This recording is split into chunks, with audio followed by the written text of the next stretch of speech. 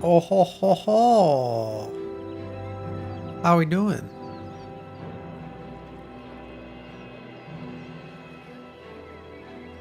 Is that good volume wise?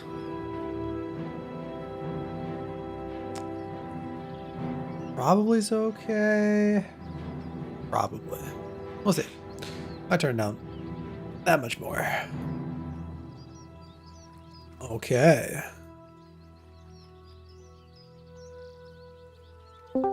Wowie. Wow, wow, wubsy. How are we doing?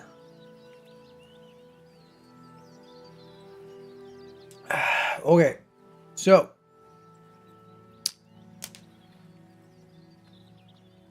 We're going to be publishing signature items B, but we're not going to go over that quite yet. We'll wait till some people are here and then we'll publish it. In the interim, we're going to work on... What are we going to work on? Just some random magic items, another just random thing. And then I think I decided that... So I started to work on the monsters, yeah. We had kind of a theme going, even though it wasn't supposed to be a theme. I kind of had a theme going where we had a bunch of woodsy type things. So I think we're going to turn that, instead of being a free post, turn that into a bestiary type thing. So I started to come up with some other ideas. An Arcanosaurus, just because it sounds good, but it's a magic dinosaur based. Not a pond crab, but maybe we should call it a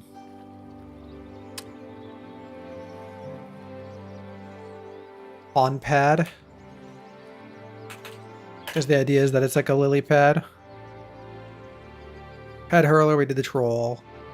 I had this idea a while ago, and I had it written down on my phone. Otherwise, I would have made it sooner.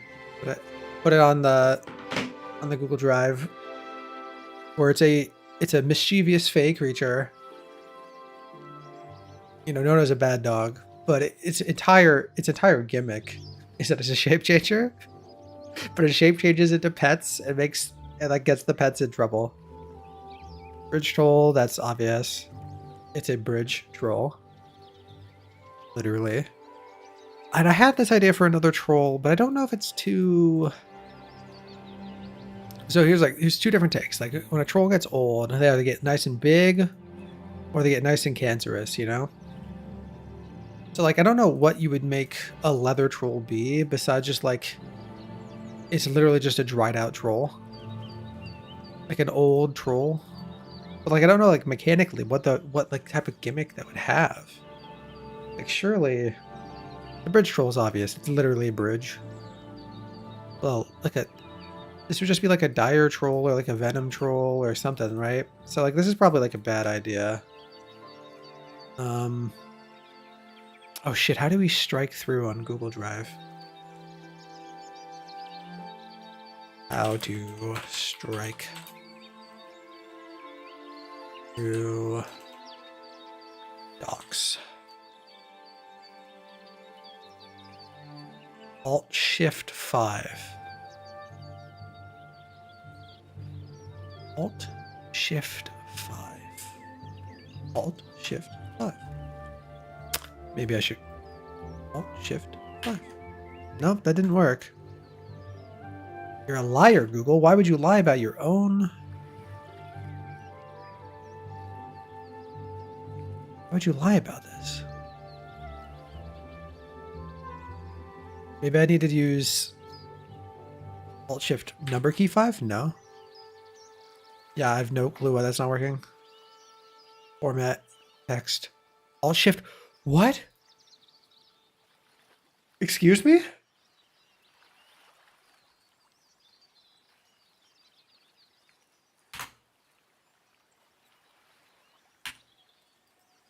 I don't know what I was doing wrong. Okay. Well, I don't know. But there we have it. That's probably a bad idea. We might have to revisit that. Stacking, we talked about briefly. We'll do the Great Fairy. We'll make like one specific Archfey. Well, based off the Pixie. I had this idea. So like, I don't know if in Greek mythology, I don't know if I can actually look up satyrs. I don't know if I can look up Greek satyrs on stream.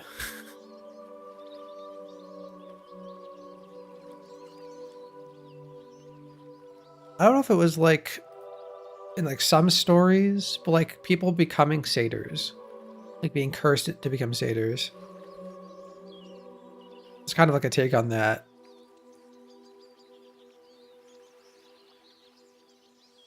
Where it'd be like a humanoid that looks like a goat because it got like cursed by like a hag or an archfey of some kind. Just like a subtype of like humanoids, essentially. And it wouldn't have to look like goats specifically, but that would be like the primary form. And then we'll do, instead of it being like a ram attack, we'll do a slam attack. So it can be generic. The mechanics can be completely generic. Yeah. Yeah. Did I upload the tuber and whatnot art? No, I didn't. Good. Because I started to have art for the tuber and the flesh barnacle and whatnot. Did I edit that yet? Let's go look. Let's take a look-ski.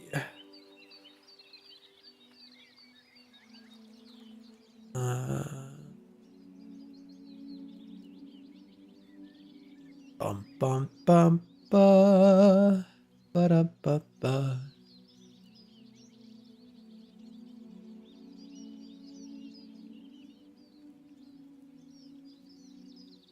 Ooh, did I? Didn't. Or did I?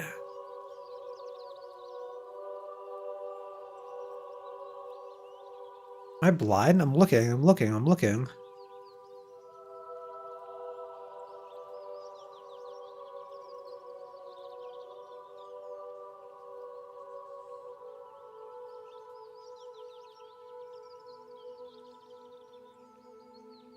I guess I'm blind?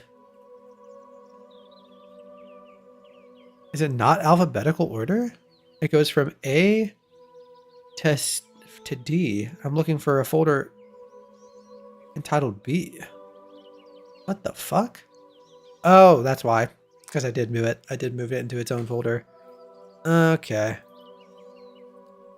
I did not edit these yet, so I don't have art to show, sadly. That's okay. That's okay. Yeah. So we got some of the art for the next thing. The like, well, I don't know what we'll call it. It'll just be like one-off magic items. But that's what we're going to be working on, I guess. We'll post this in a little bit. Or start to work on this. Magic caltrops is such a good idea. There's like 3 different directions I could go with it. I could make them be able to cast like a permanent cloud of daggers. So my original idea was like magic caltrops. Obviously, they just, they are like just better caltrops. But I was like, how would you make caltrops better? What if it wasn't like a 2D, like a square? What if it was like a 3D, like area of effect? Like they floated in space, like which is fun. I like that. But then I was like, that's kind of like Cloud of Daggers. So I was like, what if it's just Cloud of Daggers? So we kind of need to decide how we want to do this. So let's do that. Oh yeah, and I was looking at for the Robopopuli. None of these are like super special magic items, but they're all like unique. This one's a little bit less unique, but it's like its gimmick is that it's like gonna be like a toga, Got that whole like Roman-esque thing going on.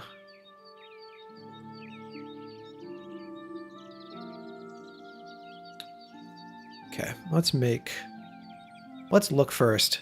Get precisely mechanically what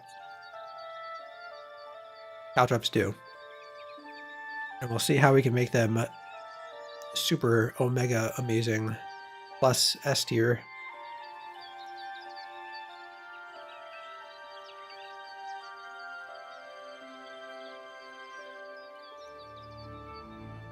As an action, you can spread the caltrops over a square area. It's 5 feet on a side. So I think what we're definitely gonna make it a 3D thing. It's not gonna be an area. It's gonna be a cube. Any creature that enters the area succeeds on DC. We might keep the same DC. That's a relatively good DC, especially if we improve what it is. Takes 1 piercing damage. This damage reduces the creature's walking speed by 10 feet until the creature regains 1 hit point. I think what it'll be... I had a couple ideas. This makes sense for them getting like stepped on.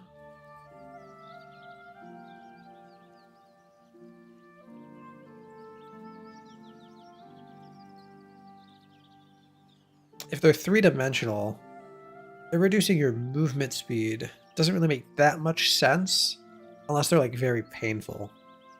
And 1 piercing damage isn't super painful.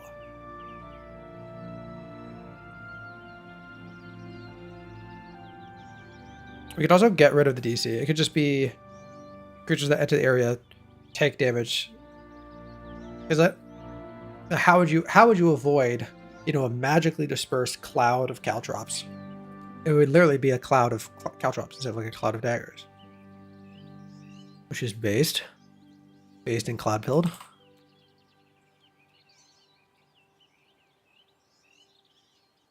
My cloud-based wizard.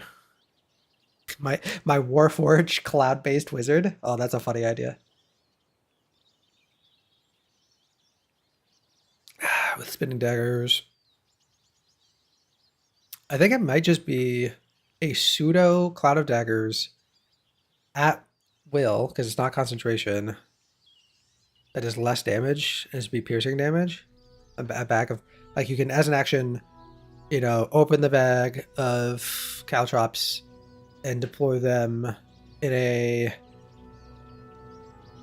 I feel like 5-foot cube is still kind of small. That's like probably the worst part about caltrops, is that it's a 5-foot square on the ground.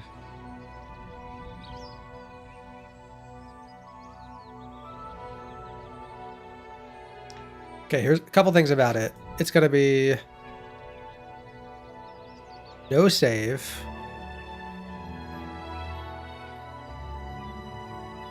It's going to be difficult to rate. It's going to be...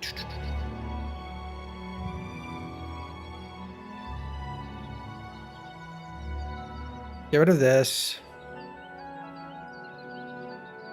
Get rid of this. Make this bigger and 3-dimensional. Make this 2d4 instead of 1 piercing damage. Until that amount of heat, until the damage taken from it is healed, their speed is reduced by 10 feet. I was also thinking that maybe we could do something where, like, it could be good for like, tracking. Like, you magically know where a creature is as long as they still have the damage.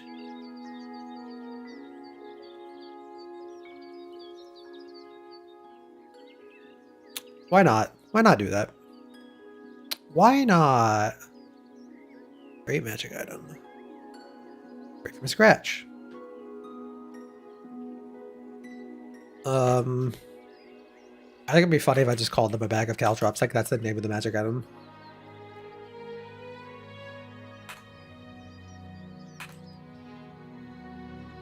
What's the name of the adventuring gear? Is it literally called... Is it called caltrops or is it called a bag of caltrops?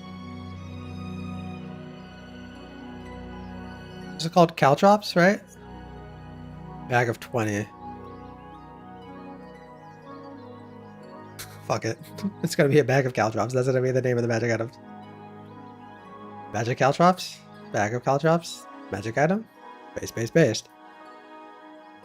Rarity.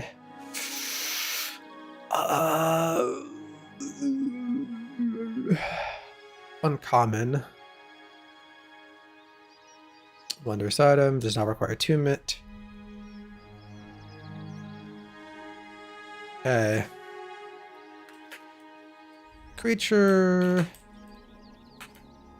holding this bag, and as action,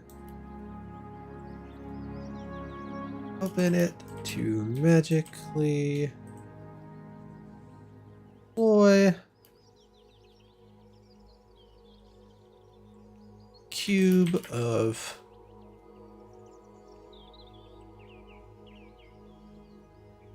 floating metal spikes. I don't want to say caltrops like the item. In a 10, nope, 10 foot cube. I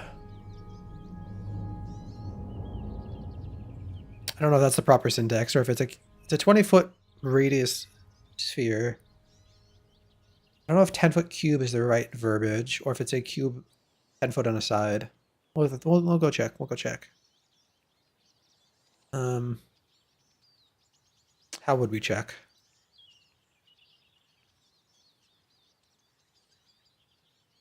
What is a spell? What's a spell? What is a spell? Casting spell. Area effects.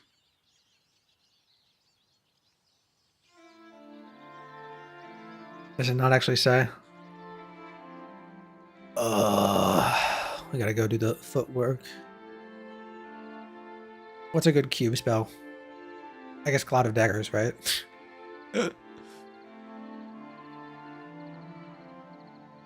Cube in a cube on a side.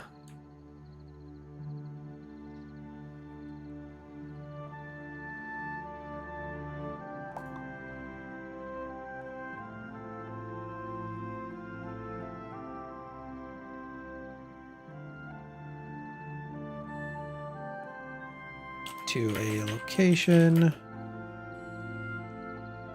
with space. See within 20 foot. Put one of this back and as an action open it to magically deploy a cube of floating metal spikes. And a 10 to a 10 deploy.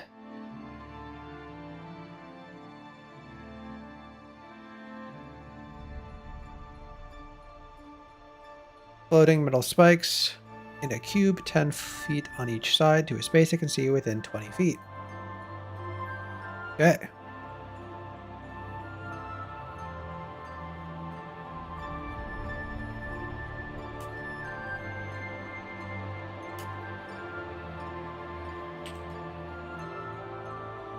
Until they use an action to recall the spikes. Any creature that enters the cube takes 2d4 piercing damage for every 5 feet that they move. That's a lot of damage. So if you go through it entirely, if you walk from one end to the other end, it's basically a Cloud of Daggers. Okay.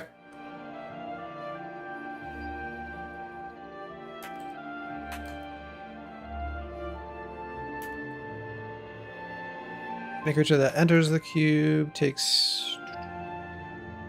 That enters the cube.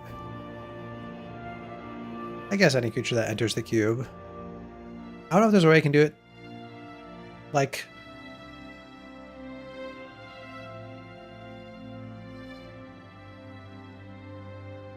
spike growth? I don't know if it's spike growth is when they enter... When a creature moves into or within the area. Okay. Well, how about that? That's exactly the line I would use. That's pretty interesting.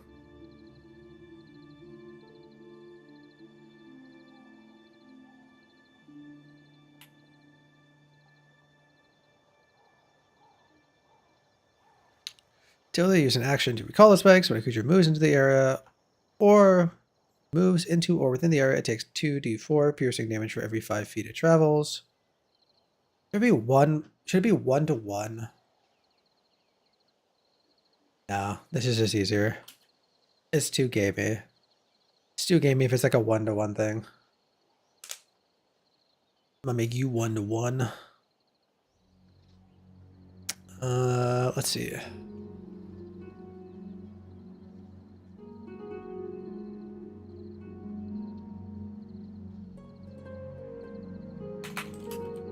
Cube is the area, and the cube is difficult terrain.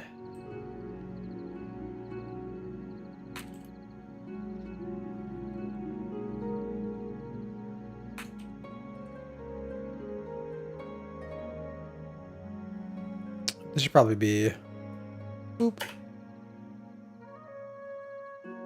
Boop. Will they use their action to recall the spikes? When a creature moves into or within the area, it takes 2d4 piercing damage for every 5 feet it travels. The area in the cube is difficult terrain, and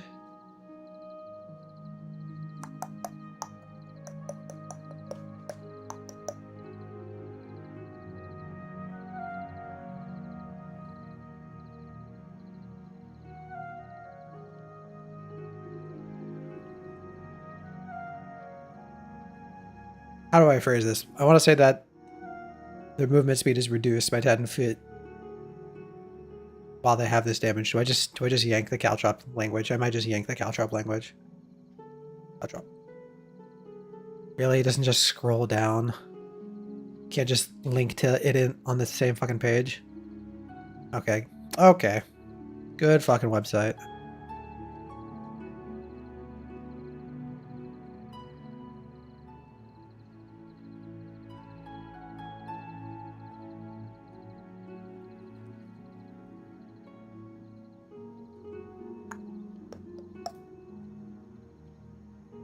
And should be that this should be first.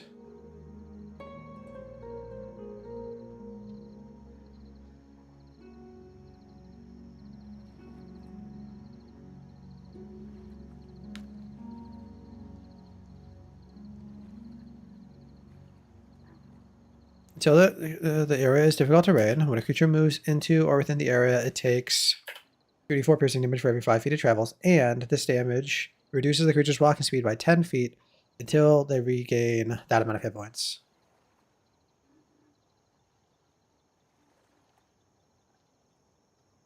Oh, here's an interesting quandary.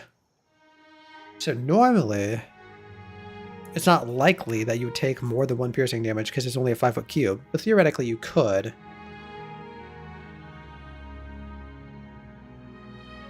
I think I'm just might say until they regain hit points equal to the damage taken.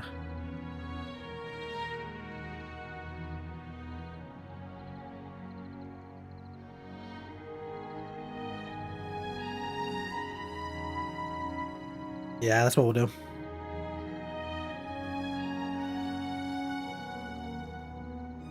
Till the creature regains hit points equal to or greater than the damage taken. This damage reaches the creature's walking speed by 10 feet until the creature regains hit points equal to greater than the damage taken. Additionally,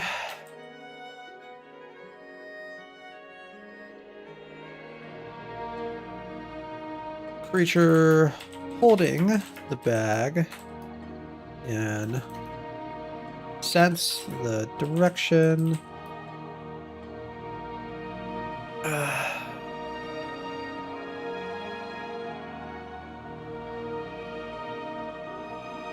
a creature who has taken this damage till they are healed. I don't know if I need to use mechanical language there because this is kind of like weird. Regains at least 1 hit point. I guess I should probably say the same thing. There's a creature holding the bag can sense the direction of a creature who is taking this damage until... I could make it the same bullet point.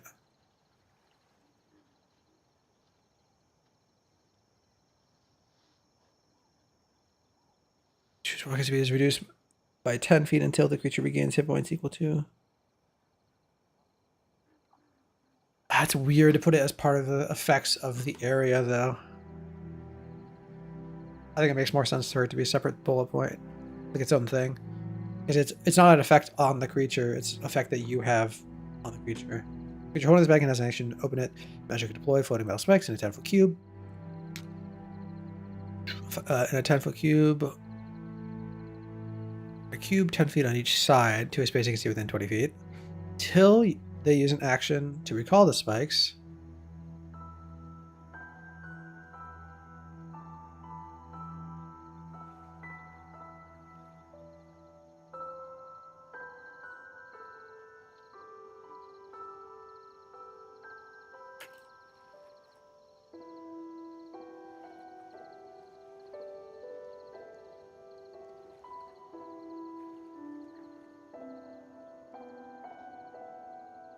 Till the creature recalls the spikes as an action.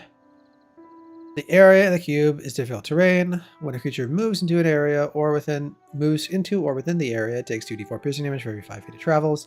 And this damage reduces the creature's walking speed by 10 feet until the creature regains hit points equal to or greater than the damage taken. I don't think I need to say equal to. They regain hit points equal to if they regain more, but whatever. We'll make it ultra clear. Additionally, a creature holding the bag can sense the direction of a creature who has taken damage until they regain the same amount.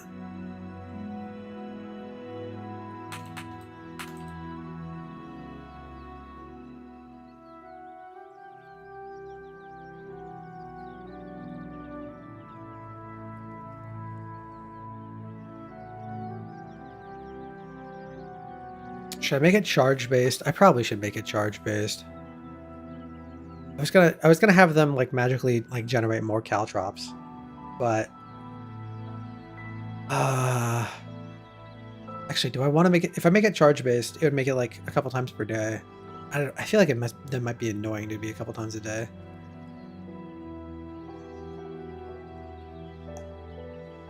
I can make it charge based and make it. Oh, I can make it charge based and have it be like a 5-foot cube is 1 charge and a 10-foot cube is 4 charges.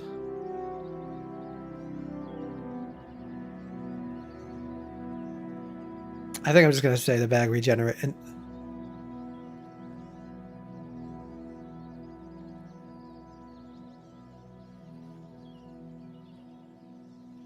I also might not make it an action. I might just make it while they're floating. And then at the end of like 10 minutes or something, or at the end of like an hour, they fall to the ground as normal caltrops. And the bag regenerates more caltrops. I think that's what I'm going to do.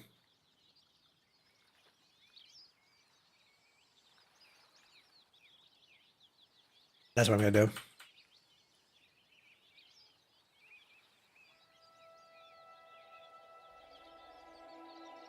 Next hour, the area in the cube is difficult terrain. When a creature moves into or within the area, it takes 2d4 piercing damage for every 5 feet it travels.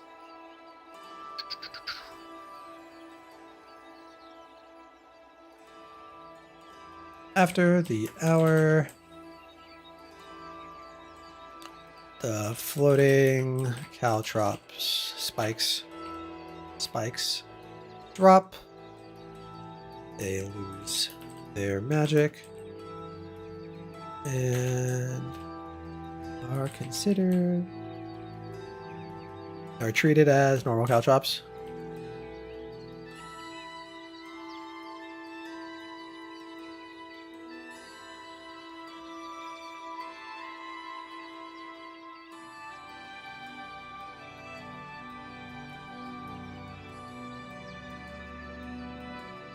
After the hour, their floating spikes drop. They lose their magic and are treated as a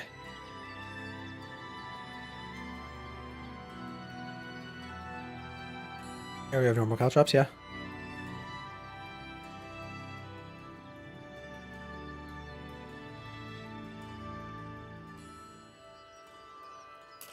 In a 10-foot square. Do I need to say in a 10-foot square? Do I need to define the... No, I don't think I do. That's okay. You know, that's okay. It's gonna be fine.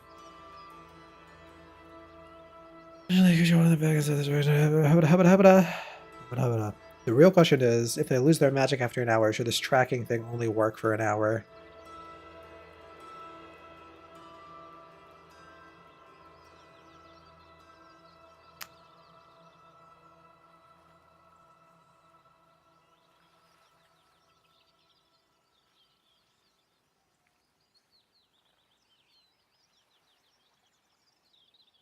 Probably be weird. They get a magical trace on them. Detect person, or not detect person, find creature, whatever it's called. What's the name of the spell? Locate creature. It's an hour, I think. Hey, yo, how's it going? Thought I was able to catch this one. Yeah, I've not streamed since Friday, or was it Friday or was it Thursday? I didn't stream over the weekend because it was Easter weekend. Yeah, you guys missed my Easter fit yesterday. I didn't dress up that much. I just, dressed up for church. Gotta go to Easter Mass. Describe a number of creatures that are familiar to you. Or describe or name a creature that are familiar to you. It is 1 hour. So yeah. Okay, 1 hour is good then. It's like a pseudo first level, a pseudo second level, and a pseudo fourth level spell as a magic item.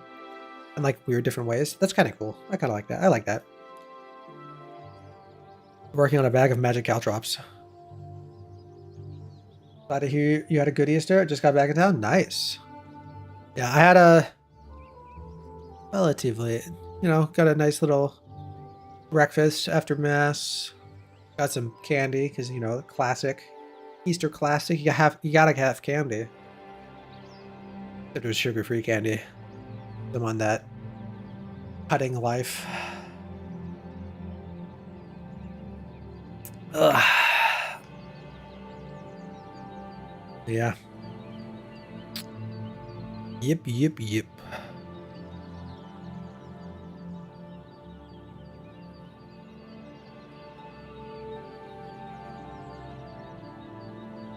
Now the floating specks drop. Normal. Do I call them floating metal? I'm gonna call them magic caltrops. Just super lean into it.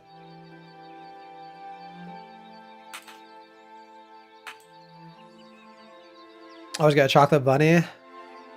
I didn't get a chocolate bunny. I just got sugar-free Reese's peanut butter cups. Because like in my family, it's tradition to get the Reese's peanut butter eggs because for some reason those have a better ratio of peanut butter and chocolate. So like that's like an Easter classic. But instead of getting those, I got the sugar-free peanut butter chocolate cups.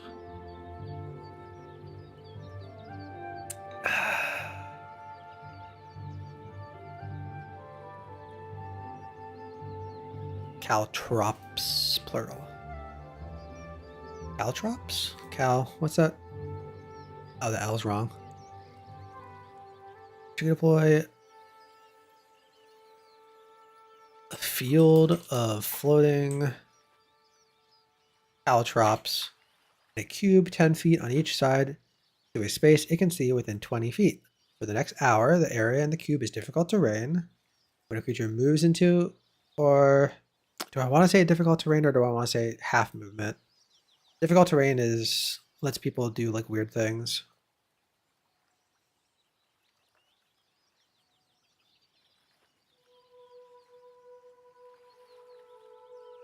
Nice.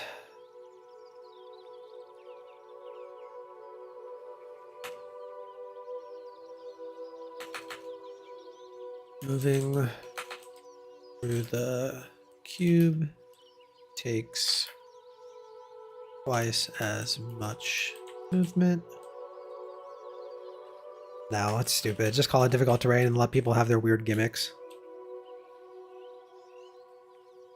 When a creature moves into the area, they take 2d4 piercing damage for every 5 feet it travels.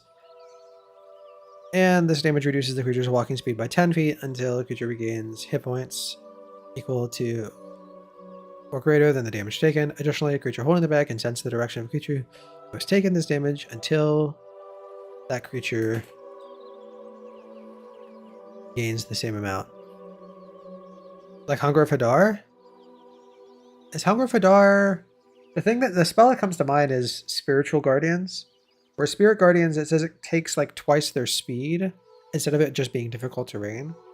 And there's like a really weird like fluid thing where like what is difficult terrain? What is like a magical effect that's reducing speed? What is magical difficult terrain? It's like all sorts of like weird interactions. But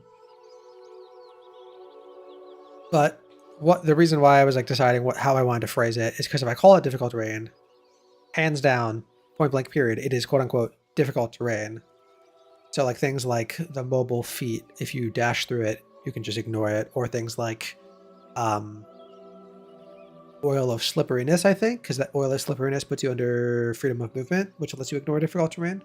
But maybe that's only from non-magical difficult terrain. I guess we could go look. Freedom. Freedom of movement. Unaffected by difficult terrain. Yeah.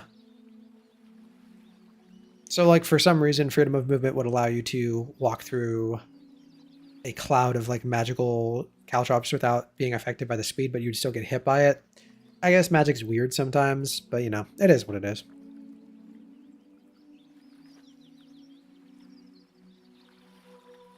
For that hour, creature holding the bag can sense the direction of a creature who has taken this damage. Who's taken damage from the... taking this damage. Until the creature regains the same amount. After an hour, the floating caltrops drop. They lose their magic and are treated as normal caltrops.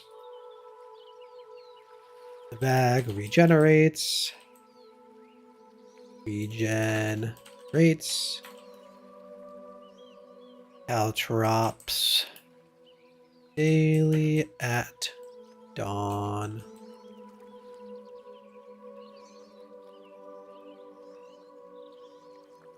I think that's good. I don't think we need to add anything else.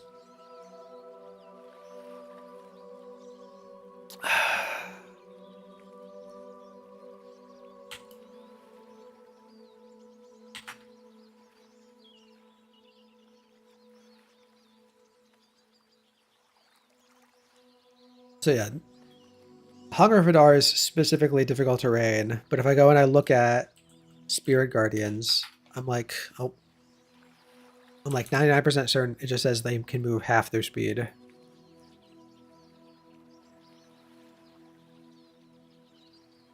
The creature's speed is halved, which is a different effect than difficult terrain. It's affecting the creature. It's not affecting the area. So like this theoretically could stack, depending on how you rule it, could stack with difficult terrain. Because it's reducing their speed versus... I guess I could say that. I could say the creature's speed is halved in the area. That way... in a weird way that makes more sense too.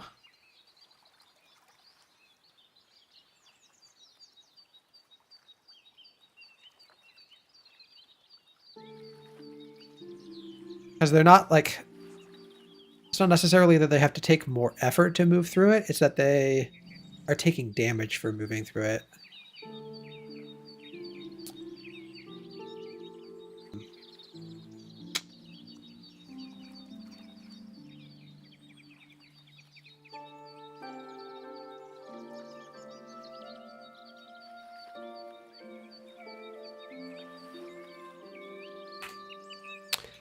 Is difficult terrain is so succinct though, which I do like. I do like that.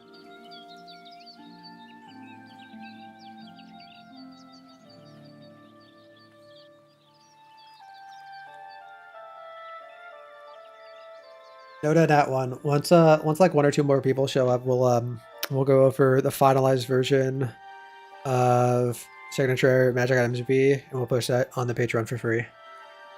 But right now we're edging.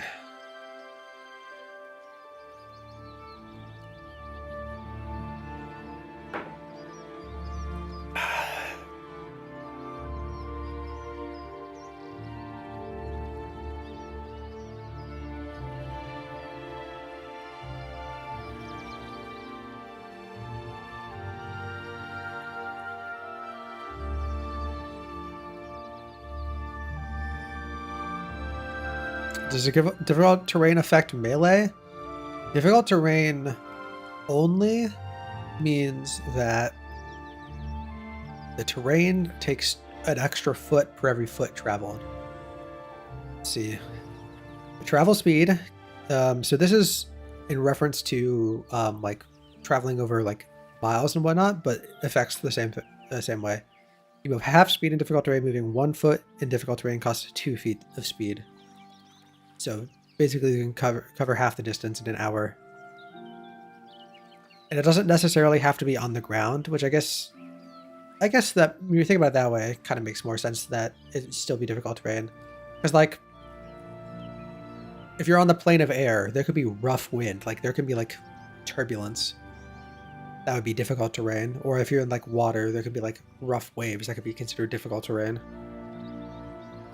So I am more confident leaving it difficult terrain.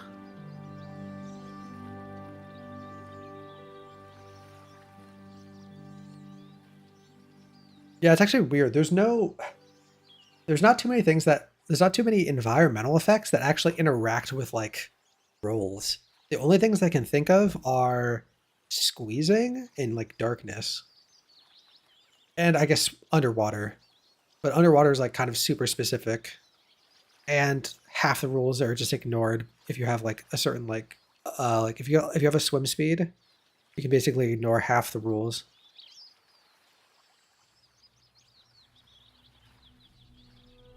Because like technically speaking, while climbing on the side of a mountain, you can be just as effective while fighting. However, as the DM, you could be like, well, no, you don't have access to both your hands, so like you can't use a two-handed weapon on the side of a cliff, or you can't use like a bow, or how are you casting a spell if you need to like pull something out while holding onto the, there's so many different things you can do, you can adjudicate as the DM that aren't in the rules. Like let's say you're describing a like a super ultra narrow hallway that like the party has to basically like crawl through. Like there's rules for squeezing, so you could use those rules, but you might go further beyond and be like, no, you can't use two-handed weapons. There's literally not enough room to wield them. But if you have a magical item that negates difficult terrain, there's a lot of ways to ignore difficult terrain. Like the freedom of movement spell, just straight up you just ignore difficult terrain. The mobile feat while you're dashing ignores difficult terrain. Any flying speed will ignore difficult terrain that's based on the ground. A lot of druids and rangers have effects that let them ignore difficult terrain. The Earth Genasi, I believe, ignores difficult terrain from like dirt and earth. So there's a lot of things that just ignore it, but all of them are like magical in nature. I guess maybe except besides the ranger one.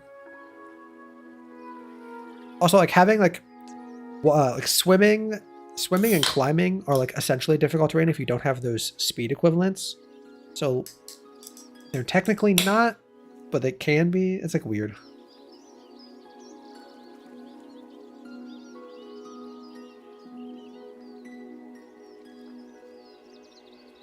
Okay, are we done here? Creature holding this bag can, as an action, open it to magically deploy a field of floating caltrops in a cube, 10 foot on each side to a space it can see within 20 feet. For the next hour, the area is difficult terrain. When the creature moves into or within the area, it takes 2d4 piercing damage for every 5 feet it travels, and this damage reduces the creature's walking speed. Speed, not walking speed. Speed by 10 feet until the creature regains hit points equal to or greater than the damage taken.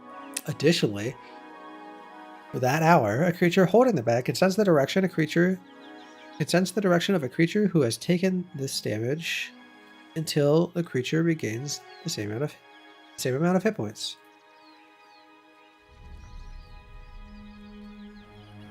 After that, after the hour, the floating caltrops drop. They lose their magic and are treated as an area of normal caltrops. The bag regenerates caltrops daily at dawn.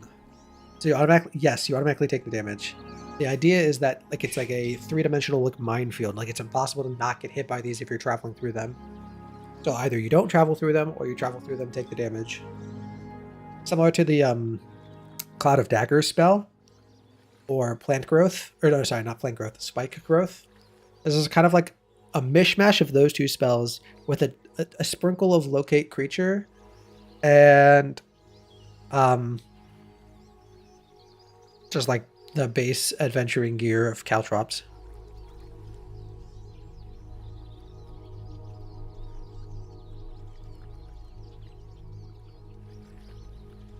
Okay.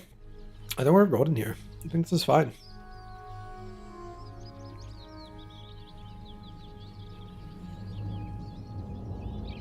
Let me do a quick grammar check.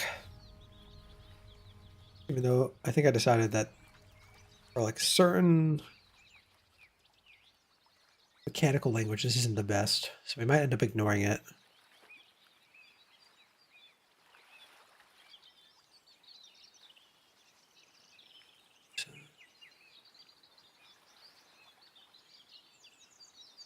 Yep. Can as an action deploy a field. Yep. Side. Yep. That's good. The commas are what got me.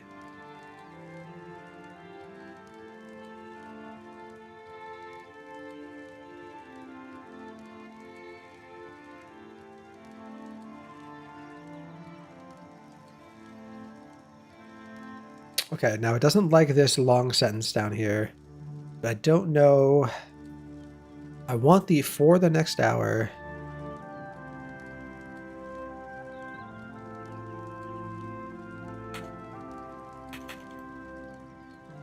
Movement in the cube is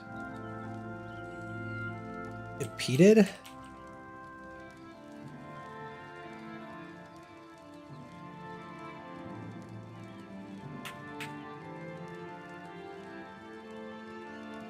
The area in the cube is difficult terrain. No creature moves. I guess these don't need to be a... I guess it doesn't need to be all one sentence.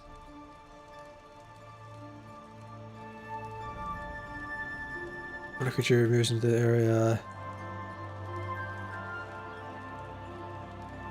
Okay, let's see how it likes this.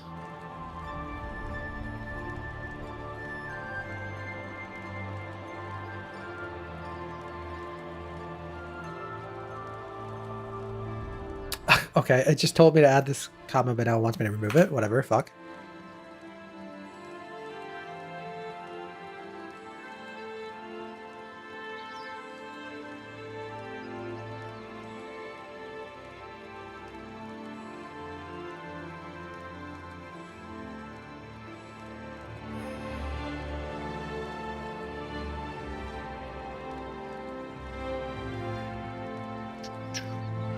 Hit points equal to direction of the creature.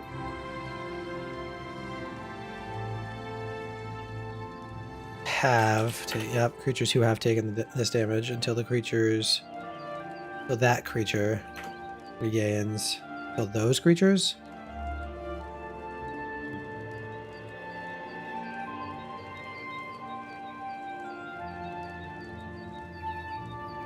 So those creatures regain the same amount of hit points. Until those creatures regain...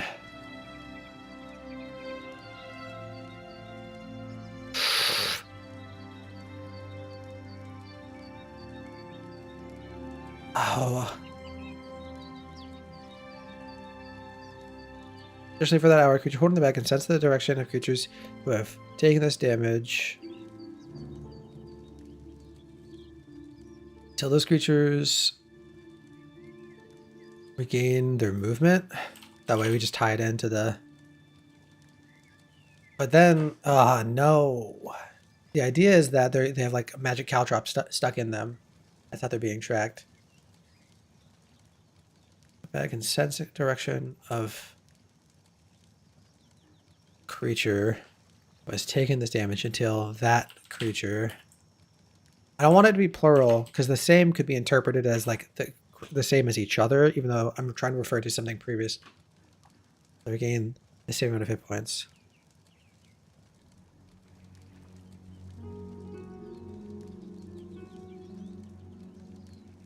Or I could say until they regain hit points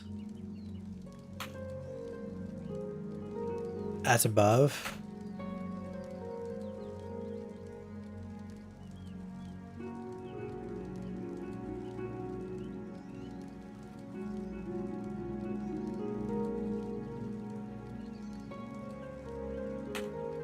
Hit points in a like manner.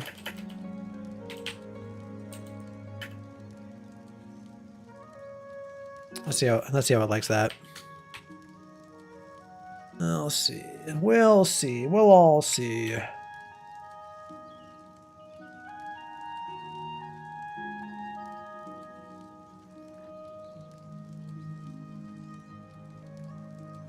Action of a creature that has taken damage.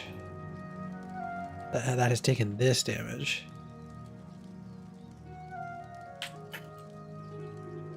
The creature regains hit points in a like manner. Okay.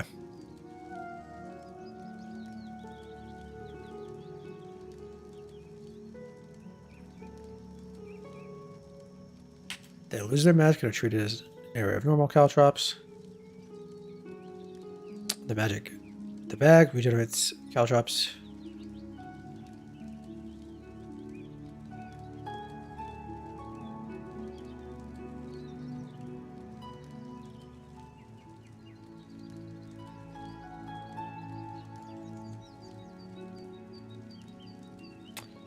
Okay, now this is implicit that if it regains the caltrops, that it can't use it again, but I don't actually literally say that.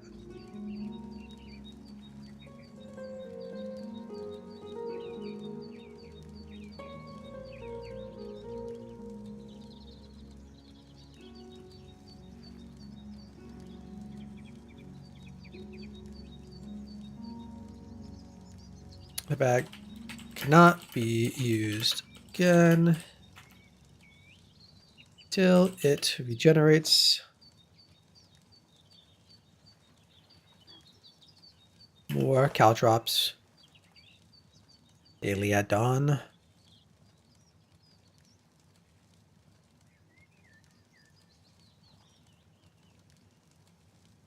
The next dawn.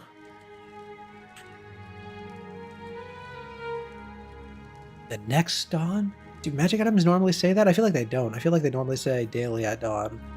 That's normally referring to charges. Hold, please. Let's take a look. The next day, I think sometimes they say. The next dawn. You can choose a new one after the next dawn. Can be used again until the next dawn. I guess they do say that.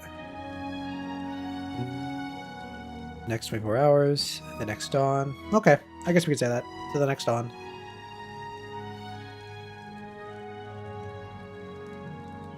Until it regenerates more caltrops.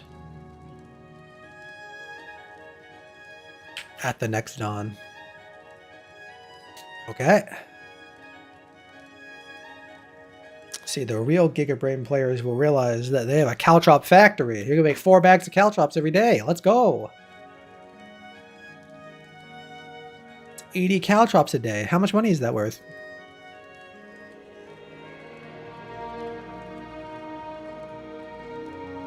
That's 4 gold a day. Let's go. We're rich. Okay, final check on the verbiage here.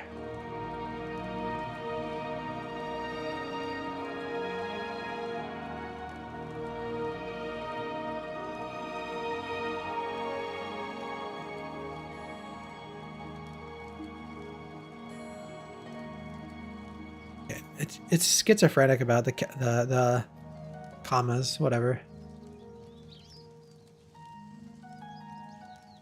If I have a comma there, it wants me to take it out. If I don't have a comma there, it wants me to put a comma there. I don't know why.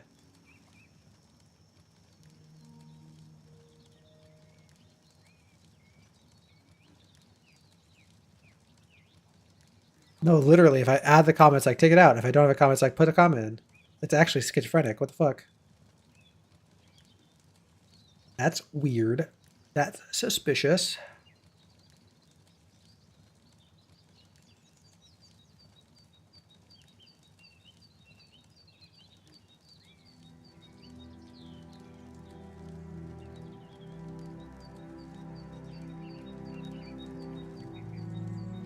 Okay, we'll put a comma in. I don't know. We'll leave it as it is, I think.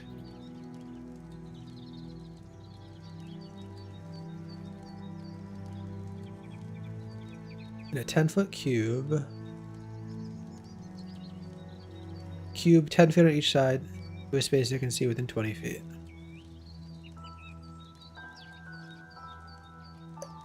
I put too much work into this. I think it's fine.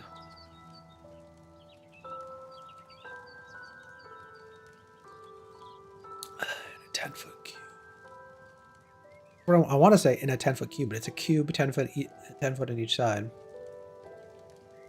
Is there? I would rather say a 10-foot cube. Is there any precedent for saying a 10-foot cube? I don't think there is.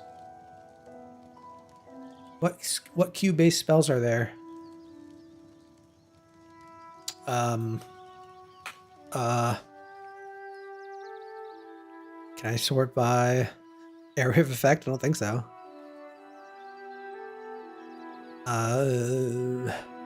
Firestorm is cube-based. Bonfire's cube-based. 5-foot cube. Holy shit. Okay, I'd rather put 10-foot cube. Okay.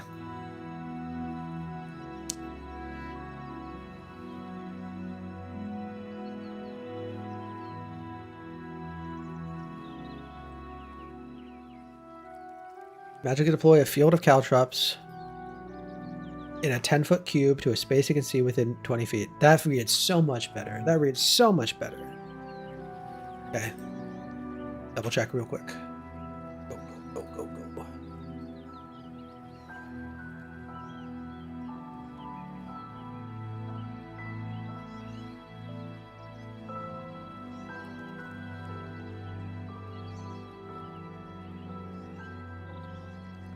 Deploy field of floating caltrops in a 10-foot cube.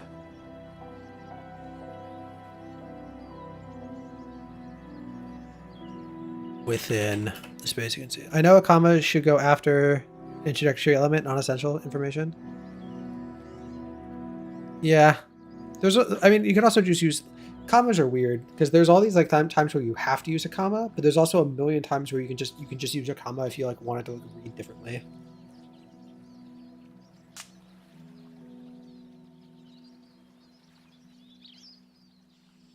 It's okay. It's not like we're doing super technical writing here.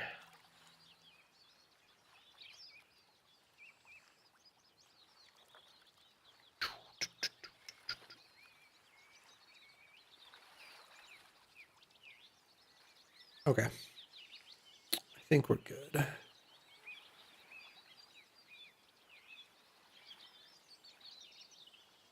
In a space I can see within 20 feet. That doesn't sound right, though. This feels wrong to me. In a space you can see. Deploy a field of caltrops in a 10-foot cube to a space you can see. Within a space you can see. I feel like to is more mechanical language than within. To a place it can see. What if I said place?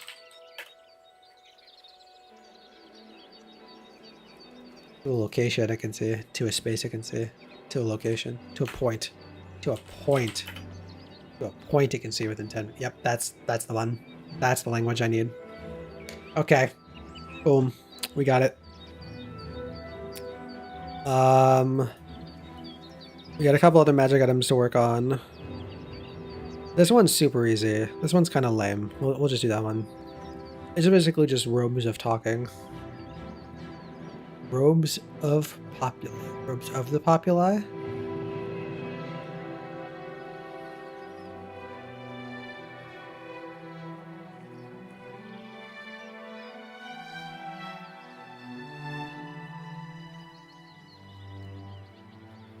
Do I want them to be attunement? They probably should be. I don't want them to be. I don't like...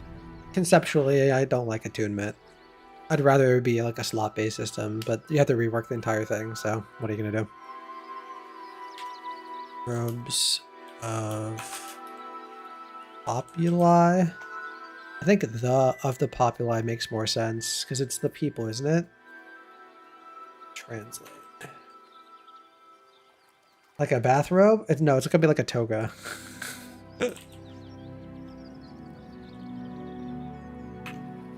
Populi. No, populi means the people. So robes of populi is technically grammatically correct if we're talking mixed like verbiage. Be rare. I think I just put them as rare and have them not be attunement. A creature wearing these simple but elegant robes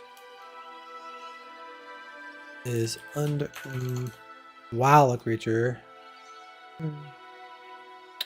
These robes are simple and elegant. While a creature wears these robes,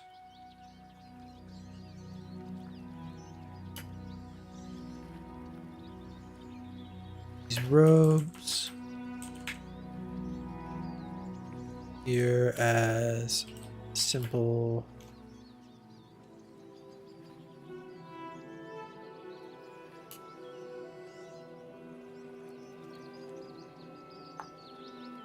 but elegant.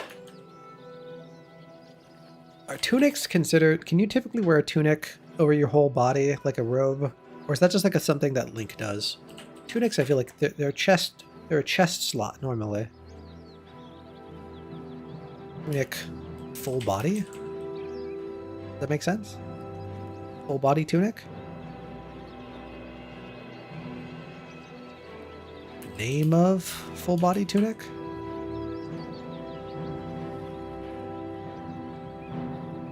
Yeah, tunics typically...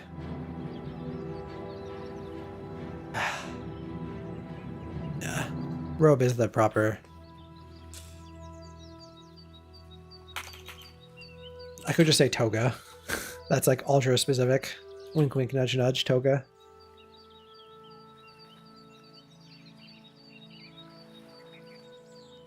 What would it be a synonym for toga that is like less wink wink nudge nudgy?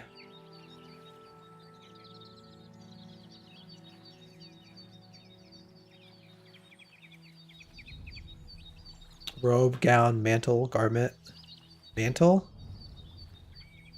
Should have a laurel wreath as accompaniment to the robe? I could. That feels more... This is the robe of the people, not a robe of the Senate. Although, it'd be fun if there was like a greater version of this spell that was like, oh yeah, you can cast suggestion at will.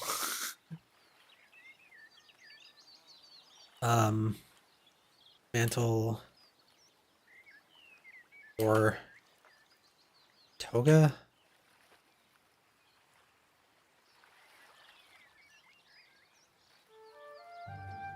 Well, a creature wears the robe.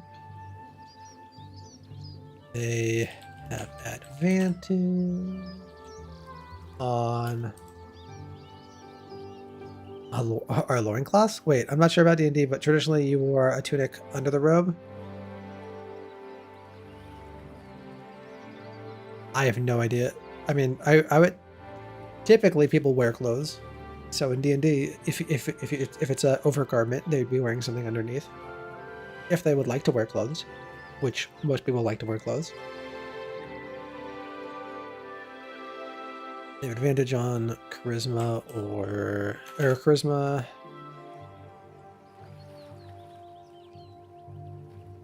Ability. How vague do I want to be in social situations? Do I want to be super vague? What is the verbiage used for the charmed condition?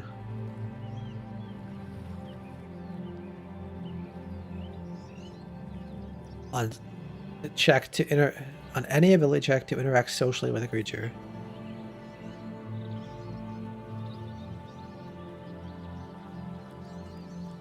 On charisma ability checks to interact socially. Should be with another humanoid? Probably should be with another humanoid. If it's of the people.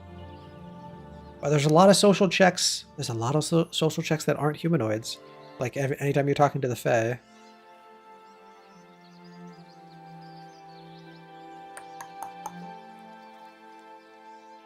Commando in the toga?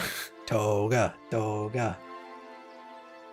They have advantage on charisma ability checks to interact socially with creatures. And are in the benefits of or under the spell?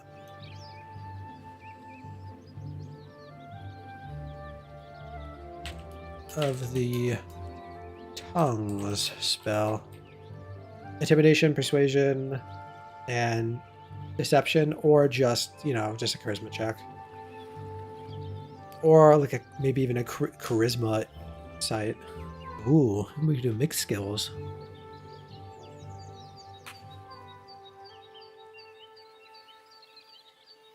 Oh. Wait, that was weird. These robes appear to be a simple but elegant mantle or toga. While a creature wears the robe, they have advantage on charisma ability checks to interact socially with other creatures. You can't lie to yourself. And gain the benefits of the tongue spell. Should be for all the people and creatures. You're saying that if I wear the rogue, they should have advantage against me. Is that what you're saying? Or are you back when I said humanoids?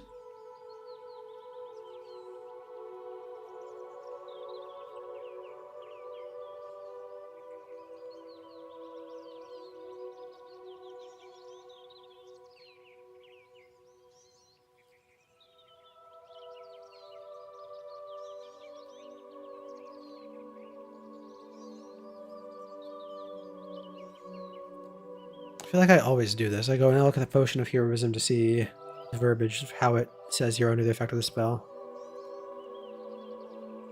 Oh, wait, not heroism, potion of.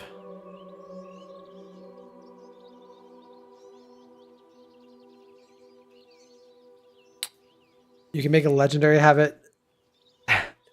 I could do that. I don't want it to be a legendary magic item though. Or under the effect of the... Yeah. Tongues, I don't believe it's concentration, but let's double check.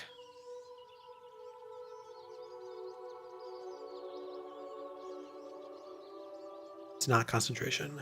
Okay.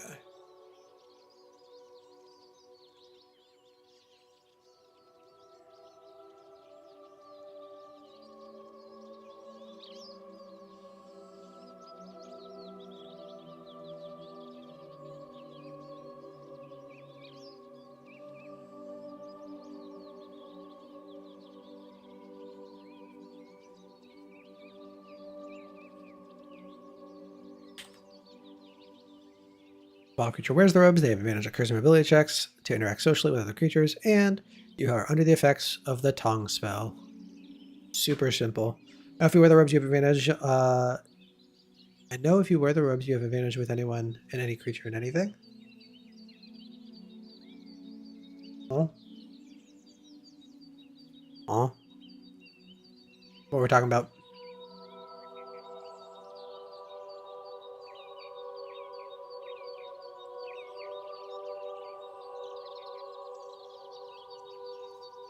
Oh.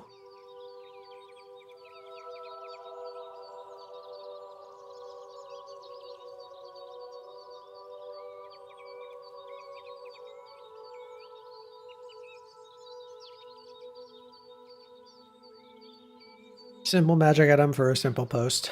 For a simple man. Shrimple man.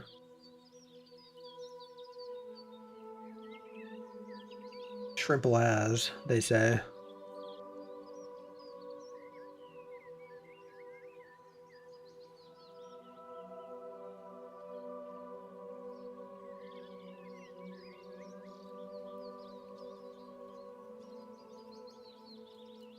What? Why? But why?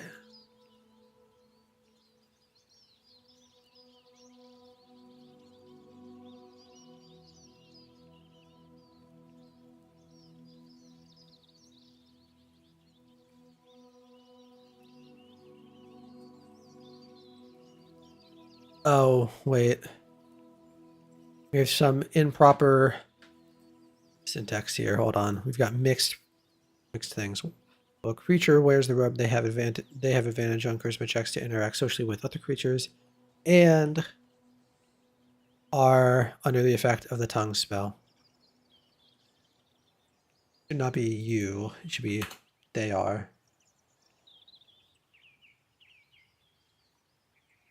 Ability checks is correct.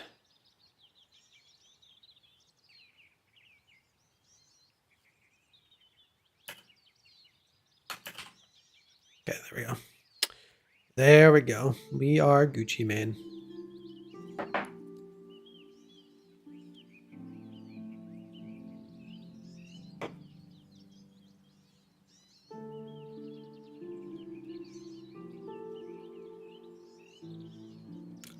It's just a bag of caltrops. Nothing special about it.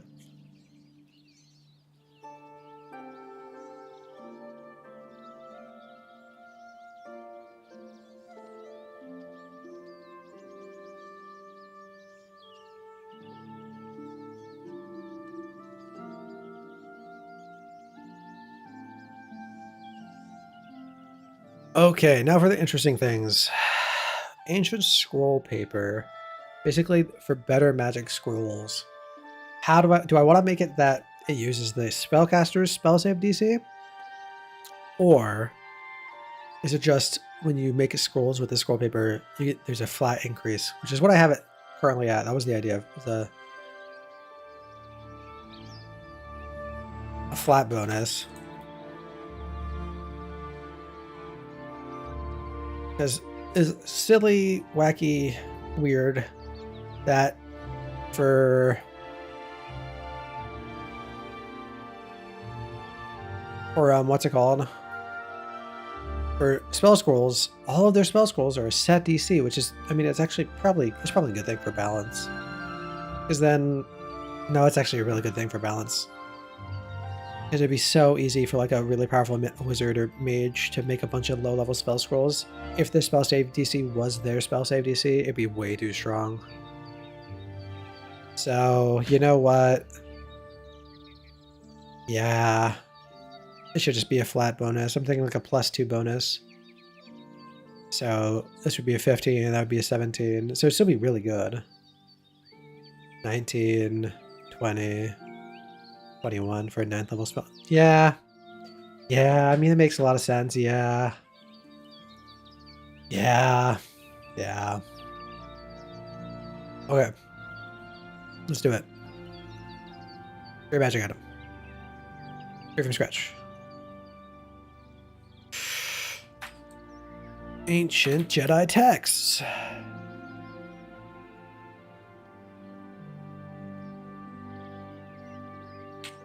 Should it be... hold on. Let's do some research. I go and I look at Xanathars, and I go and I read... Does it ever actually mention paper? Or just talk about material?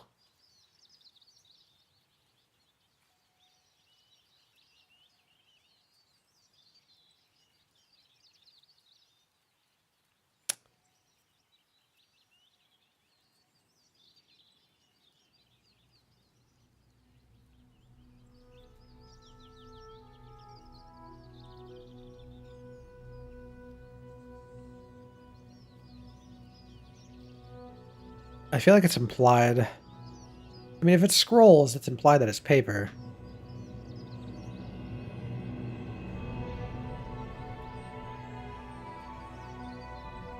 The scroll, yeah, scroll. I'm overthinking this. Scroll is paper. Put that on a t-shirt. Scroll is paper.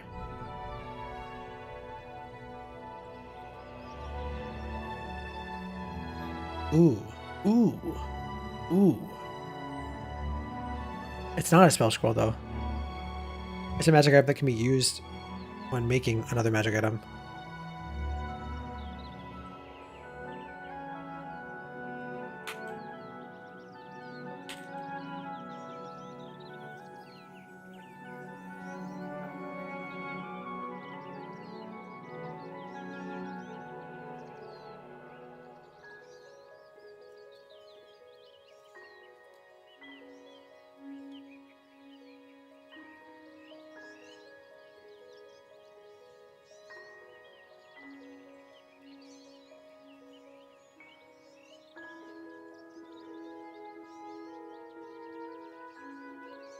It allows a creature to empower. I don't think I need to do this. Just describe what it is and just say if this paper is used to scribe a spell scroll, its spell save DC and its spell attack bonus increases by 2. Just straight up.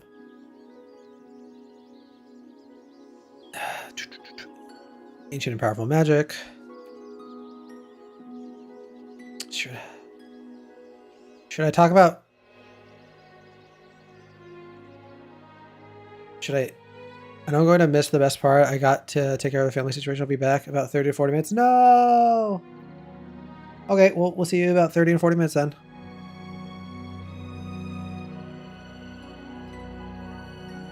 Scroll paper. These scroll papers...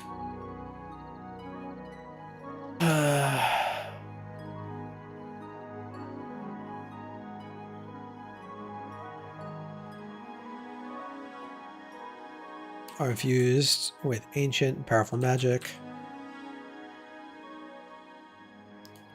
Gem dust and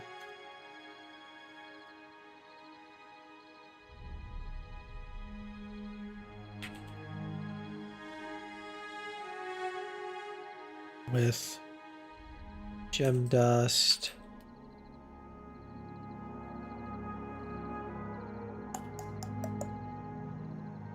Rare metals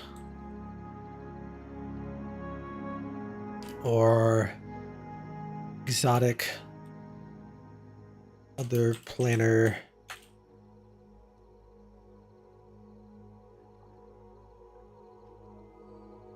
or the blood of exotic other planar beings.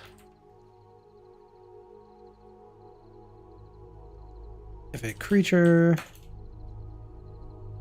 uses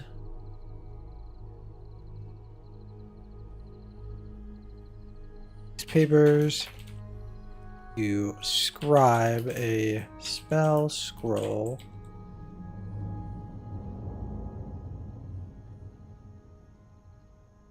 the resulting spell scroll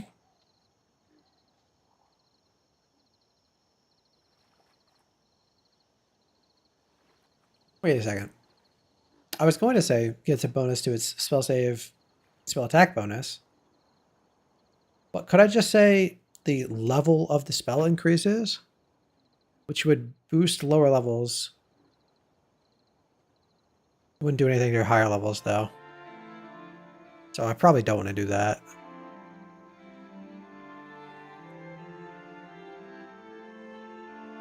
The level of the spell on the scroll determines the spell saving throw DC. I don't think there's... rules as written, I don't think you can upcast Scribe Scroll, which is sad. There's no reason why you shouldn't be able to. Like, I should be able to scribe like a 5th level fireball. I'm sure there is... I'm sure that exists somewhere in a published work.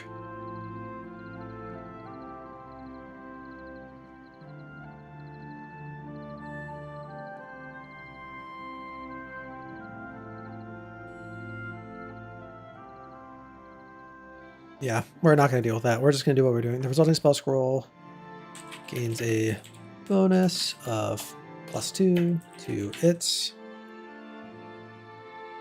spell save DC and or is there any spell that has both? Yes. I guess I could say and or its spell attack bonus.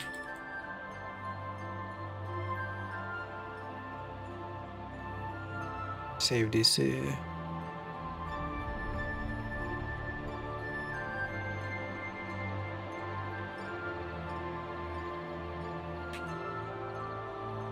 Resulting spells were +2 bonus to its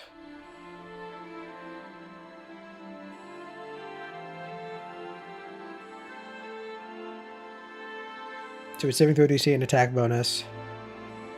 It's a bonus of +2 to its saving throw and attack bonus.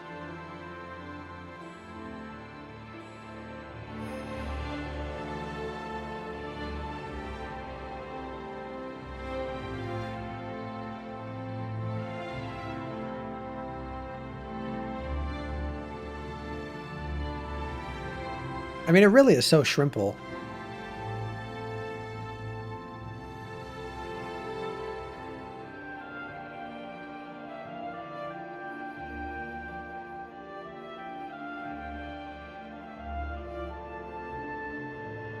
Do I need to, should I put in a line where it's harder to upcast, or it's harder to cast if you don't have the spell?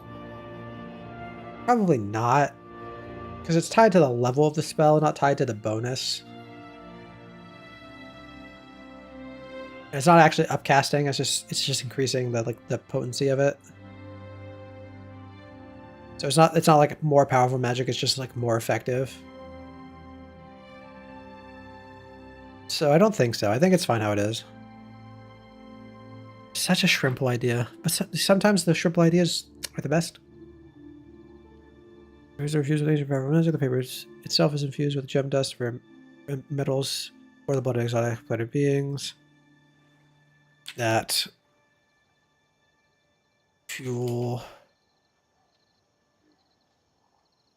I don't think I need to say that.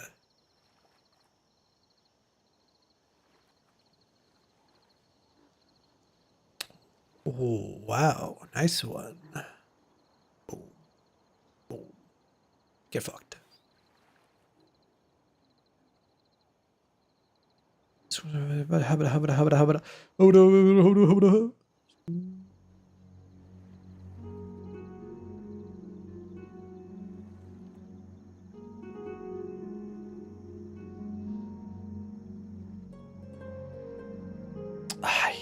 Feels like it should be rare.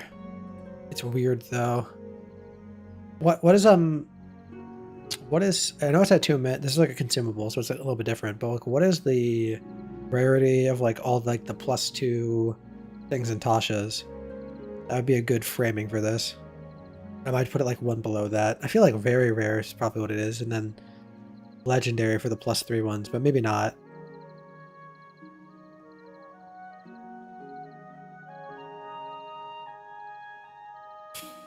Magical items.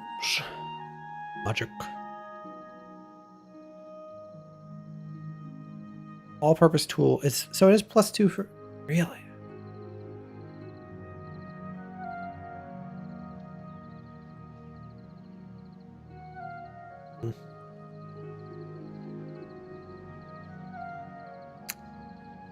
It's a +2 sword. What's an oil of sharpness, actually? The oil of sharpness is like kind of more comparable because it's like a one-time use, even though it's like over a period of time. It's very rare, but I guess it's a +3.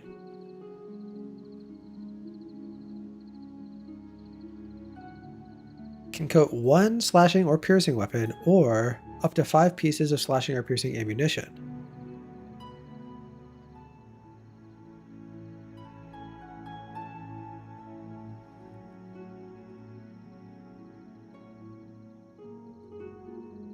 Be funny if you could apply this to a weapon and just make it miss. It's a -3. That'd be so funny. Oil of slipperiness. It just fucks with the edge alignment. You're more likely to miss. Oh, that'd be so memey. I kind of want to make that. Oh, I should have done an April Fool's post. Oh, we'll do that next year. That's such a good idea.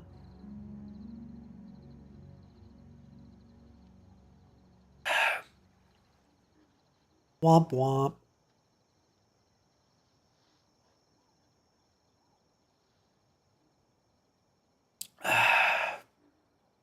Okay. Fuck it. Nah. We'll wait. We hold. We edge. It's such a shrimple idea.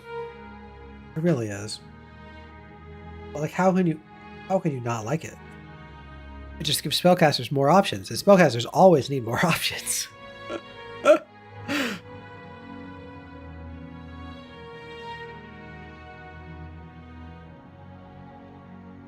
Oh, I wonder if I could do alternatively. I could have done a magic item that allows like if I could allow someone to cast. Well, no, I already did that. That's my rune skull magic item.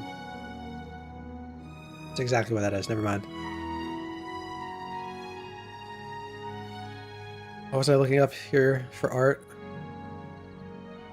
Oh wait, I'm not looking this up. I'm just trying to get my grammar check. Copy. Paste.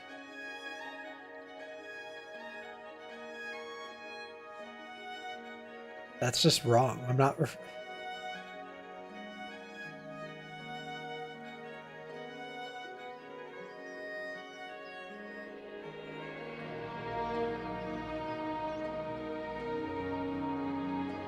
Okay.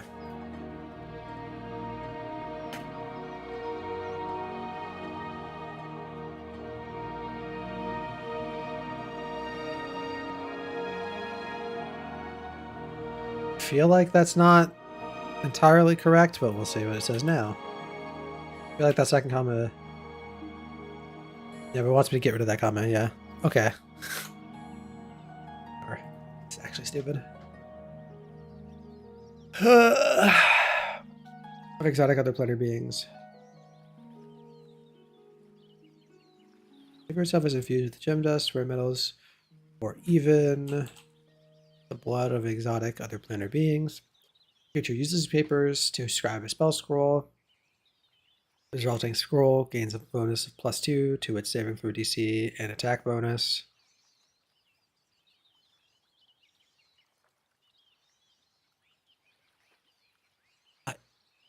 Do I need to? Do I have to describe it being destroyed?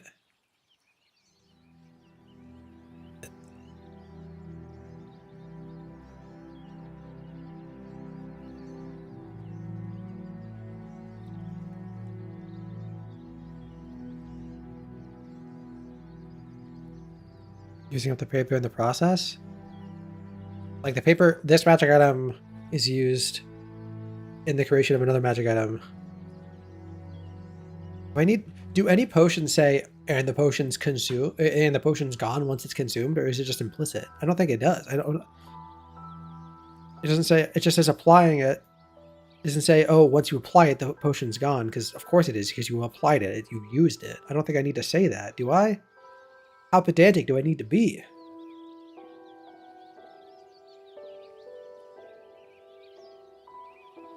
I guess, hold on. I guess, let's look at the rules. Is there a whole section of consumable magic items?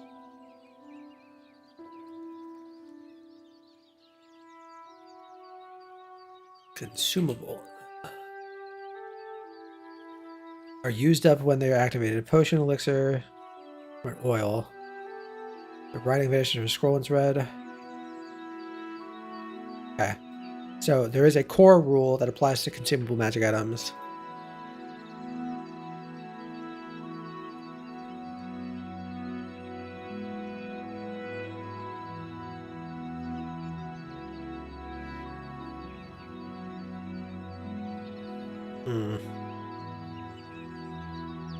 I tag it as a scroll. That would put it in the consumable class innately. Are there any non-spell scroll scrolls? There's scrolls of protection. That's a thing, right? Or is that not a thing in... Is that not a thing in 5th edition?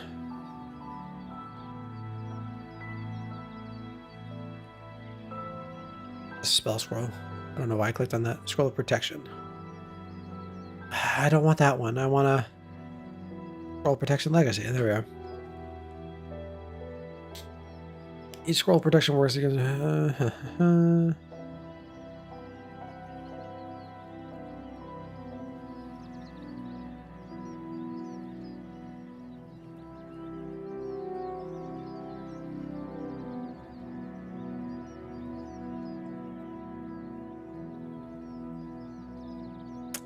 Doesn't feel right calling it a scroll because it's just paper. I'm being omega pedantic. I don't think I need to do any of this. I don't think I need to do any of this. It's not a scroll. It's just paper, but it's wondrous. It's a wondrous piece of paper. Scroll papers are infused with ancient and powerful magic. The paper itself is infused. If a creature uses these papers to scribe a spell scroll, the resulting spell scroll. Actually, we could go look at the rules for scribing because it might say that the material used is consumed in the process, which I guarantee it does. Let's make sure I'm right. Tasha's, and then the DMG has its own rules, so let's check both. Not Tasha's. Why do I click on Tasha's? Xanathar's.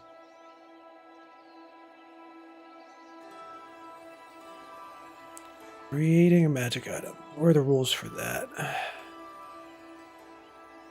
Not the DM for the actual players. It's just under magic items?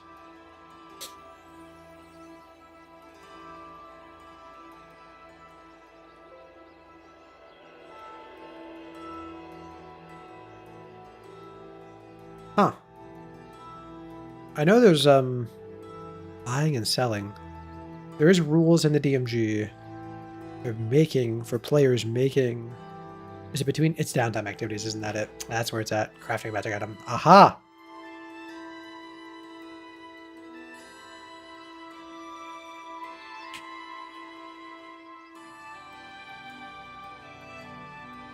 You can decide the certain items also.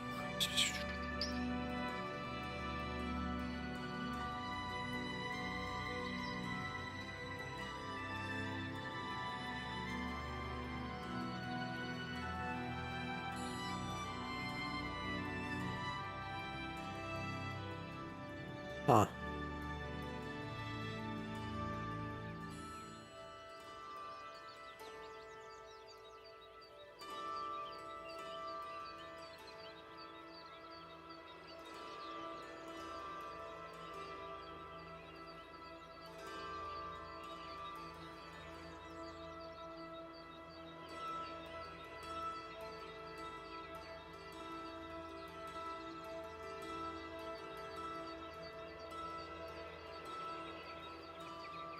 So it doesn't actually say, that's weird. It doesn't actually say we're just making magic items that the cost is consumed. Of course it is, because like what you're spending money, like it's costing something, but it doesn't actually say like the materials are like gone, which we're being so omega pedantic for no reason.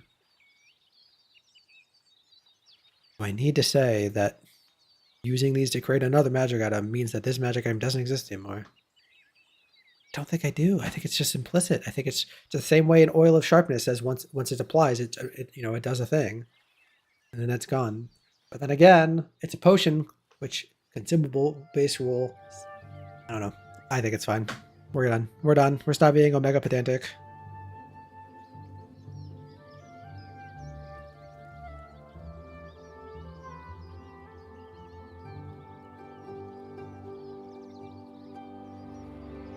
Fuck it.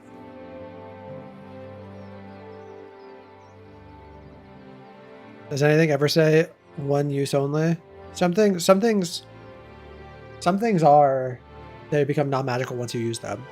But then there's a whole category of like consumable magic items, so like spell scrolls and potions, that the magic items themselves don't say they're gone once you use them, because it's part of the core rule of consumable magic items. That's like, hey, like once you use a spell scroll, or the spell scroll actually does, but once you use a potion, like that magic item that was the potion doesn't exist anymore because you literally drank it. It's gone. Also, welcome back. Hopefully everything worked out okay with your family stuff.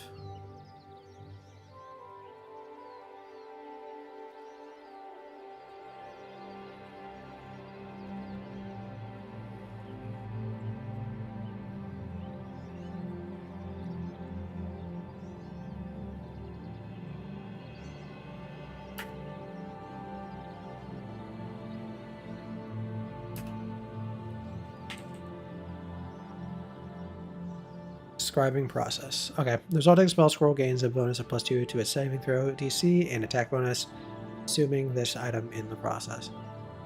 These papers.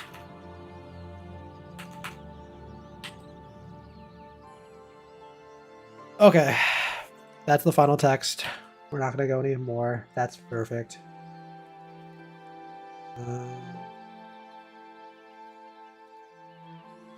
Bum, bum, bum, bum, ba-da-dum, bum, bum. Oh. Typo. Okay, that's good. Great. Everything's fine. That's my father's handicap, so I'd have him. Oh, okay. Well, you know, it's good that you're there to do that, because obviously he needs it. So, better that you're there than you're not there.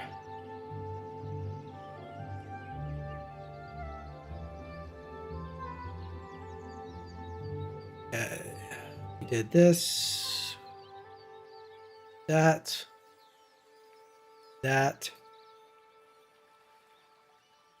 I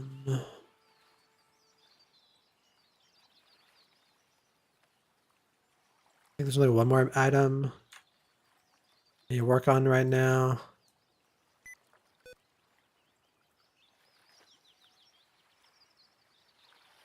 The bolting tome. All right, I'm gonna use the bathroom. Then I think what we'll do is when I get back, we'll post this. We'll go over and then post this on the Patreon, and then hopefully, yeah, we'll see how that goes. I will be right back.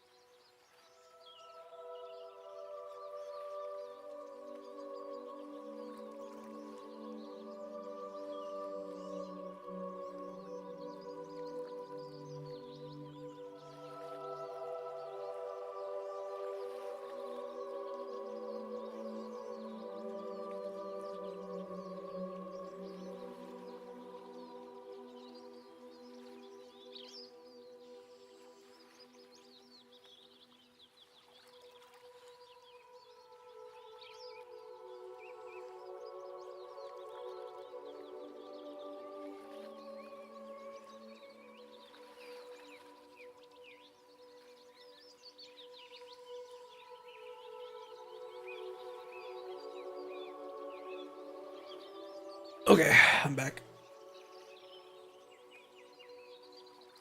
I am back. Just like the Terminator.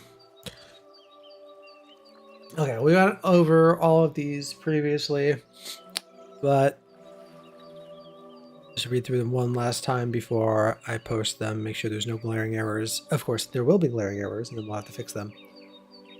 Chalice of Plenty, as seen below. This wide chalice is a golden hue and a faint glow that seemingly comes from inside its opening. The chalice can produce enough food and water to sustain 5,000 humanoids or 1,500 seeds every 24 hours. The food is mediocre but nourishing. It spoils if uneaten after 24 hours. Water is clean, it doesn't go bad. If the chalice is used to sustain a single creature, the creature becomes more than nourished and is magically enriched for 24 hours. While enriched in this way, they do not age. They are under the effect of the regenerate spell and gain the benefits of consuming the feast from a hero's feast spell. If the chalice is used to produce food or drink for another creature, these effects end early. Every day the flask could have a different potion effect. One day it could be health, the next day it could be poison. Conceptually, I like it, but it's wacky from a like a gameplay standpoint. Although there's kind of something like that already. There's a alchemist jug which can produce like different types of like liquids, and I think poison is one of them.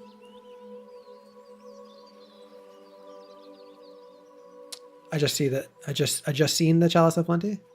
Oh, you're saying instead of this?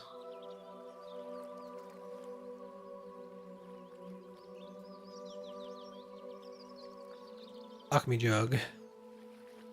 Yeah, I can produce a bunch of different things, including basic poison, but I can't produce poison or healing potions. Healing potions are just too useful to be like a multiple times per day thing.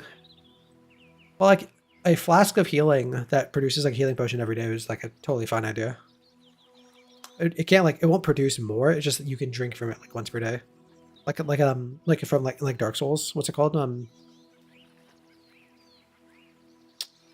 What's the flask in Dark Souls called? Flask. Dark Souls.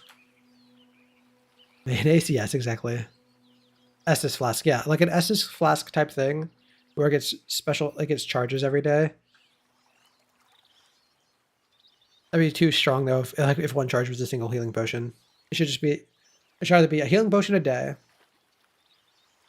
or it should be like a D4 per charge, and you can consume one to like 4 charges, and it gets a D4 back or whatever, something like that.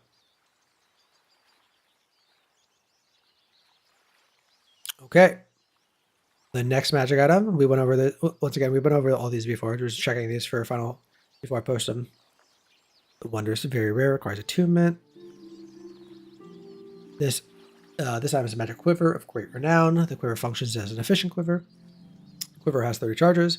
While you wear the quiver, you can expend 5 charges to cast the Swift Quiver spell as a bonus action from it. Additionally, when you draw a piece of non-magical ammunition from the quiver, you can expend 1 to 3 charges to turn that piece of ammunition into magical ammunition, which gives you a bonus to attack and damage rolls equal to the number of expended charges.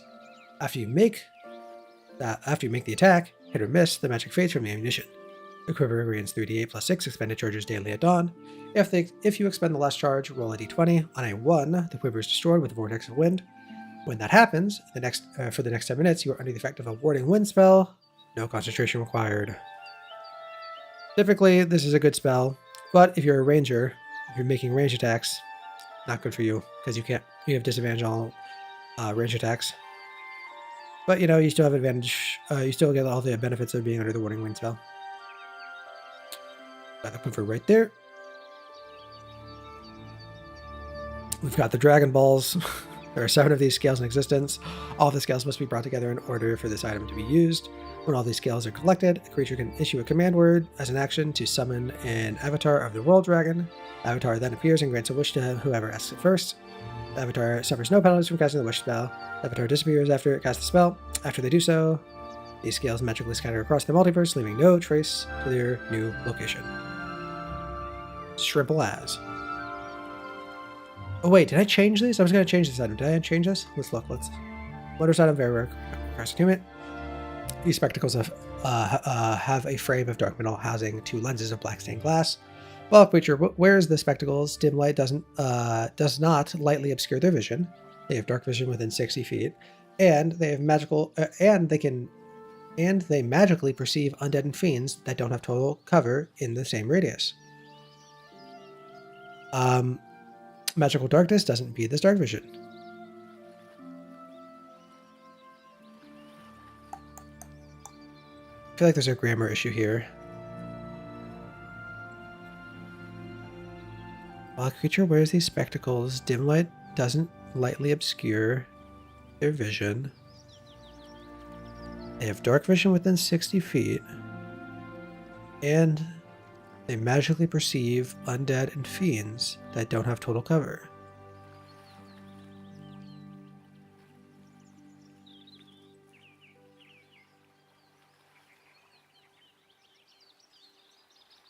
Can you see invisible creatures with the spectacles? No, but you would know if there was an invisible undead or fiend there.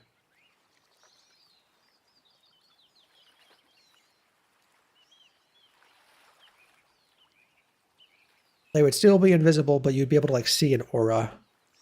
So they get it's essentially just like the detect magic spell. This is more for like social things than anything else.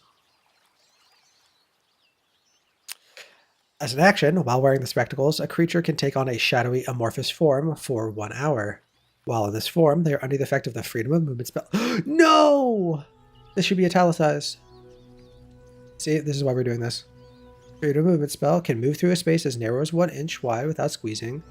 Can take the hide action as a bonus action in dim light or darkness, but have disadvantage on attack rolls, ability checks, and saving throws when in sunlight. They can choose to end this change early as an action. Once the spectacles are used in this way, this property of the spectacles cannot be used again until the next dusk. Also, to answer your previous question about the wish, there is a spell called wish, so it's the wish spell. And the terms of that wish are just adjudicated by the DM. I mean, it's just up to whatever the DM allows.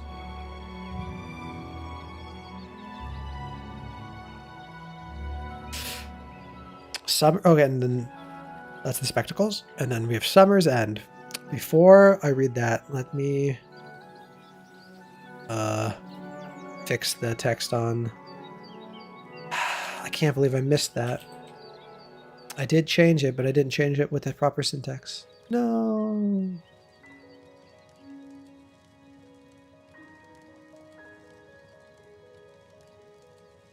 Boom.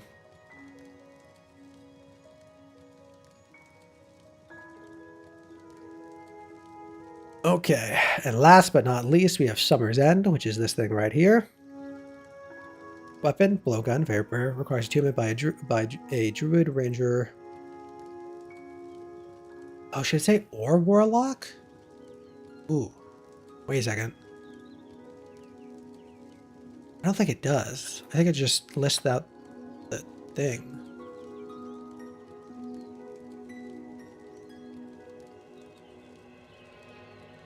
Oh, it does! Well, that's why we're doing this.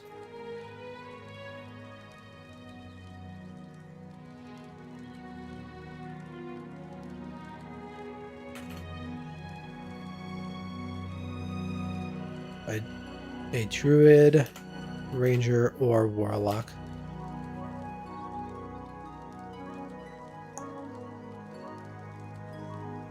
By a, yep. I had it plural and I didn't have an or at the end. What a mistake. I'll never recover from this.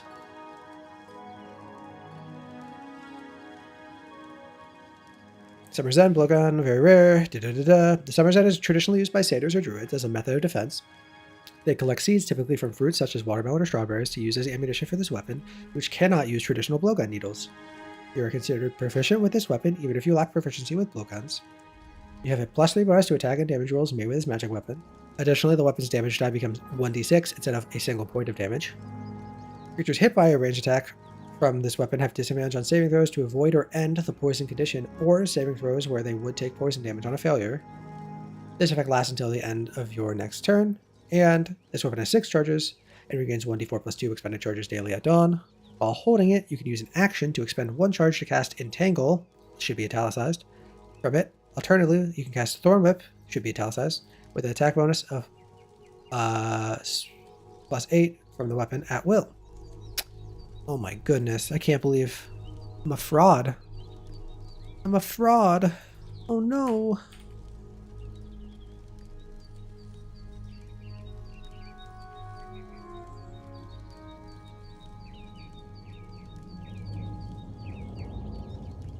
I think the prompt that originally made me to make this magic item was, what if watermelon was a weapon in D&D or something like that?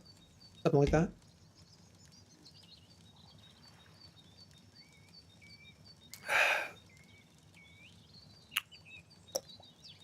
Okay, I gotta re-download this because I changed it. So, we do with a thing. What's your favorite character to play in a campaign? I mean, it's probably just going to be my wizard character, because wizards are just the best. And I will defend that point till I die. Wizards are just too good. They're just the best spellcasters. And spellcasters are just the best. I'm definitely biased, but that's okay. Oh, fuck. Oh, no! I didn't mean to do that. Okay. You can't see what I'm doing right now. I'm going through File Explorer.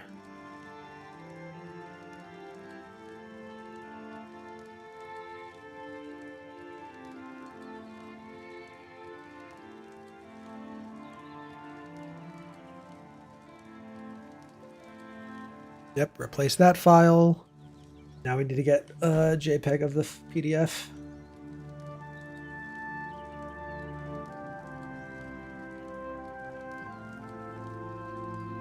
Boop, boop, boop, boop, boop, ba-doop. Choose. Choose your character. Da da da da da da da da da da da. No, I actually really like my wizard. His name is Leon, and he's got that wizard brain. So he's all about the learning and power and stuff like that. And so far, no one in the party has really checked him. So he's kind of on like a dark path to becoming like an evil wizard. Not because he's like malicious or anything, but because that's what happens when you have no care for human life.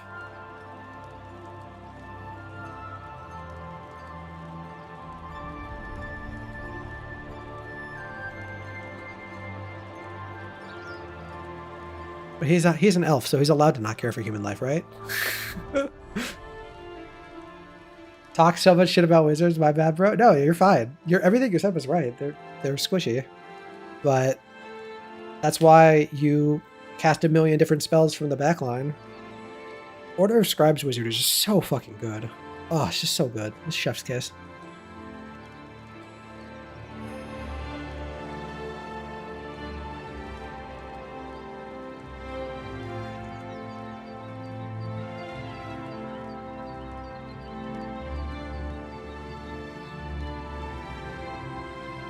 I was just talking about how I can do something funky because I have my Order of Scribe Wizard Manifest Mind, which allows me to see through my Manifest Mind.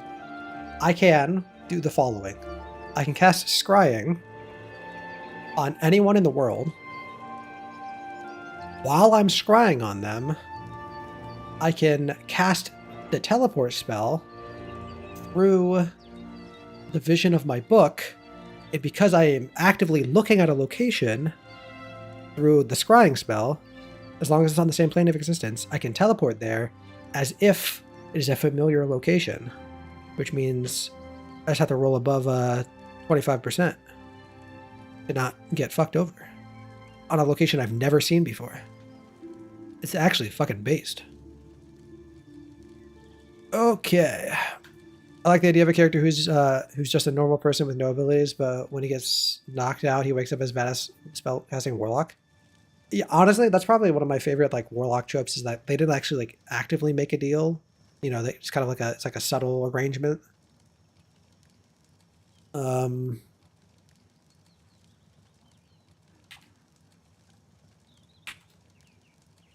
Signature items B, not a link. Attachment.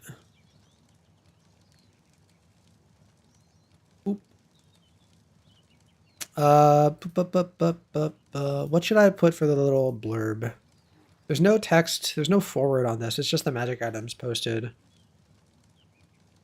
So I don't know if I should say like, hey,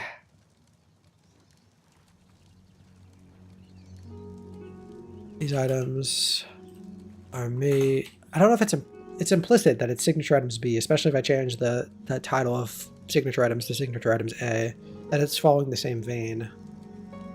I don't know if I should say like these items are made as signature items or read as a continuation of signature items A, or if I should just have a Mimi post thing here. I probably should just do a Mimi post thing here. Be like, another package, can you sign here?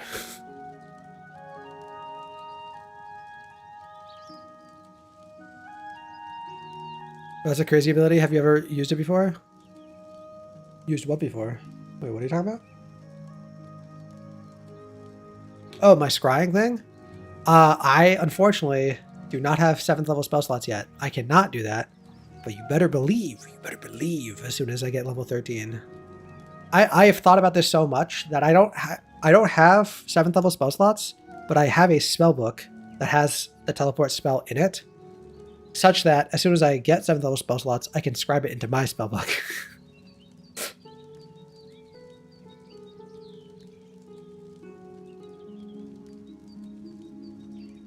I don't know what I should put here.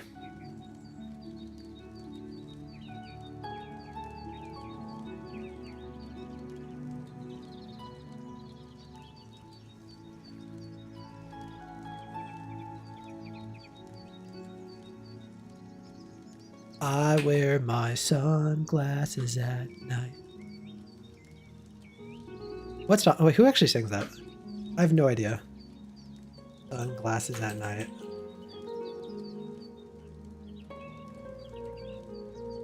Just some random guy. This is one hit. Okay, based. Okay. Publish.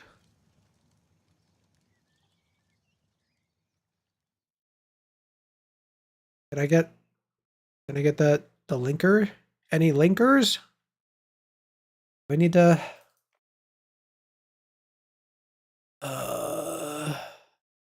open incognito to get the link.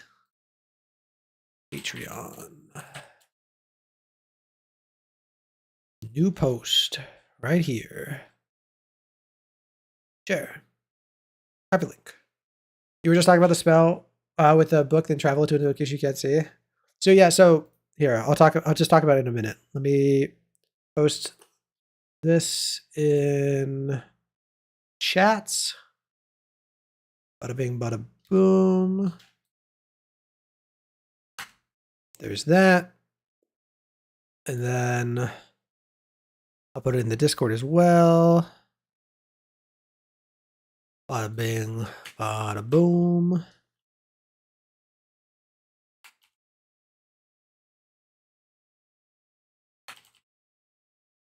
Cause I can. The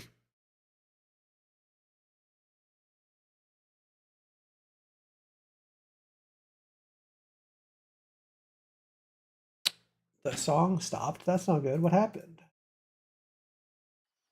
Oop that shit.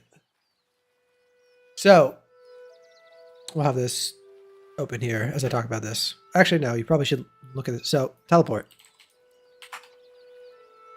So teleport. Spell instantly teleports you and up to 8 creatures that you can see within range to a location, a destination of your choice. Target an object. Don't care about objects. So how that works is, depending on your degree of understanding of the location, permanent teleportation circle, having an object from the location or a place that you're very familiar with, use a different chance to like succeed. Like this is a D100, it's a percentage chance. So very familiar is normally a place that you've been to very often. A place that you've carefully studied, a place that you can see, or a place you can see when you cast the spell. So if I cast the scrying spell, I would be able to look at that location. However, normally, any other spellcaster, while they're under the effect of the scrying spell, can only see or hear what they're scrying on. Because you can, see or hear what you're scrying on. However, I, as a Order of Scribes wizard, can do the following. Starting at 6th level, I can manifest the awakened mind of my spellbook and summon a spectral ghostly object that allows me to see through its location. So I can see through the location of the spellbook, and while that's happening, I can cast spells as if I'm in that spell's location. Or in that awakened mind's location. So while I'm, under the effect of scrying, I can also see what my book is looking at, and then from the book, cast the teleport spell to go to a location that I can see. That's that Giga Brain play. Ultra Giga Brain play.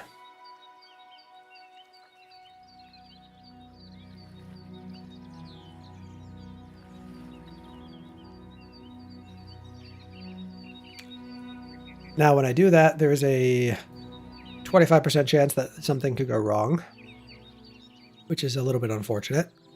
But very familiar as good as you can get casting teleport. without having already been there before. And even if you've already been there before, like very familiar, you actually would have had already been there before. Seeing casually, you've seen before, like actually physically been there.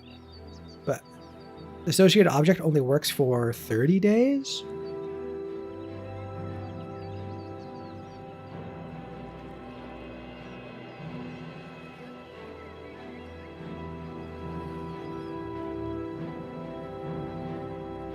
Means that you possess an object that was taken from the desired within the last 6 months. Oh, 6 months. Never mind. I thought it was way longer than that. Or way shorter than that. Okay, that's actually way better. Yeah. So unless you have an associated object, so unless you've been there within a half year, this is as best as you can get. Honestly, 75% chance is pretty good. None of these are good. Like, these are all really bad. You're just a completely wrong destination here. You're at a completely wrong destination here. And there's a 5% chance that you just re-roll. So it's more like an 80% chance. That's not actually true. It's more like a 72% chance or something like that. 73% chance. No, 78% chance. That's what I was trying to say. Because there's really only 3 options, because this is just you take damage. So it's basically an 80% chance to go to where you want to go, having never been there before, which is infinitely better than like that 25% chance normally. Actually, it's probably more like a 30, like a 40% chance actually. Because once again, you just re-roll this. This is the mishap is just damage and then roll again. You can teleport anyone or just where you want to. I can teleport. So if you can cast the teleport spell, you can teleport yourself and 8 creatures anywhere on the plane of existence. However, it can fail if you're not familiar with it. Alternatively, you can target an object and cast it on an object and send it there.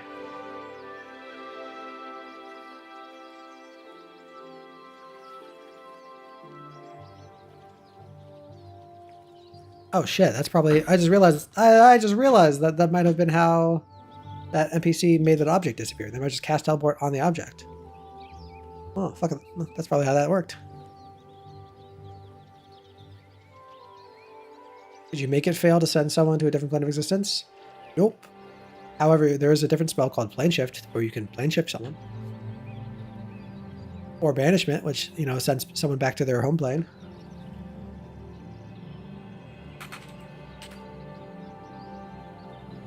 Plane Shift 2 words? Plane Shift is a really good spell, but it's hard to use aggressively. Because if you can cast Plane Shift, if you can cast Plane Shift twice to 2 different planes of existence, you can cast. It's basically just like a better version of teleport, because for some reason there's a rate of failure on teleport. There's not a rate of failure on Plane Shift, even though you're going to a different fucking like dimension. So it's like, I don't know. It's kind of wacky.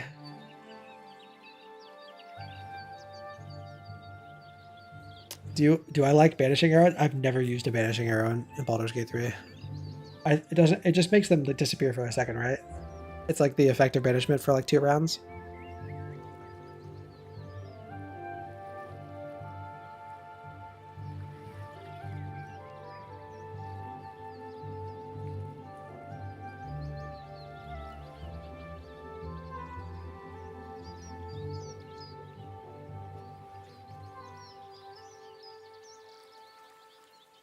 See, Banishment, such a good spell. Such a good spell. If you're doing any extra planar shit, it's such a good spell. It's basically a one-shot kill. If you can concentrate, or if it's a single enemy like fight. Oh, I like. Oh, yeah. I mean that makes sense. I'm sure it's useful. I've just never used it before. There's a banishing smite, which is even better than banishment because there's no save involved. You just have to hit them, and then they have to be below a certain amount of hit points. Next time you hit a creature, crackles with force 5d10, force damage on hit, based. Additionally, if this attack reduces the target to 50 hit points or fewer, you banish it. No save, by the way. If the target is native to a different plane of existence, then you're on. The target disappears, returning to its own plane. If its target is native to the plane you're on, the creature vanishes to a harmless ending plane. While there, the target is incapacitated. It remains there until the spell ends, at which the target appears in the space you left. Sadly, it does not permanently banish them. Oh, I guess you could read this as its own thing. Whether it is its... While there, it's incapacitated. Remains there. I don't know. How do people play with this? Do people play with this being... It's a permanent banishment on the first hit, if they're not native?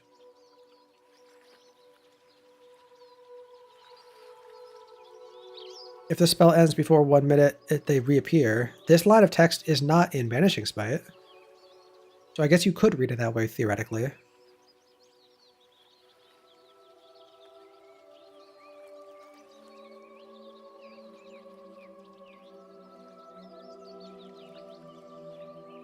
You could also read while they are referring to the two different locations instead of just the demi-plane. That's kind of up to interpretation. I'm not quite sure which one you'd read better, or which one would be more accurate.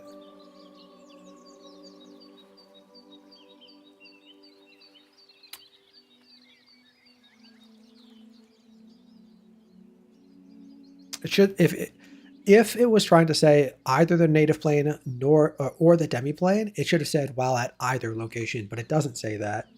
I don't know if that's an oversight. I could do a quick Google search and see what people say.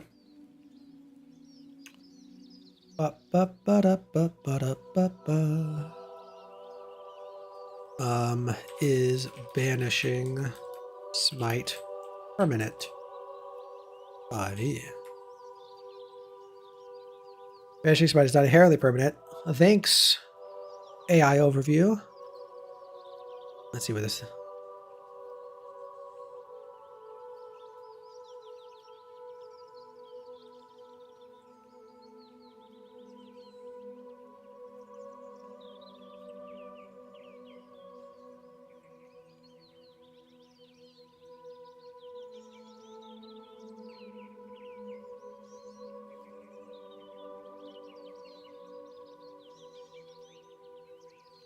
This is separate sets refers multiple times to the target, referring to the general target, not a specific target on native plane. Yeah, I think that does make more sense. Although this person disagrees. It says it disappears and returns home. Usually the only way back is being summoned or finding a planar. Yeah.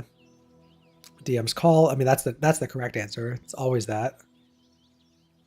I read it as a banishment creature won't come back on its own accord. Smite seems to point part of it being sent to a semi-plane until the spell ends. Specifically says the other monster goes back to the native plane and stays there. It does not specifically say that. It doesn't.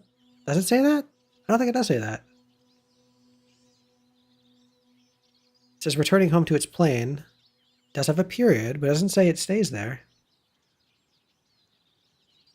Or kind of character in D&D Beyond. I got a question about the background and any type of items that you start with. If the item that I want to start with, what's an heirloom that was passed down through generations? Could I make it powerful at the beginning, or would I need to unlock it some way in the campaign? Character, by the way, is going to be a paladin warlock, so I would love to use a banishing smite. So to answer your question, how powerful can this item, my background gives me, is going to be ultimately determined by your dungeon master if he wants to allow you to have some powerful item. It does not say like you get a magic item. It just says you have like this heirloom. It's going to be a trinket. It's going to be akin to the trinket table in, where is it? Trinkets. It's It's gonna be something like this. Trinkets are simple items lightly touched by mystery.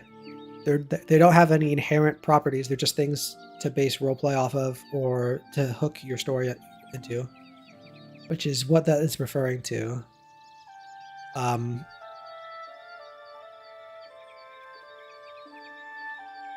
So if you want it to be like some like greater like magic item or like greater tied into the campaign, that's something that your DM would have to like write.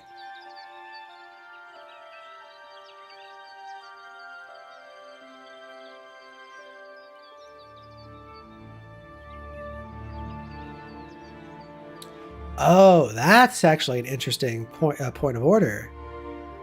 Why would you need to mention it goes back to its home plane if it's just supposed to be temporary? That is a very good point. Huh. I think this guy's accurate on the syntax, but I feel like it's not actually getting to. That's obviously rules is written. That's what it says, I think. Seems silly though that a higher level spell can't permanently banish an extraplanar being.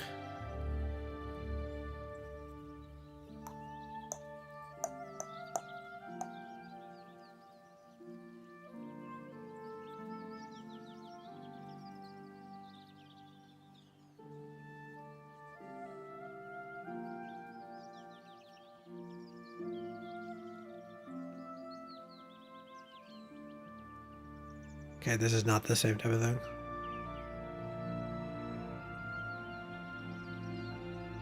So could a weapon be a trinket? I was thinking a sword. Well, what you would do there is like, just the sword that you start with is the heirloom. You just make it the same item. You would just be like as a paladin, I start with like a martial weapon. I'm going to choose a longsword. This longsword is like the longsword of my family. And then you just have it. But I guess you can't unlock its potential in the future. I mean, that's something where you have this character concept, and then when you sit down and you talk to your DM, you'd be like, hey, this is what I want to happen with my character. Can we make that happen? And then your DM's either going to say yes or no. And then from that, you make the decision whether or not you want to play in the campaign.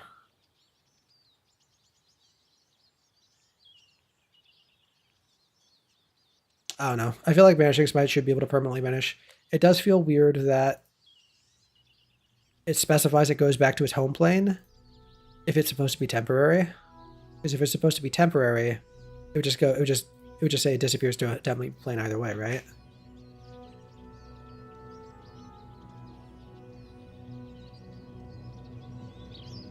That's also a 5th level spell versus a 4th level spell.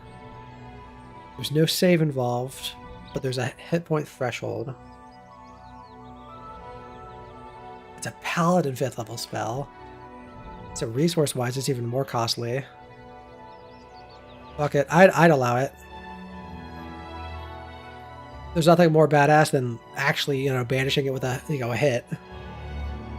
It's a really good spell though. That's why it's a bard exclusive. Or not bard, no, paladin exclusive.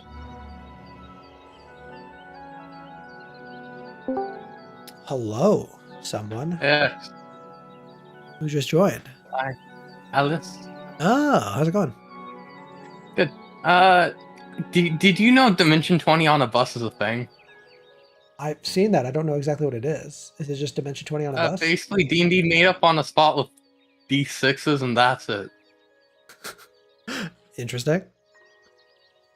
And it's on Dropout. That's all I know. Kai's showing me it.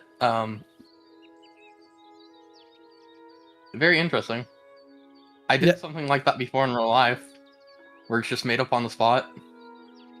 Yeah, I mean, I used to just like. It's very fun when you make it up on the spot because you can turn out into some hilarious stuff. No, yeah, definitely. Especially when you limit the dice usage to a few.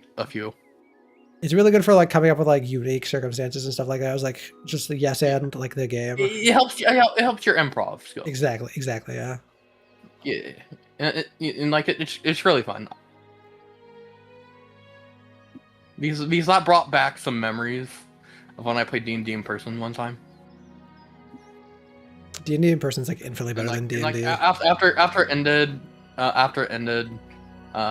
some people were just yes-anding. some D&D. Is it a whole series, or was it like a one-off thing? It came out on April 1st, but like it's at least one episode, so like maybe like at least one Okay. off. Because it wasn't BLM. And maybe whole season. It wasn't Brendan Lee Mulligan running the game, right? Yeah. What? It was Katie. But yeah. Yeah. But like it might be a whole season, but it came out on April 1st, so it might not. Type thing. Oh, I think looking at this wiki page right now, it was the second season came out on April 1st of this year, so it might be like an April Fool's tradition. Okay. So maybe get the next episode in a year. Yeah. Yeah. Every what's it called Landfall Day. Every Landfall Day we get one of these. Yeah, it looks like there's. Landfall Day is. I mean, I'm not sure under this context. Besides just every year. So it's basically the game studio Landfall. No, I don't think so. They're behind content warning, tabs, stick fight the game.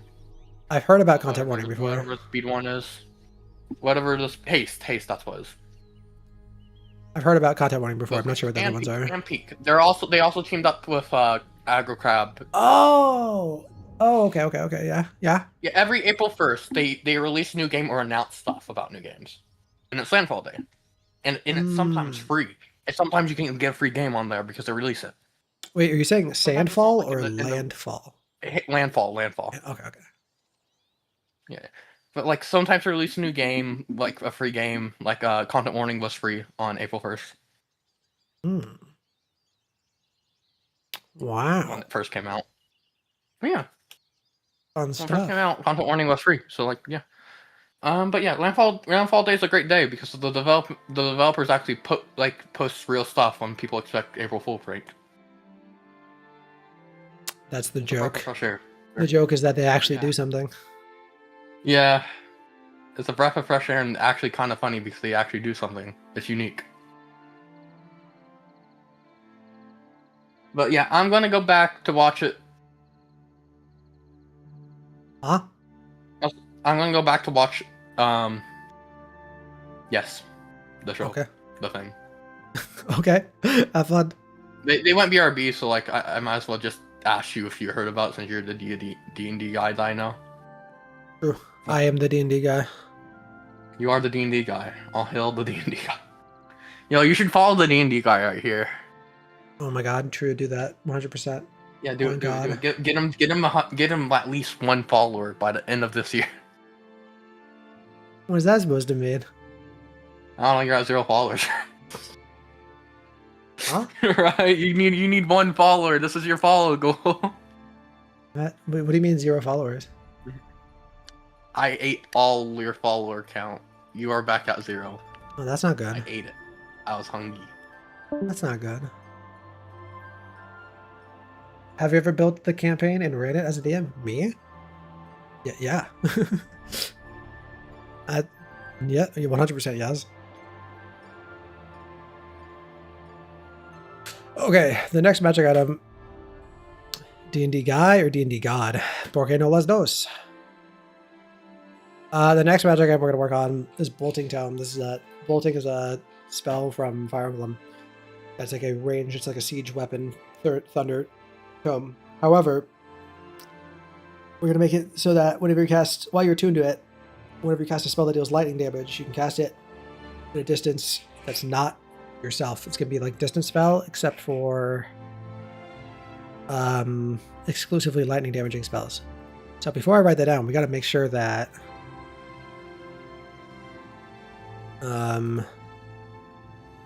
there's no weird spells that deal lightning damage.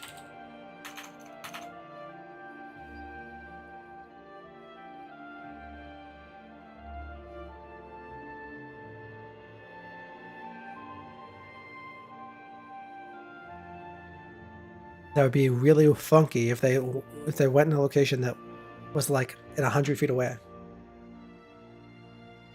So it'd be range spells that not have range of self, because that doesn't function.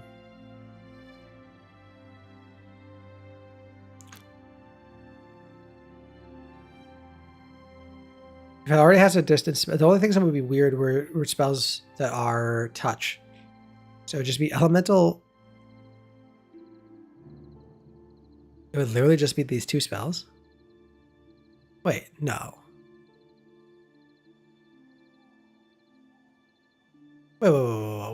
Wait a second.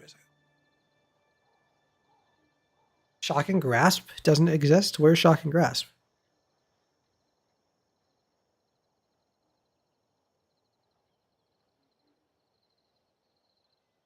Am I blind?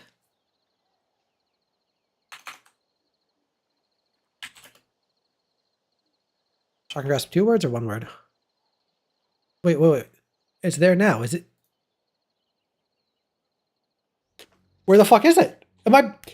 What? Am I crazy? Am I out of my mind? What's happening here?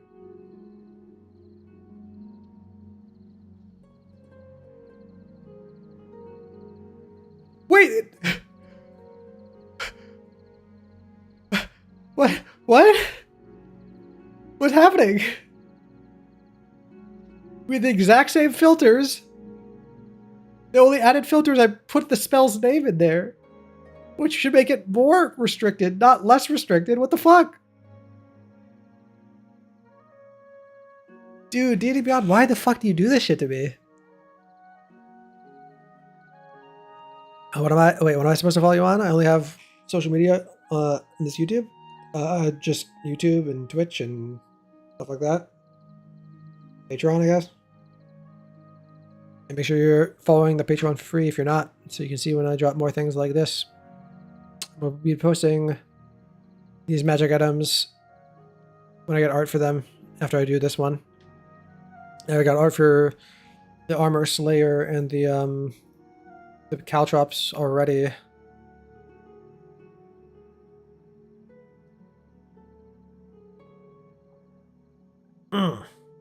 Okay, so I don't know what to do if the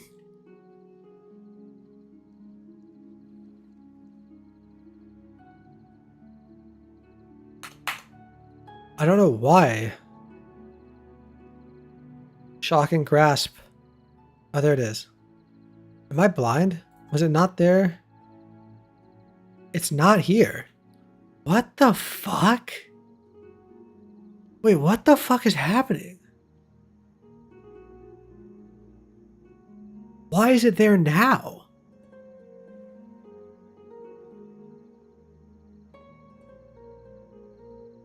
Got the same exact filters. What the fuck? That's so weird. Okay. Because I sorted it maybe by spell range? No, it's there now. So fucking weird. So it'd be useful in Glyph of Warding, be useful in Shocking Grasp, be useful in Elemental Weapon, useful in Dragon's Breath. It'd be useful on Witch Bolt, but it would immediately break since Witch Bolt is tied to its spell's range. I guess I could read when you cast a spell that deals lightning damage, you can increase the spell's range by 30 foot.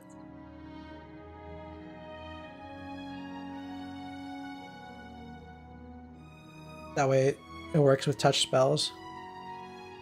And it's just not doubling all the distance spells. I don't know if it would be a problem if you doubled the range of like Chain Lightning or Storm. Well, Storm is weird. It's sight. It doesn't really matter. Storm Sphere, double, Chain Lightning doubled. All because distance spell, the meta magic is literally just doubled, yeah?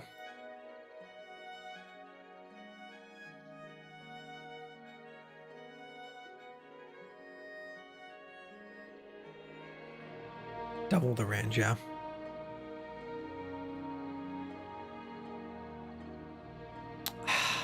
Part of me is like, hey, double the range permanently. Because it's for a specific type of damage. Wouldn't be. It's not every spell. It's literally just damaging spells. So it's not like you're gonna get anything like insanely wacky.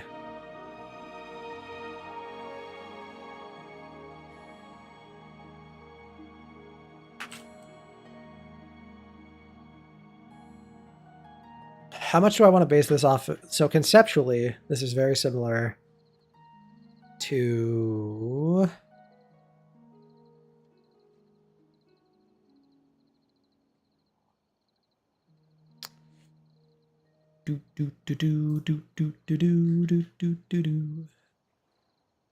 Tome of the First Flame.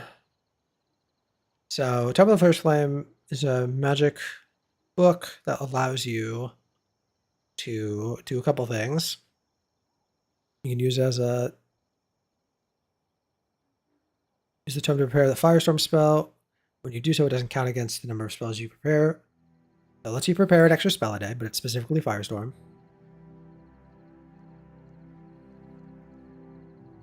Additionally, when you hold the tome, you can get the following benefits. +1 bonus to spell. There's a +1 book, essentially. As far as from once without expending a spell slot. You'd be using this way again. And then lastly, when you cast a spell that does fire damage, you can add 1d10 to one of the damage rolls. This is going to be a little different, but like the vague idea will be the same.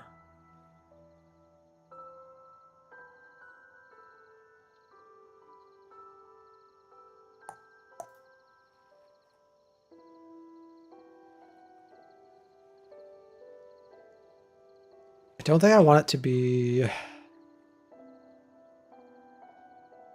I could make it almost identical with Call Lightning. But I don't know if I want that.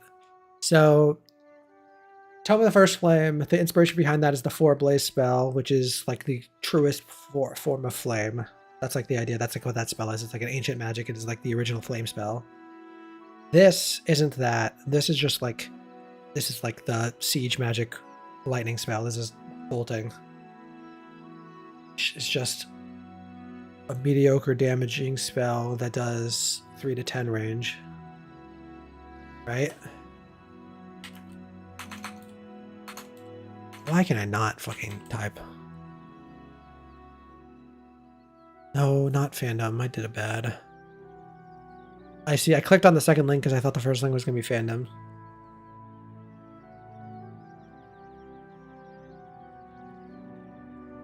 Oh my god, it's Might and Radiant Dawn is so shit. What the fuck? 12 Might on bolting is... What is it compared to Thunder? Thunder is a mediocre Might, but it's got crit chance, which is what makes it good. 8, so it's a little bit stronger. It's less accurate though, yeah? Yeah, way less accurate. But of course you're getting 3 to 10 range instead of 1-2 range.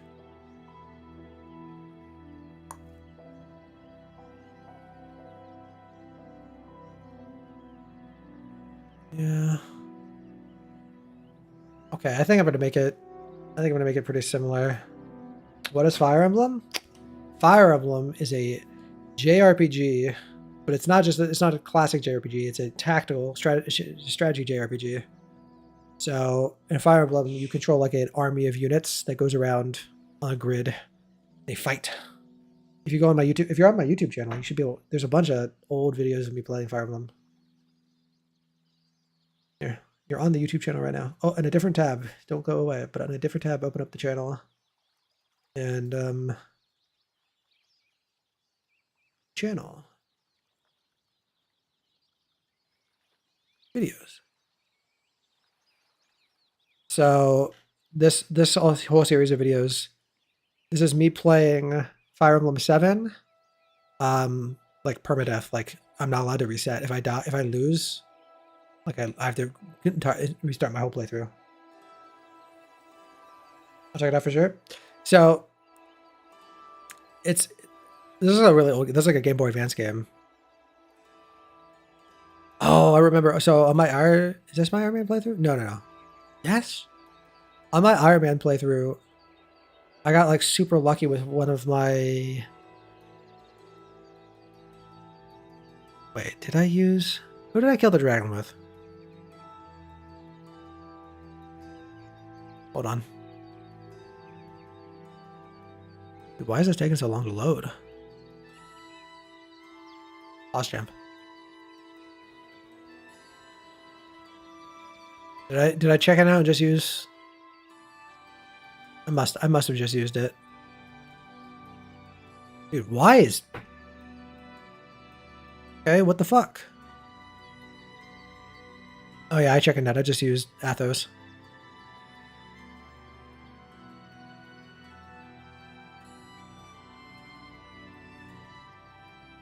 Just play the fucking video.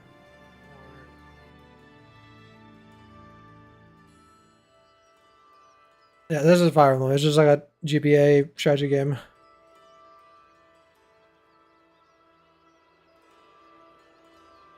Kind of D&D coded a little tiny bit. It's a fantasy RPG. The thing that's really good about this game is obviously it's a strategy game, which is fun, but specifically the GBA games, their fucking sprite work is so good. Look, see if I can find a good fight.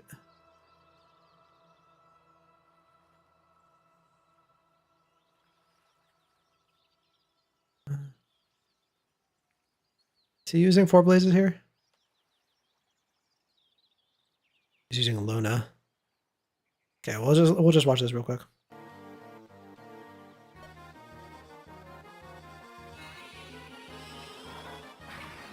Okay, that's actually not that good. Nice.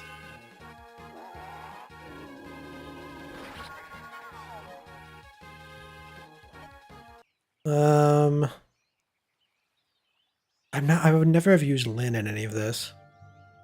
Oh, Raven was doing something there. Oh, he's critting too. Okay, maybe he wasn't. One shot him next turn. Miss. Does he crit him? 26% chance to crit. He should crit at least once here. Bye-bye. There we go. Bye. Bye-bye. Obviously, the guy's gonna use the silver bow. It's fine. Yeah, whatever. Anyway, that's Fire Emblem. Good game. Real fun game. The newer game's a little weeby though, which is a little sad. And then here's a D&D book that has I love Fire Emblem. It's one of my books that's exclusively inspired by D&D or not D&D, Fire Emblem stuff. So anyway, back to what we were doing now that we got Omega pause jammed. I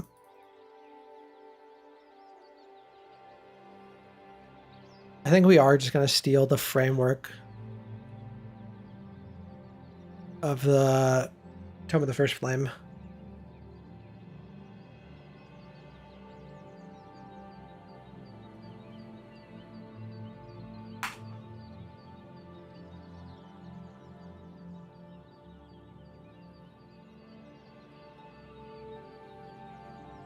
Clerics, Druid, Wizards. No, Sorcerers should be able to use it. Anyone that can do lightning damage. It should just be any spellcaster. It just requires a human by a spellcaster.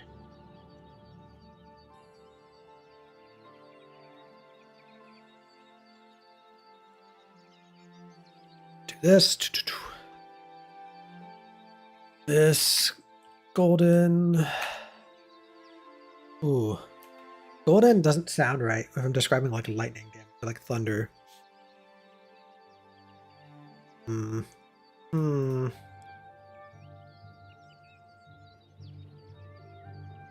don't want to say electric yellow either. Saffron colored? Saffron?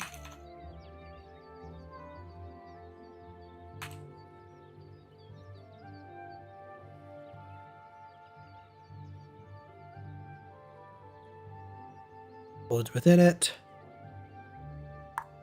Oh.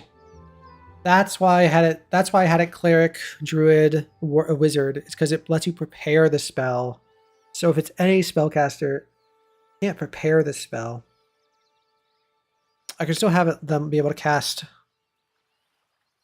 like, call lightning once for free though.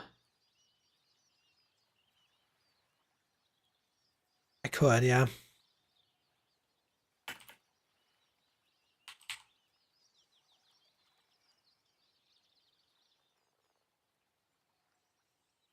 I gotta be getting to cast Call Lightning once per day feels weird on a book. If you get benefits while repairing. Have you ever played Brigandine Legend of Forsenna? No, I've not played that. What is that? Is that a fantasy game?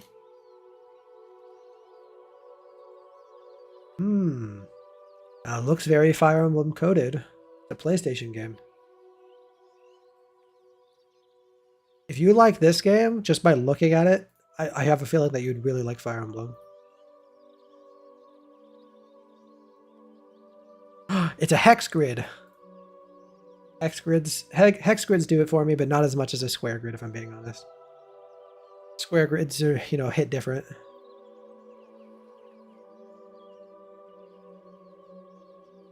Maybe think of that? Yeah.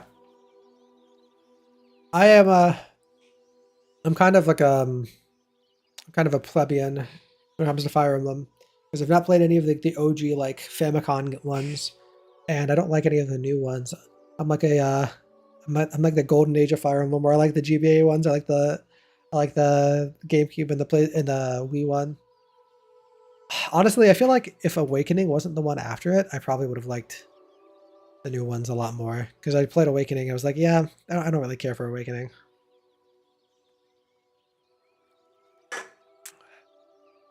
Dude, FE7, FE6, FE7, FE8. Okay. How about, okay. In order of favorites, it's probably FE6, FE8, FE9, FE10, FE7. But FE10 is just, out of all of those, FE10 is just the best. And I'm just a slut for FE7.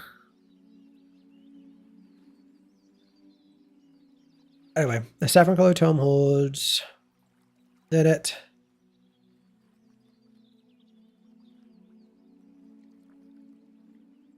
Power to call lightning.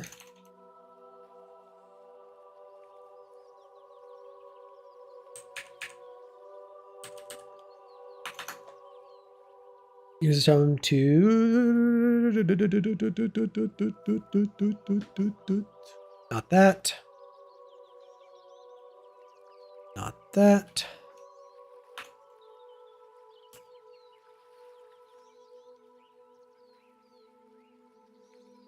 This tome has 5 charges and regains. D4 plus 1 charges, expended charges. Daily at dawn. The following benefits.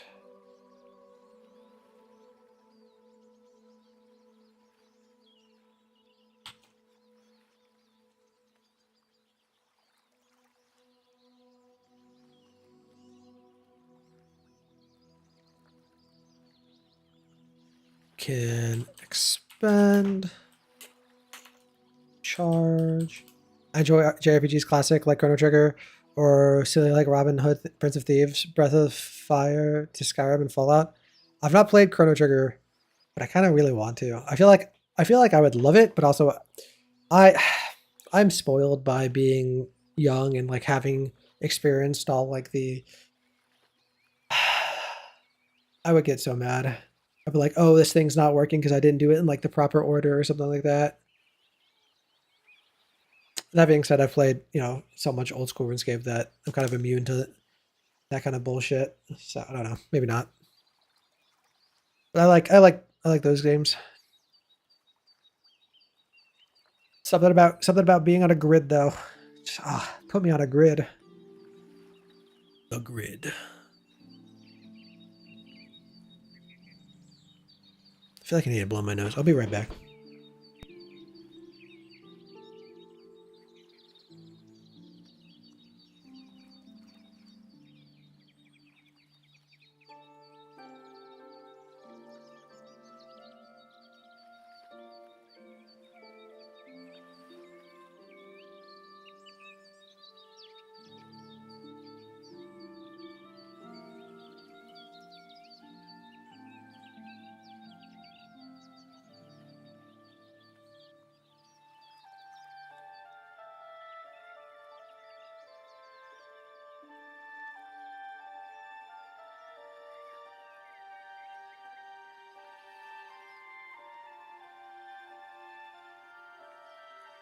Okay, we are back, baby. Expend one charge to expend one charge to cast a lightning spell from the tome using your spell save DC.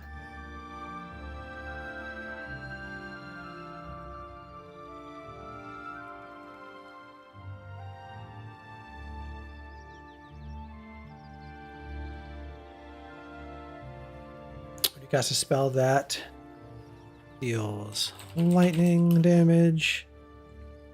You can doesn't have a range of self.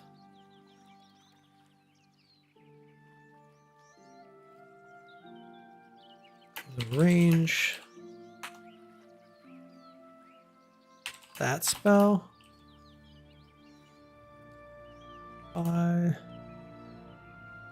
30 feet.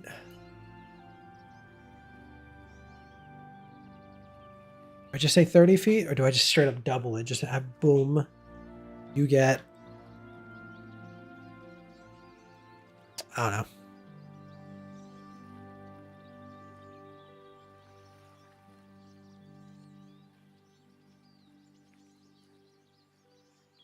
Should I have a Thunder's Call because the guy that has bolting first, the first time you encounter the spell,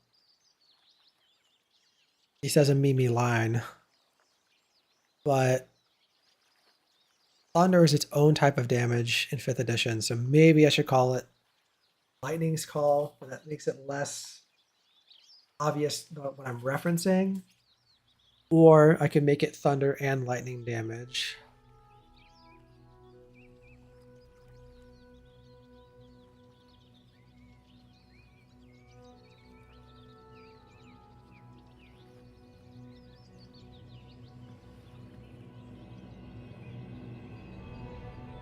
I should also maybe rework it that you can upcast call lightning.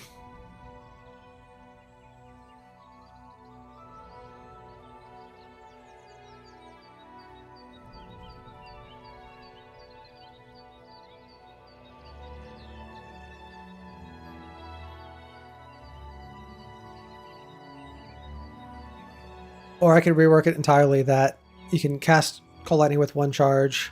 You can double the spell's range if it's by expending one charge. I think that actually makes more sense.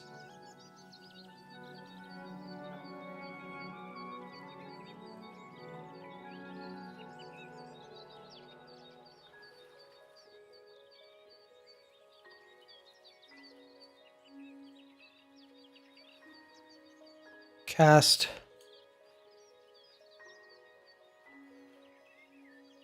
when you hold the tome. When holding the tome,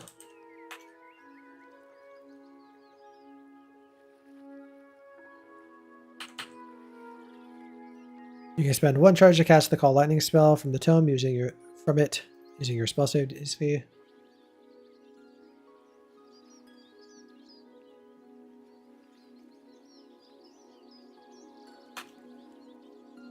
You cast a spell that deals lightning damage. It doesn't have a range of self.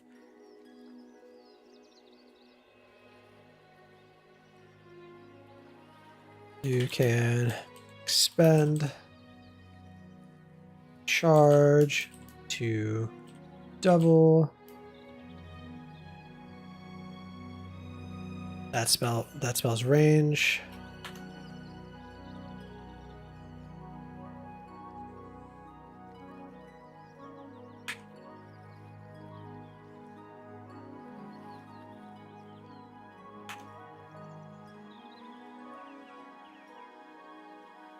Should you be able to distance the touch spells? Or maybe I just make it exclusive to being able to cast Chain Lightning at a 300-foot range is kind of based. Kind of really like that.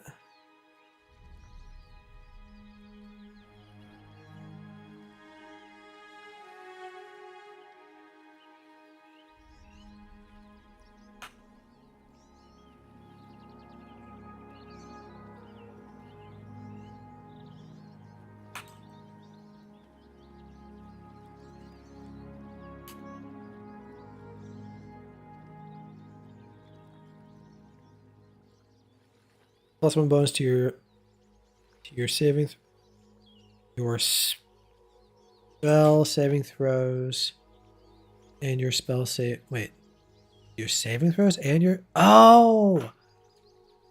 because I remember because 4 Blaze gives you a +5 res. That's why. 4 Blaze? Is that how it's spelled? Nope. 4 Blaze? That's how it's spelled. Because it gives you +5 res when you have it equipped. Oh no, +5 luck. Which is a 5% chance, which is a 1 on a d20. Haste. God, I'm so good at this game.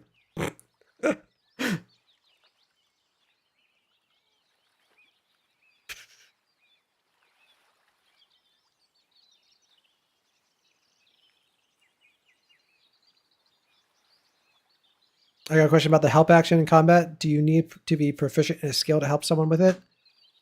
Rules as written. Raw. The answer is no.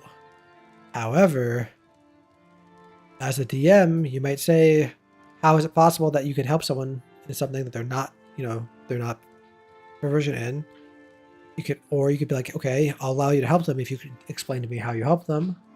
Or you could just make it a house rule or a table rule that no, you can't help someone, if you're not proficient in that skill. Because rules as written, the help action does exactly what it says it does. Help. You can lend aid to another creature. When you take the help action, the creature gains advantage on the next ability check it makes to perform the tasks you are helping with, provided that it makes the check before the start of your next turn. Rules as written, you could help someone do literally anything as long as it's within like a 12-second window. No, it'd still be 6-second window. But you could very easily say as a DM, no, you just can't help them. Or you can even say like, hey, this is a combat action. It's not supposed to be used out of combat that liberally. Or yada, yada, yada, yada, yada. Or you could even say this action takes more than 6 seconds. So no, you just can't help them per the help action. But you can give them advantage by doing some other thing. Yeah. But rules as written, you can just do whatever the fuck. As long as it's within 6 seconds.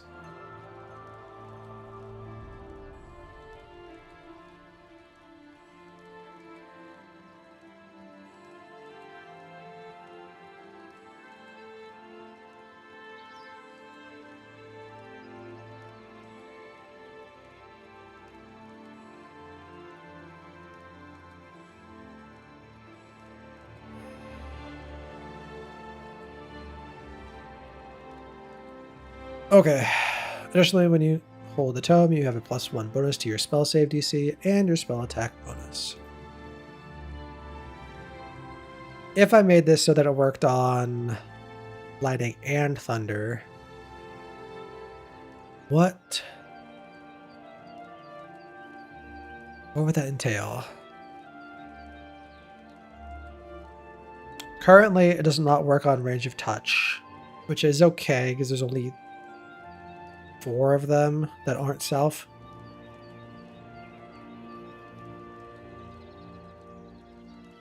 Follow-up question about meta knowledge. If I know a creature is weak to a spell, but I never seen the creature, am I allowed to use that knowledge? I mean, that would be metagaming. But that's just something you gotta... Like, yes, you're using meta knowledge, so... That's something that's above the game. So are you allowed to use that knowledge? I mean, you have that knowledge. Would your character have that knowledge? Who knows? You just got to make a judgment call. Are you trying to play as your character? Are you trying to play to win? It just depends. To some extent, maybe like to some extent, meta knowledge is good, but it's all of it is like a game of balance.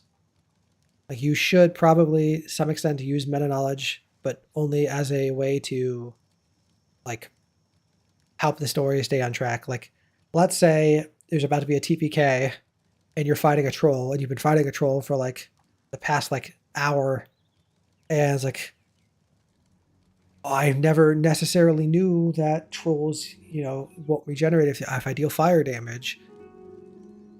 But like, we're about to TPK. So like you as a player could be like, okay, I'm thinking why be thinking of a reason why my character would, you know, use firebolt. Like maybe I'm using it because it's like, you know, my best damaging cantrip and I'm all out of spell slots. Maybe I'm using it because I have a, you know, a brief like hint of like maybe fire would do something. Maybe I'm using it because, oh, I remember, you know, a story I was told when I was a kid about how you always got to carry around a torch in the woods because if a troll comes at you, they won't go to the torch's light or something like that. Like there's like an infinite number of things that you could come up with to justify it. As a writer, it's your job to, you know, come up with a reason that feels compelling. And because this game is about collective storytelling, everyone is in part a writer.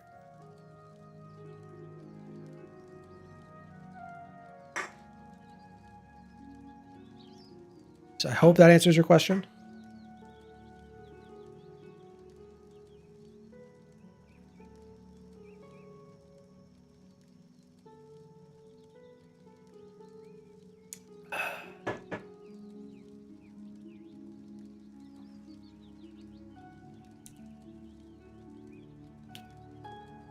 Okay.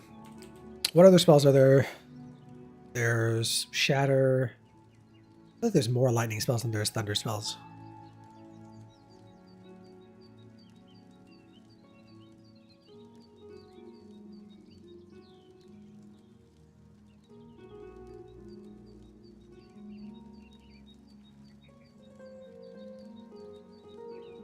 Thunder Step, that's interesting. It increases the teleportation range on that then. I'm okay with that. Although it's supposed to be a lightning spell. It's supposed to be a lightning spell. So I don't know. I think we're gonna stick with it being a lightning spell.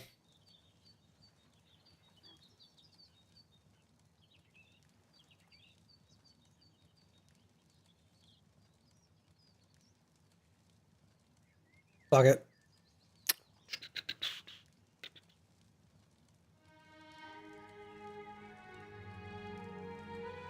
I might take out this plus bonus to your spell save DC because this isn't supposed to be like a legendary tome.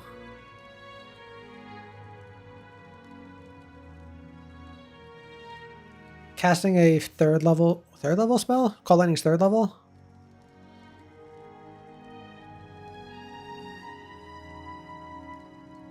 Think. Casting a third level spell. It did, thank you. No problem.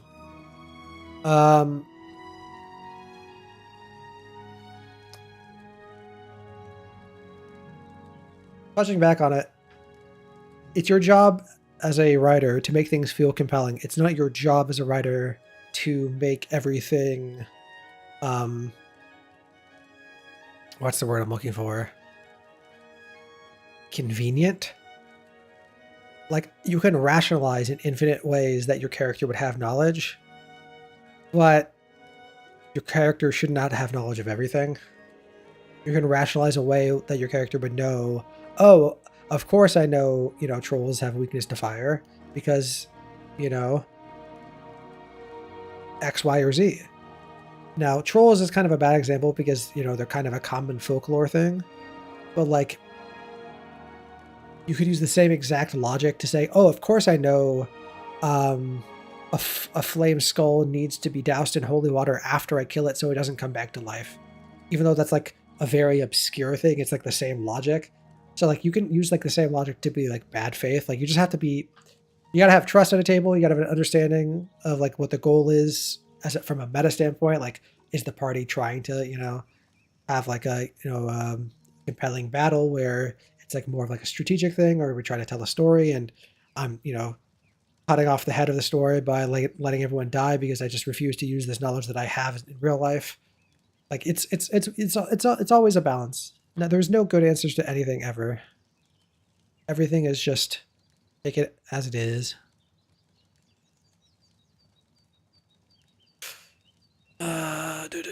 I might just take this away. This feels out of place. Especially...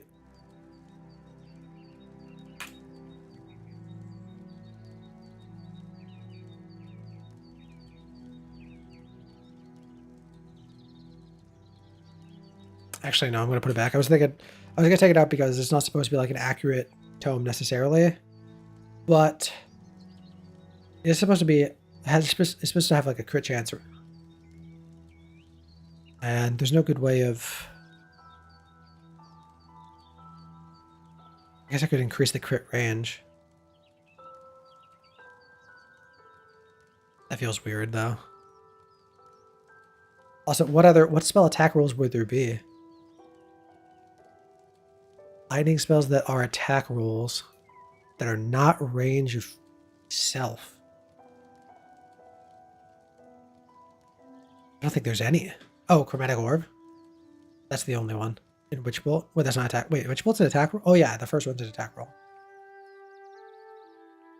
I guess Chaos Bolt's also...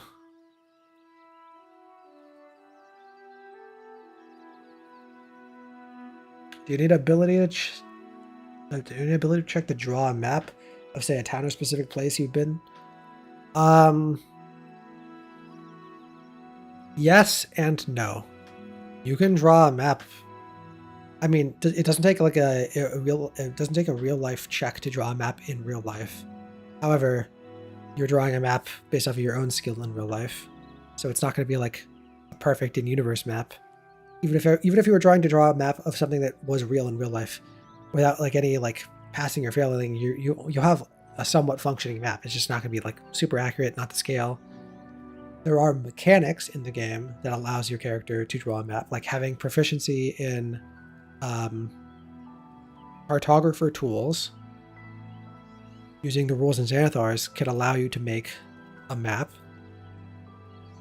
And then that's something that like, hey, I've got proficiency in these tools. We're doing like a thing. DM, can I use my cartography tools to make a map? Then you make a check, and then based off of that, your DM might just like give you a map of the area. They might like take things away. They might put a map together real quick. I think there's also there's not a mapper feat, is there? There's not a mapper feat. What was I thinking of? Thinking of something. There's a feat that allows you to do... Oh, I'm thinking of like... How we create ciphers? The... Linguist allows you to create ciphers. So this isn't a map, but this is something in the vein that would be like... So here's like a mechanical, like... Here's a feat that allows you to do something that like... Otherwise, anyone can just do, but like this is like... My character's doing it. I don't have to actually do the footwork of like making a cipher in real life.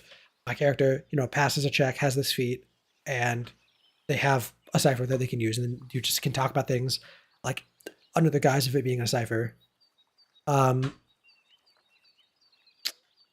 over to the Xanathars, like I was saying about for the maps, though.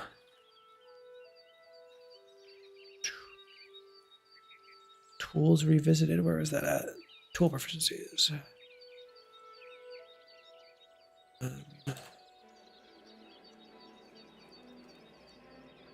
So craft a map. So while traveling, you can make a map as you go.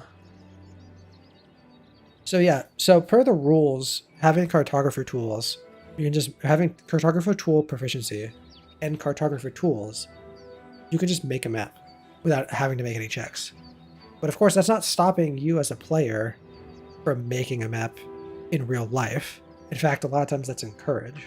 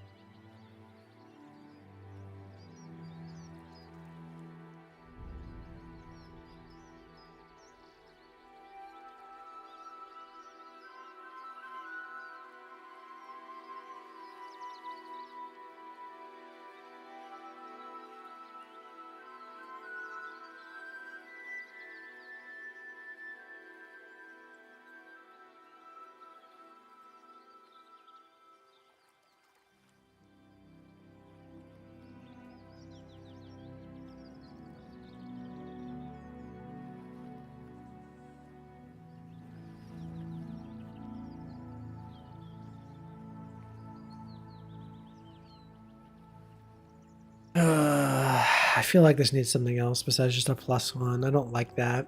Doesn't feel bolting-y.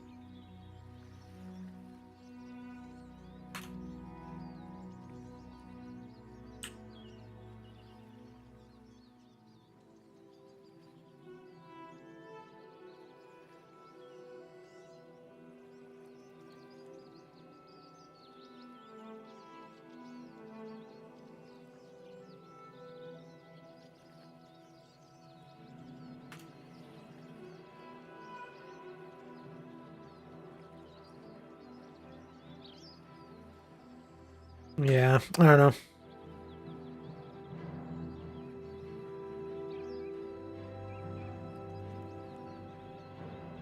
Feels like this needs something else. I don't know what it could be, though.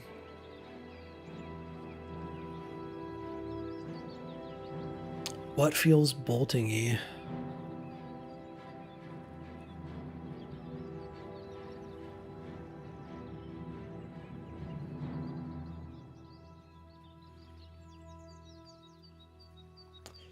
Having a thing that's like, oh, you scroll critical hits and spell attack rolls that do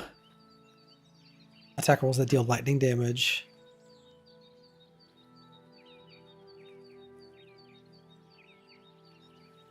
I don't know if that feels. There's only like 3 spells that would even proc it. But if I just have it do lightning damage in general, if I don't say spell attack rolls, would that get out of hand? Cleric, Tempest Domain. Is there any other? Does one of the Rangers do elemental damage on hit? Pause. Please stand by.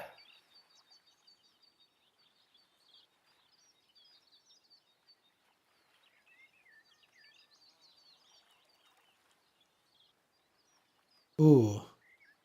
What are the monks? But monk's not a spellcaster. Oh, you could argue high-level monks are spellcasters because they have key that can cast spells. But it's not. That's not even going to open that bag of worms. Does Fey Wanderer or Horizon Walker do lightning damage on hit? No. Okay.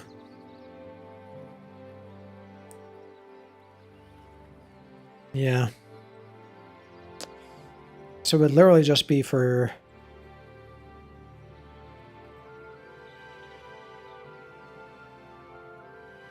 I guess maybe... I mean, if it's just all spells, it would work on Shocking Grasp. And Shocking Grasp already has automatic advantage on targets wearing metal armor. So it'd be like really good at critting then. I could make it whenever you make an attack roll that whenever you roll to hit would deal lightning damage. It's so broad. Because there's a million like elemental weapon the spell. And every time they'd attack, they'd have increased crit range. But it's just the person using the spell and the book, which actually isn't that bad. Okay, so how would I phrase that?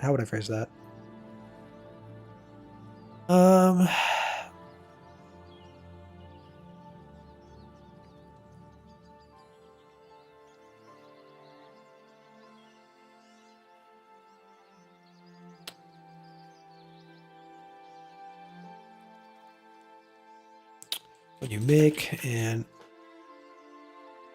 attack roll and would damage and do lightning damage on a hit. That attack roll scores a critical hit on a D20 roll of 19 to 20. When you make an attack roll and would do lightning damage on a successful hit.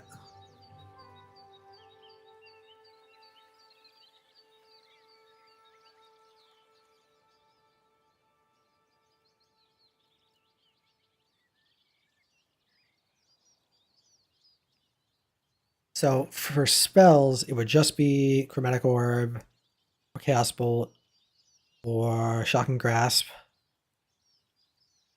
If there's homebrew spells, obviously, homebrew spells. You do Elemental Weapon on yourself, which is a Paladin exclusive spell, right? Then you would increase your crit range. But this is all while holding the dome, so you're doing that instead of either two-handing a longsword or doing a longsword and shield. Fuck it. Fuck it, why not? Let it ride. That feels more bolting-y. The saffron colored tome holds within it the power to call lightning.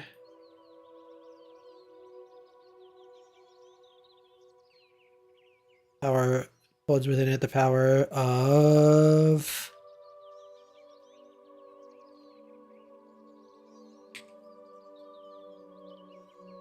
bolting.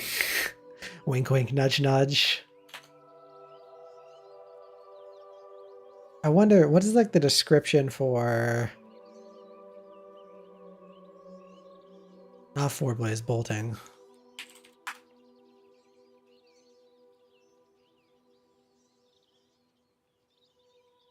Is there not a description for it in the newer games?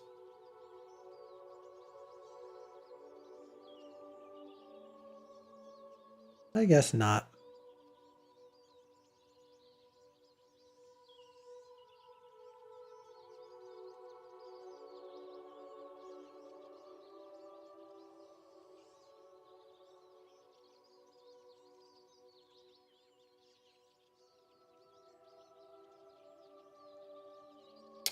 Maybe I got a synonym for bolting or like lightning. Thesaurus.com save me.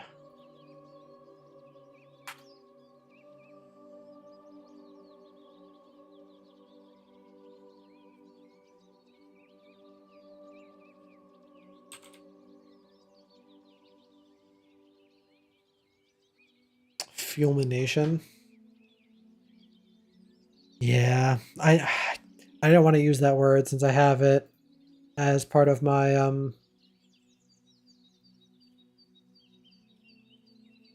Athemia, the staff of defiled fulmination. Well, fuck it. We'll reuse it. I mean, it's a proper word, proper phrase. Oh, not like that though. MS 5 charges and regains 1d4 plus 1 expended charges daily at dawn. While holding the tome, you gain the following benefits. You spend 1 charge to cast Call Lightning spell. Where do you get the artwork from? So I generate the artwork using AI. Then I edit it down to my liking.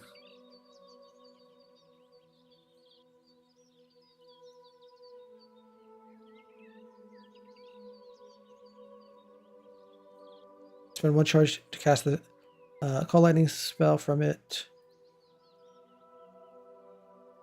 without expending spell slot or I don't think I need it. Not expending a spell slot. Expend 1 charge to cast the Call Lightning spell from it without expending a spell slot. Using your spell save DC. Don't think that's the proper syntax.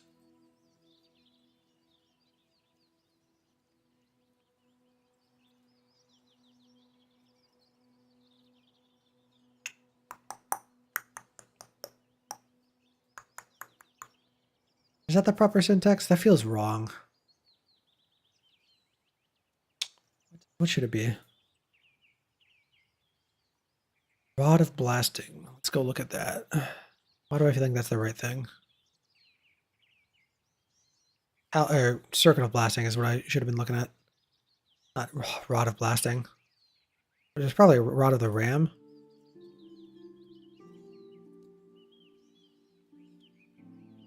No. Needs to be a spell effect. So circle of blasting would be proper then.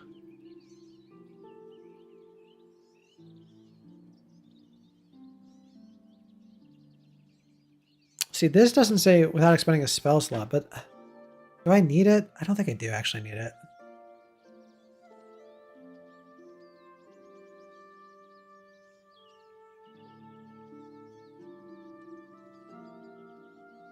It's implicit, because if it doesn't say, because you don't even have to have the spell in your spell list to be able to cast it using the magic item.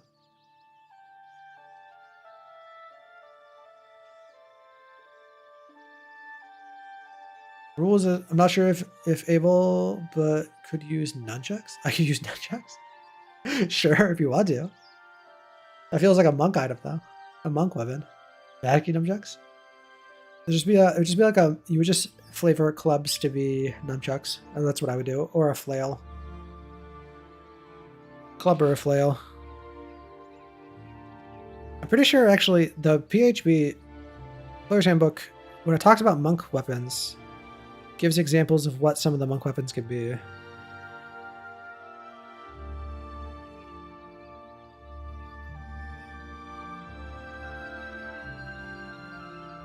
Martial arts. For example, you might use a club that is 2 lengths of wood connected on a short change called a nunchuck. Or a sickle with a shorter, straighter blade called a kama. Yeah. Yep. Yep. Exactly what I said. I got pause chimped. What was I doing? I was looking at this language. I don't think... Expend 1 charge to cast the Call Lightning spell from it using your spell slot, using your spell save DC.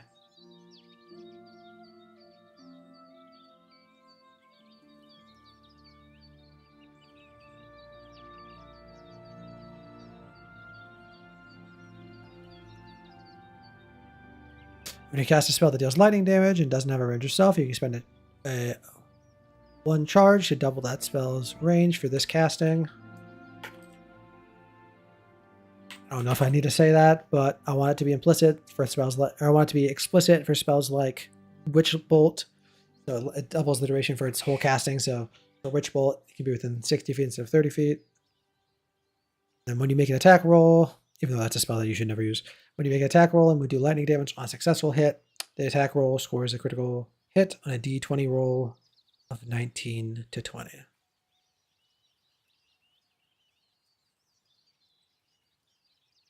Now that language feels right, but I don't think it's exactly correct. Let me double check something. What would I check? Do I check? I feel like the new things. Would I double an area effect? Unfortunately, no. That would be way too wacky. Also, the source for this being like the bolting tome doesn't actually do an area of effect. It is literally just a distance spell.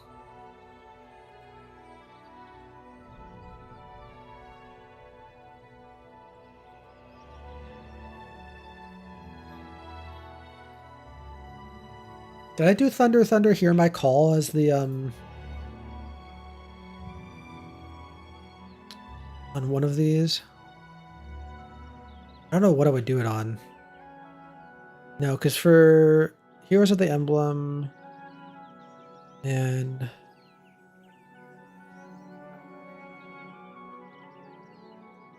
I did a Fire Emblem. Emblem must have been in the title. Flaming Emblems. For either of these, together we ride. Yep. And then for Flaming Emblem, oh, that's just the actual description. It's actually the okay. Cool.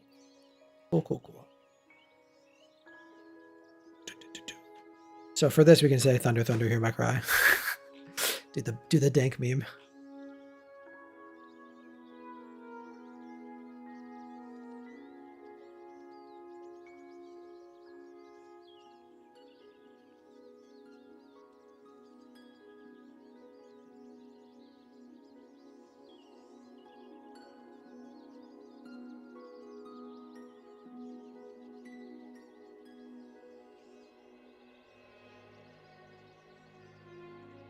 Okay, let's look at the verbiage for fighter, even though, like I said, this is 12-year-old verbiage for champion. Weapon attack score a critical hit on a roll of 18 to 20. They specified in new things. Oh, that's right. I should look at the Blade of Disaster.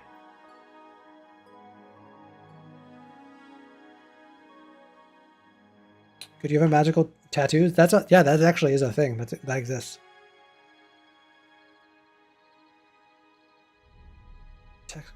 Critical hit if the number d20 is 18 or higher. Interesting.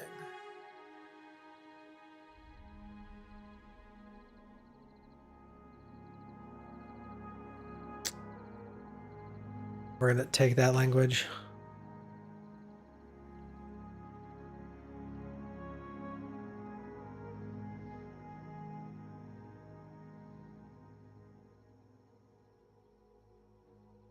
When you make an attack roll and will do lightning damage on a successful hit.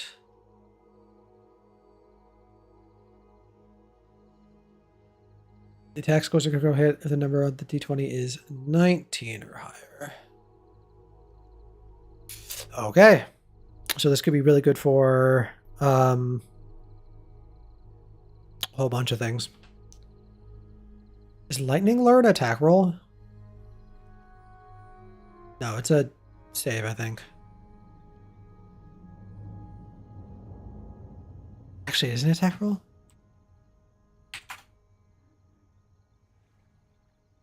I have no idea what this spell is. Strength save, yeah.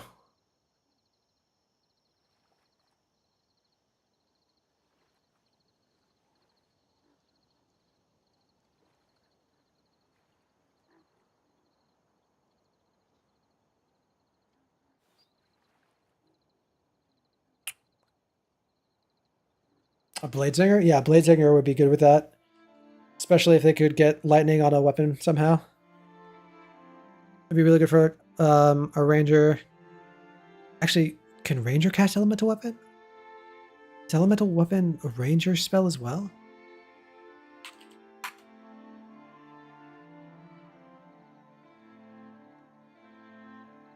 Nope. Paladin Artificer. Oh, it'd be really good for an Artificer.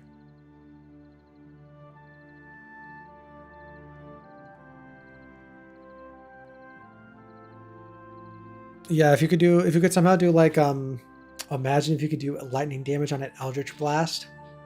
Oh. Oh. Be so good. Pew pew pew pew pew. Okay. Within the tome of when holding the tome, you have the following benefits. You can expend one charge to cast the Call Lightning spell from it using your spell save DC. When you cast a spell that deals lightning damage and doesn't have a range yourself, you can expend one charge to double that spell's range for this casting. When you make an attack roll and would do lightning damage on a successful hit, the attack scores a critical hit if the number on the d20 is 19 or higher. Okay.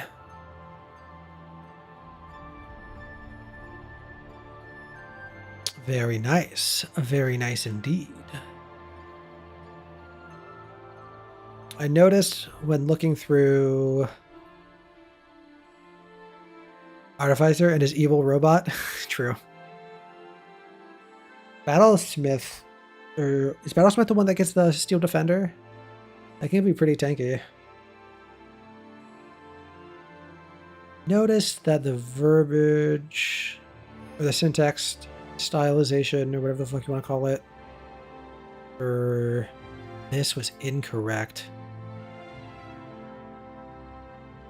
This should be Firestorm should be italicized.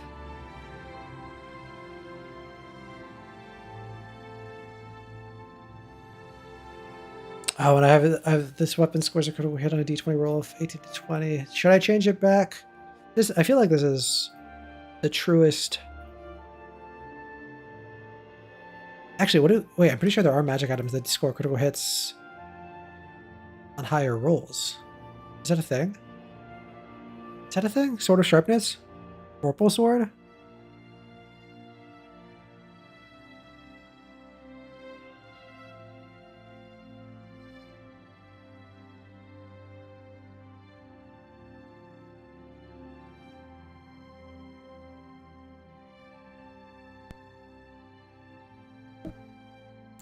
No, it's not an increased crit range, I don't think. Sadly.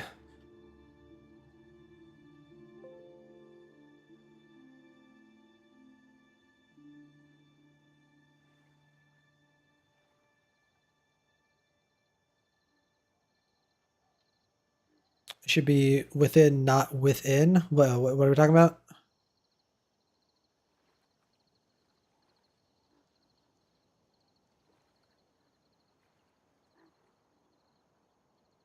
What are we referring to?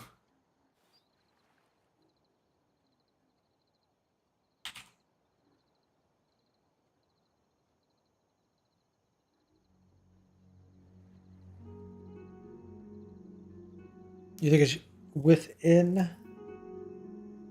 Holds within it. This should be. You think there should be a space? I don't think so. Maybe. I don't think so though.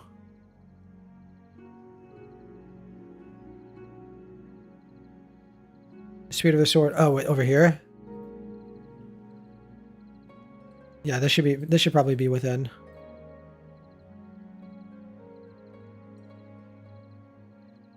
Is this what you're talking about? This is probably what you're talking about. Okay, we're gonna change the bolting tone back to this language. I think this actually, even though this is also correct language, I think this actually reads better.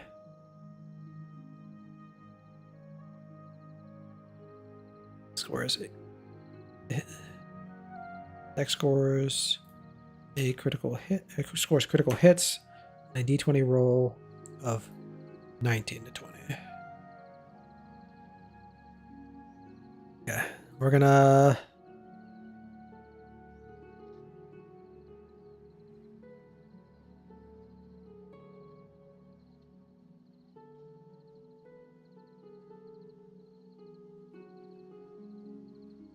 change this.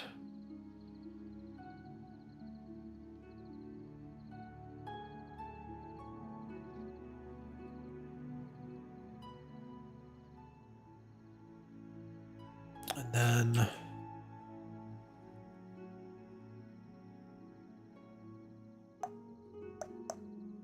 Firestorm should be italicized.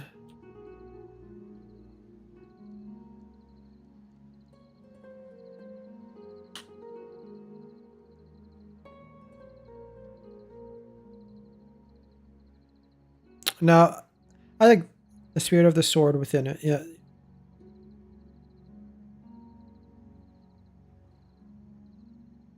Yeah, I think that's right. I think this is right now. It's fine.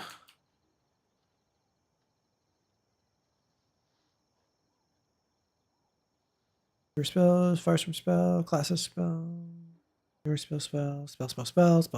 Okay, that's good. Let's make sure that's saved. It's good. Get PDF.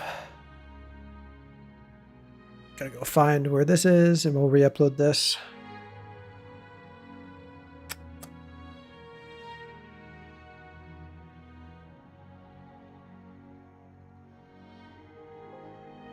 Yep, replace the file.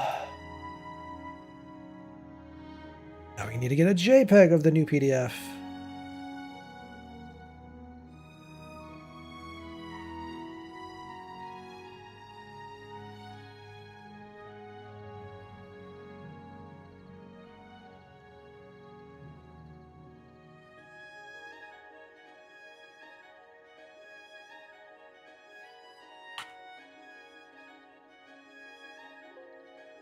Yep, replace it.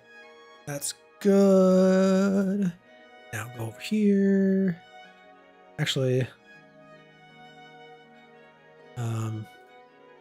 you can wait. You can see the new signature item. You can get to that page, right? I don't know why it wanted me to change something.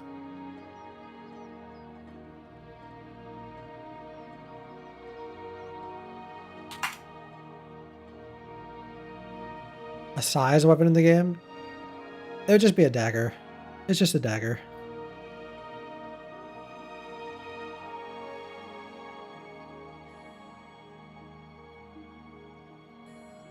Together we ride. Oh wait, before I... Da, da, da, da, da, da. Scrub that shit. Scrub it. Wipe it down.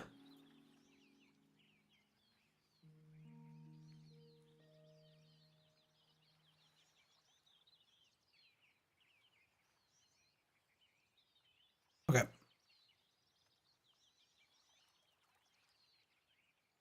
Attachment. This thing. Open. Good image. This thing. Open.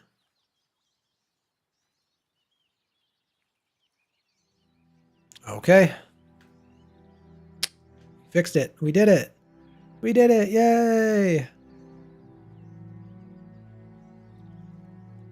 My next Baldur's Gate 3 party is going to be Turtles with Winter Says Splinter. That's kind of funny.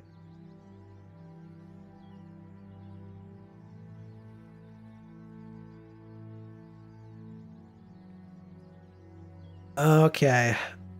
So for our next, we'll start to put these all together. We'll see how much room we have. But for the next thing that's going to be free on the Patreon, it's going to be the Bag of Caltrops, Thunder's Call, Ancient Scroll Paper, Robes of Populi, and shit, what was the other item? There's 5 of them, I think. Oh no, there's 2 more. Whoa, maybe we might have too. We might have too much. Might have to get rid of some things.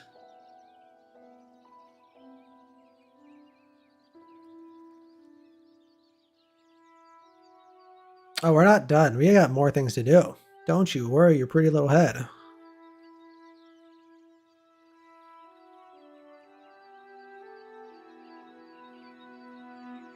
They changed this and now... Okay, here it is. Oh wait, I could just go over here. Shield of the Djinn. Armor Slayer, Bracers. Yeah, I think we might have too many things.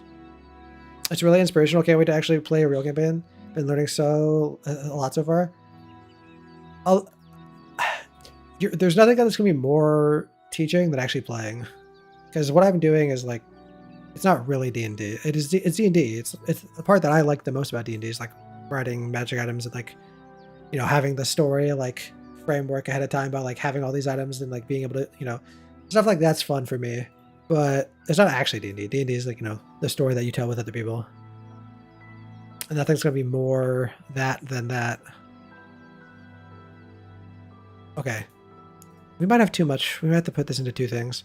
Summoner, the Shield of Djinn, Summoner Bracers, Armor Slayer, Thunder's Call, Bag of Caltrops, Ancient Scroll Paper, and Robes. That's 8 items. Yeah, that's too much for 1 page. So we'll probably have to do this on 2 pages. I've already got art for the shield, for the bracers, and the armor slayer. That's the armor slayer. That's the bracelet, which is the shield. It's a shield that's a bracelet. And then that's the bracers. I'll probably do...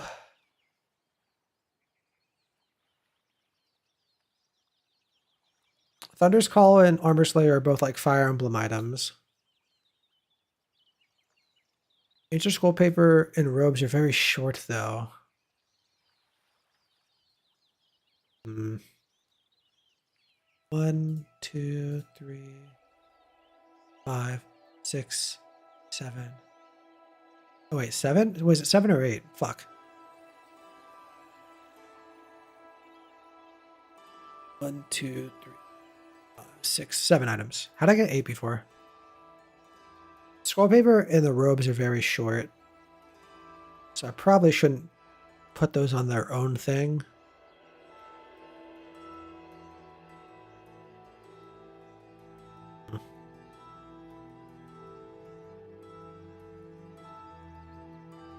I could just do the sword, the shield, and the bracers. Wait, I have the art for the caltrops. Oh, we'll probably do the caltrops, the sword, the bracers, and the shield. 4 items. We'll do those 4 together. We'll have to come up with a something for these 3. We need more. Actually, if I found out this language, I could post this today. I think I've got, well, I could do it today. I got art for this, I got art for this, I have the art for the caltrops, but I've not finished it yet.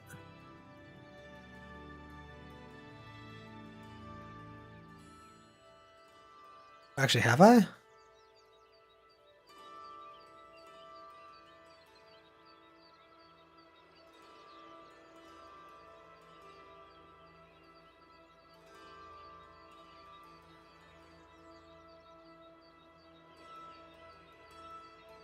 No, I've not worked this yet.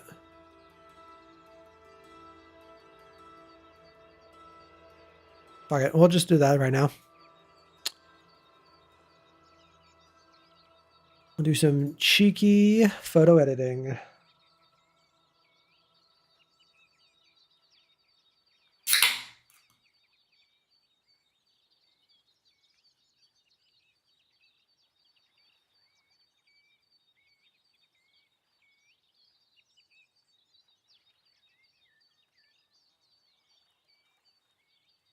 You got to keep the robes? Well, the robes and the scroll paper are both like very short.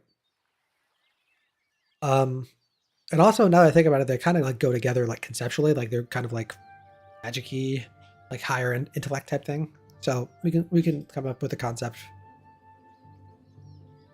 Okay. So first things first.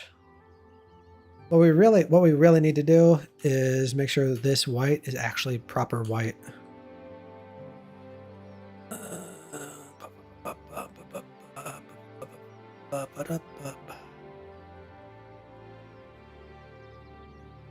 Because I'm lazy, we'll make sure it's even wider.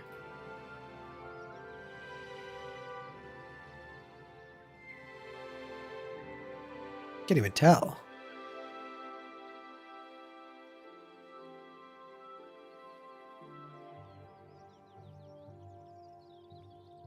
Slightly overexposed, but that's okay.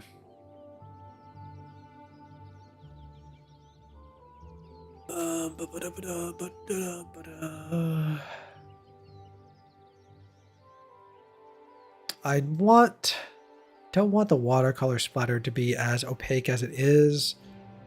And there's no easy way of doing that. So let's see. First things first, let's do that. Maybe just, I think we do just do this. This is annoying.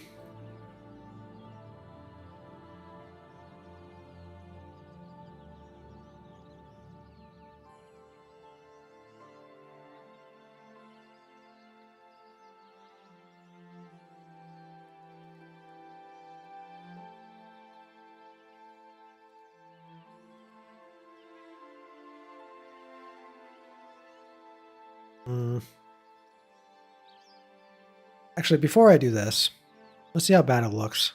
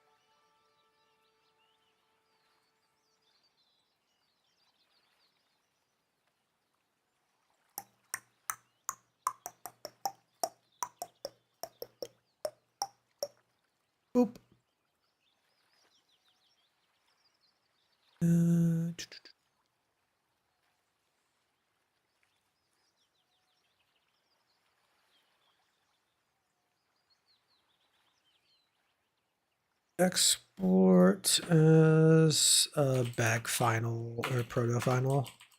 See how this looks. Doesn't need to be a PNG. JPEG will do.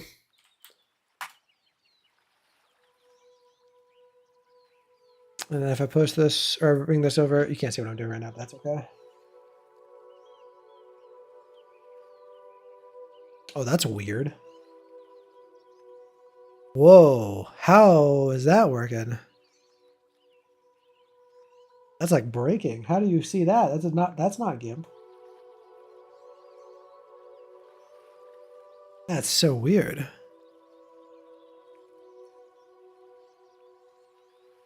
That's bizarre. You're able to see a window that wasn't GIMP through capturing GIMP. Huh. That could have been bad if I was like if I had something on like underneath. Good thing I'm not a freak, I guess.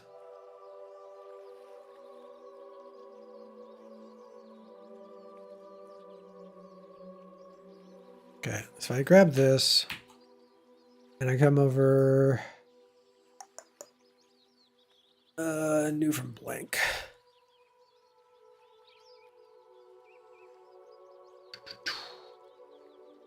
Background image, please.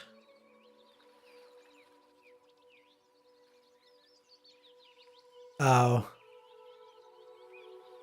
Doesn't work. Actually, hold on. Oh, that's cute. That's a new thing. Wait, is it just a random image or is it always the same? It's always the same. Why? Why? Why is it like that?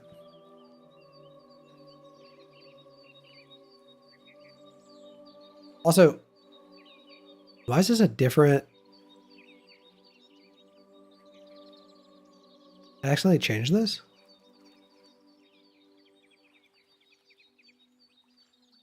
Weird.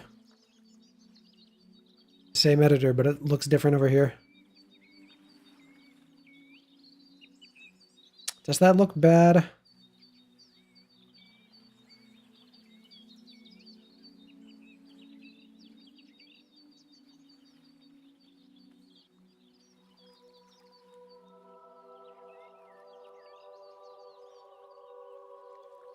Oh, not like that. Does the does it look oversaturated? Does the watercolor like splatter around it? Does that look oversaturated? Kind of, I think a little bit.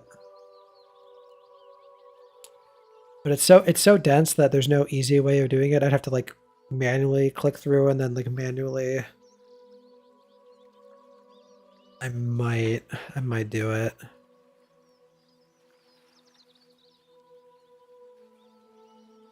Here, hold on. We'll see.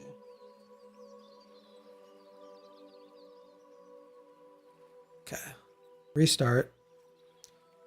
No feathering. Let's put this up to like, I don't know what the threshold actually measures, but 40. I click that. See, that's, okay, that's a little bit too much.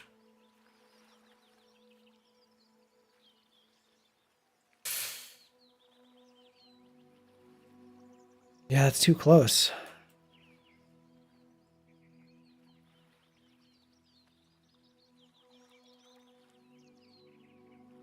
Okay, that's pretty good.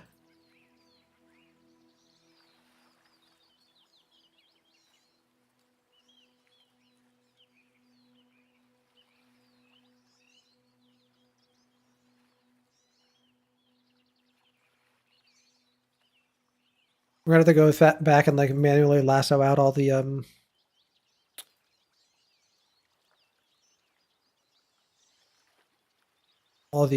things that are like inside the bag.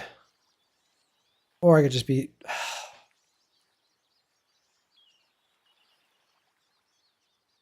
oh, that's so annoying. Why is it picking those up?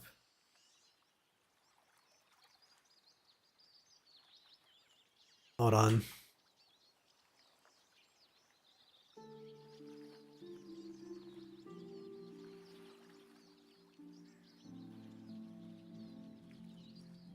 Yeah. Okay, I decided I'm not doing this right now. I might do this later. I'm not gonna do this on stream because it's just a bunch of busy work. Yeah, we're not doing that right now.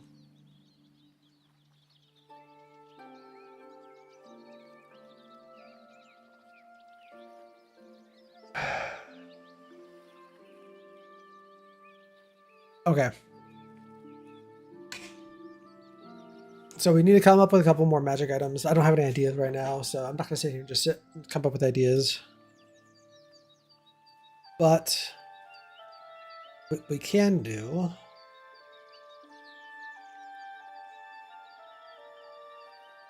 get the page situated. Wait. If I'm lazy and I don't do that with the magic caltrops, we could post that tonight. Because I've got all the rest of the art. The Rapier of Jealousy. What's it do?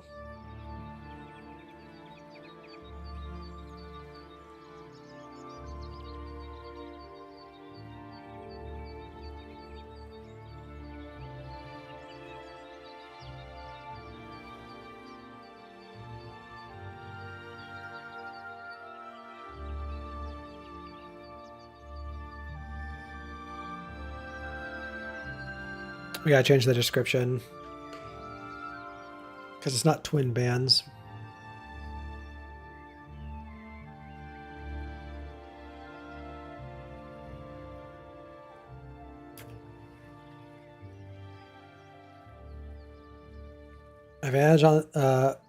Advantage of surrounded by enemies, but disadvantage of surrounded by anybody else.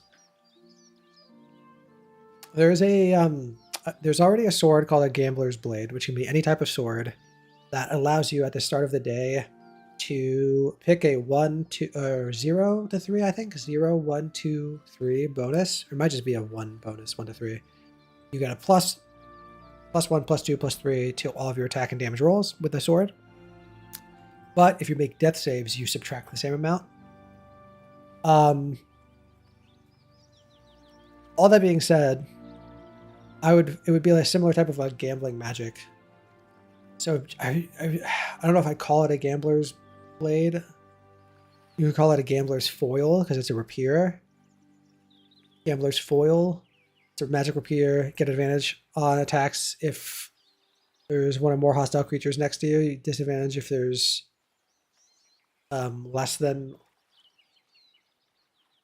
one hostile creature.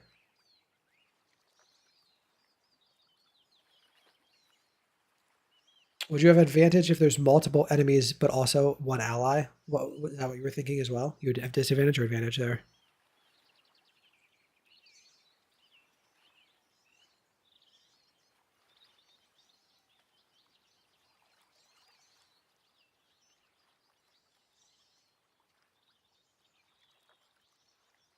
Okay, we're gonna get all these on the page.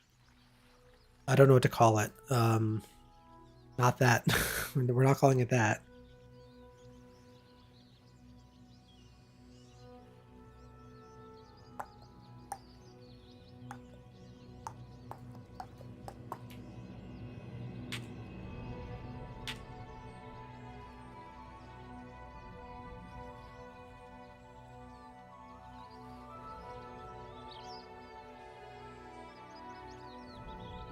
Okay. I'm gonna use the bathroom real quick, and then when we come back, we'll start to get these things over.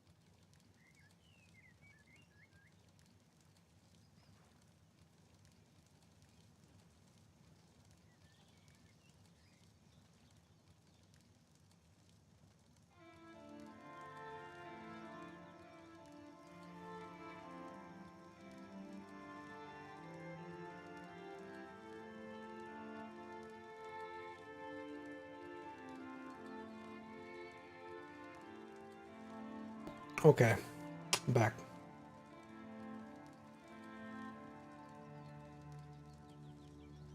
That we.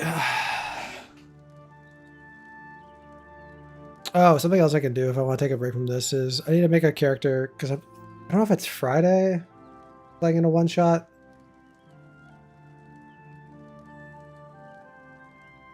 So I got to put a character together. I don't know if I. I don't know exactly where the. Playing on Foundry. I don't know if it's open. I don't know if I can make it whenever, if I just need to put it on D&D Beyond and then have them export it over. We'll see. We'll see what happens. Okay. Dot page. After.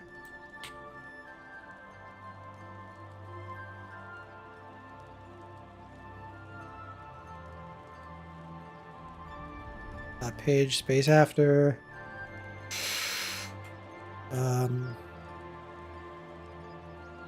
Display.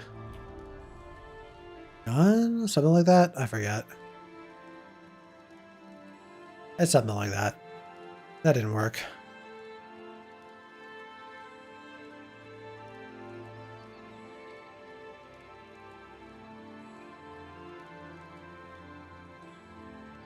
Page after. Display none. Okay. I was half right. Maybe when you hit a creature. Maybe when you hit a creature of this weapon, you do an extra 1d6 of psychic. What? What? 1d6? Huh? Wendy's 5 for 5? What's going on here? What's happening?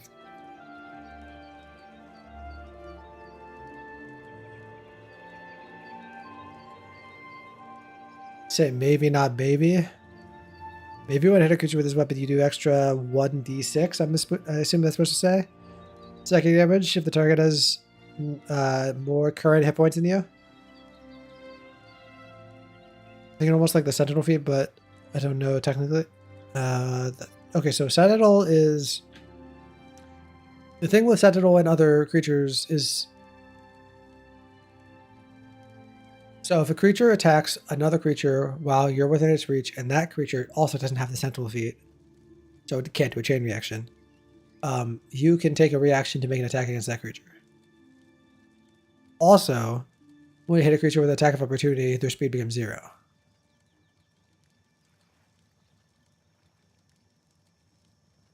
And that's what the Sentinel feat does.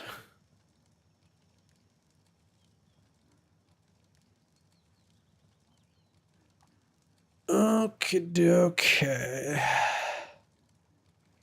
Let's try to put the art at the top of the page this time.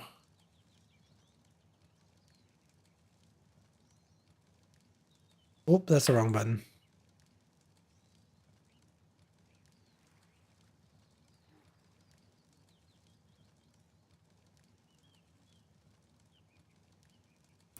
Bag. Okay, we want... What do we want? We want wide. Why is it doing...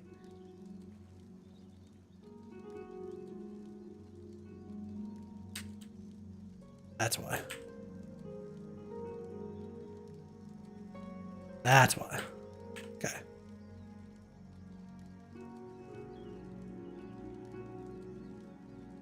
Fuck. Okay, there we go. No. What am I doing wrong? Okay, there we go. First item should be like down here. It should start like down here now.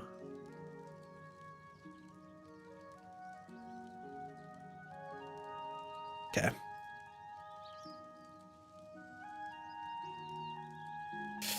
Okay, I need to put these in alphabetical order. Shield of the Djinn should be probably actually no, Summoner Bracer should be last. Armor Slayer, Bag of Caltrops, Shield, Summoning Bracers. Shrimple As. Did we get a Shrimple As from chat?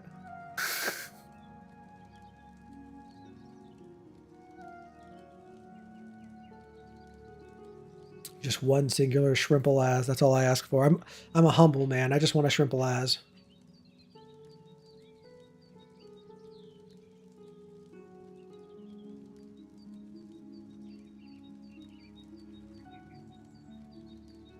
Why do I think this is the wrong syntax? I always think it's the wrong syntax.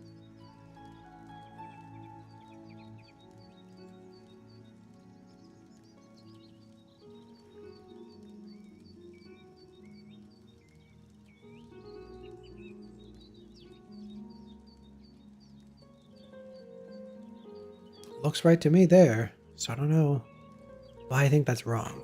I don't know.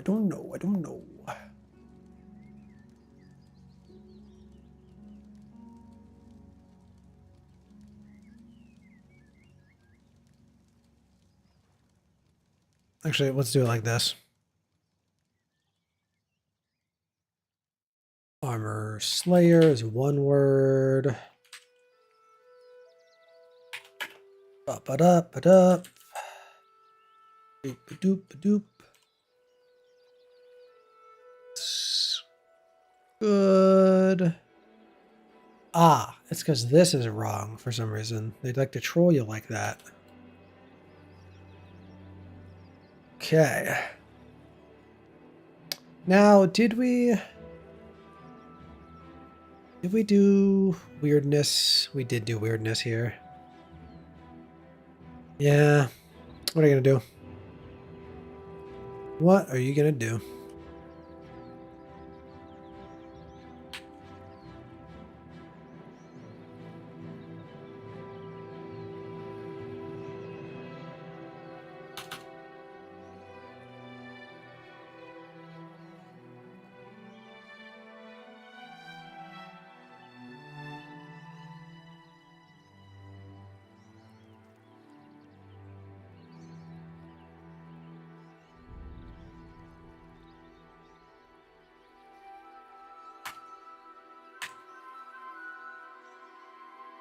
Okay.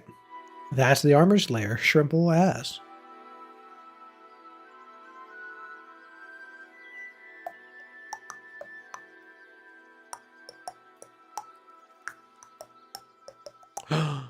Wait a second. Ah, that's what I did. That's what I did. Should we change the name of Bag of Caltrops? Because it's not just a bag of caltrops, but I think that's kind of the joke. It's a bag of caltrops. That's a bag of caltrops. Fuck it. It can be haha funny.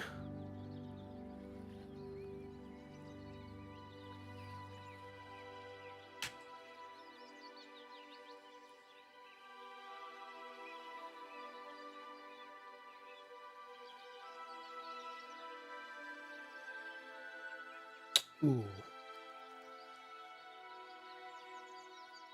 Should there be? I didn't put him there.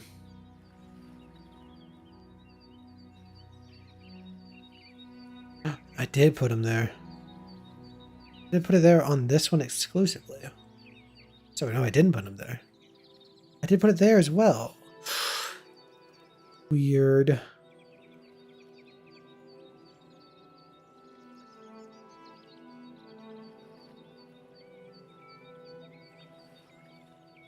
Hmm.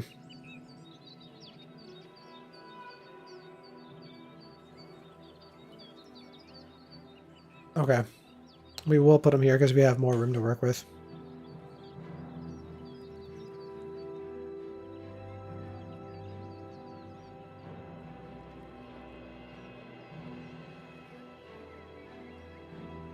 Okay. Put that shit there. Now, what was it called again? It was called Bag of Caltrops. What an inspired name.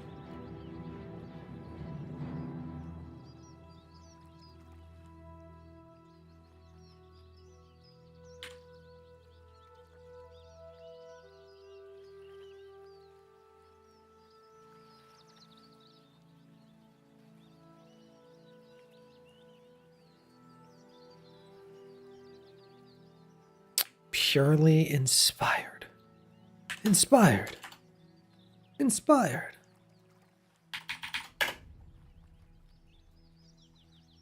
Okay, okay. Then we got the Shield of the Djinn. Yada, yada, yada.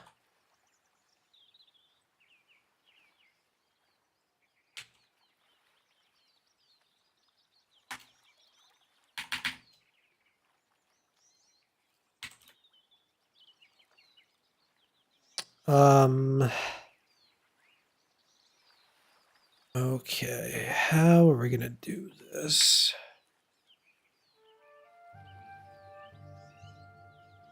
I think this is fine.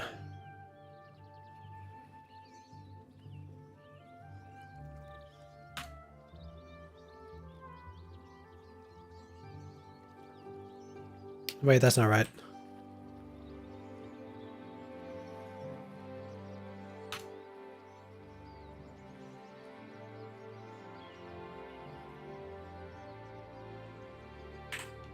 That's right.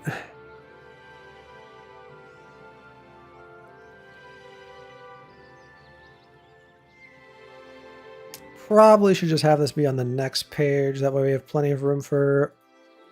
We have plenty of room for art at the top, and it's, you know, not just like blank in the bottom right corner.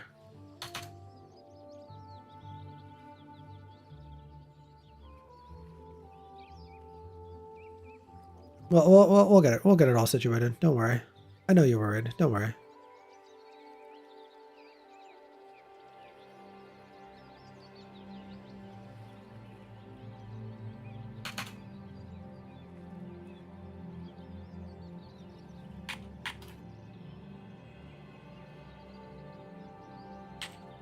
Summoning bracers or summoners bracers?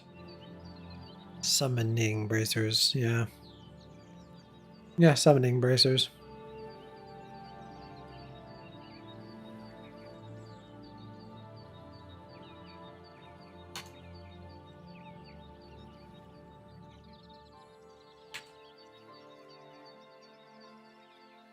Why the fuck did that come from? My start menu opened up. Okay, now... Why is the...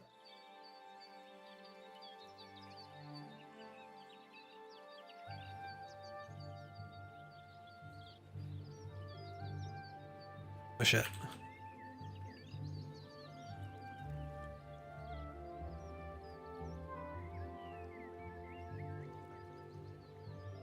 Do I have to do a column break here? Is that you really gonna make me do that?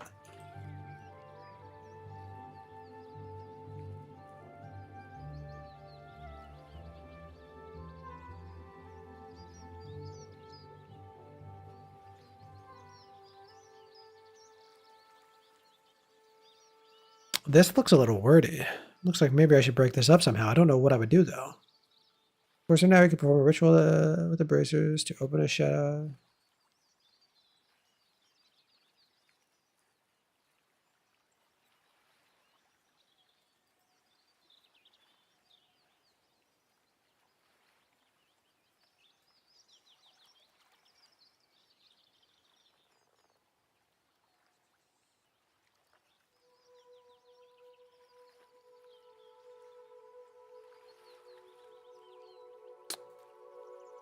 Just that feels weird, that being its own paragraph.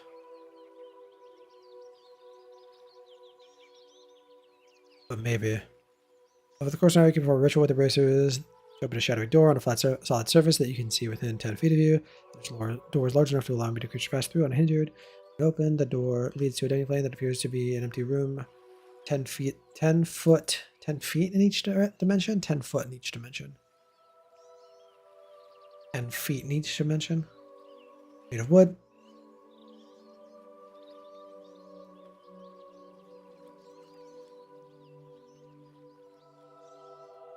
And is made of wood. The door disappears after 10 minutes and and any creatures that are still inside are shunted harmlessly to the nearest occupied space to where the door was.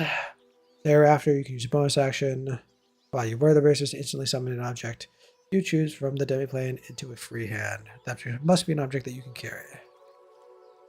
Does that make sense being its own paragraph?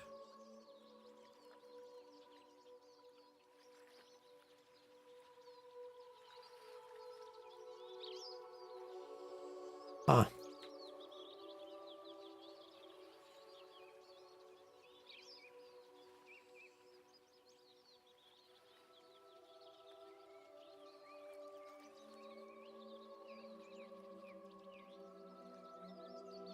I guess so. That's good enough for me. Good enough for me.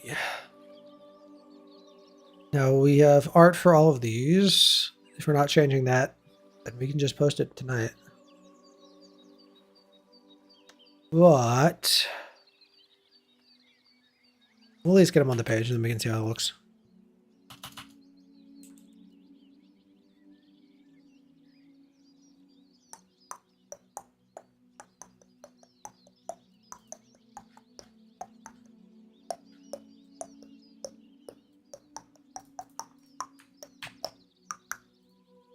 Ba-da-da-ba-ba-da-ba-ba.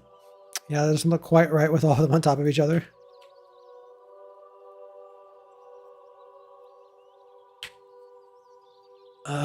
We did this to be nice and big. Not that big, though.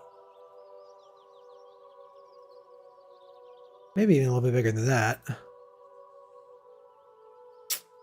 Yeah, that looks about right.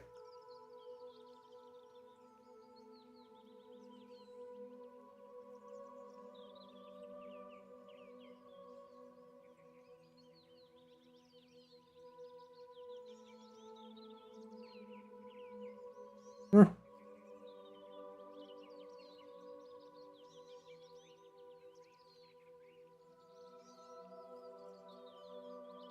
Bag of caltrops is next. Should be a little bit smaller because it's supposed to just be a bag of caltrops, right? So like that like size between them, it might actually be too big. We go a little bit smaller than that.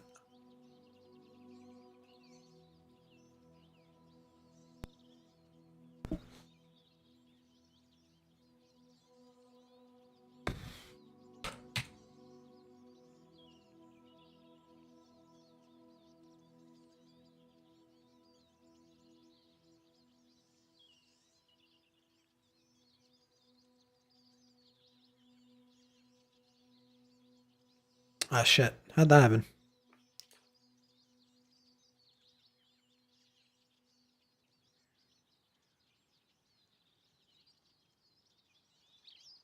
I think technically speaking, this should be a little bit smaller, but it is what it is.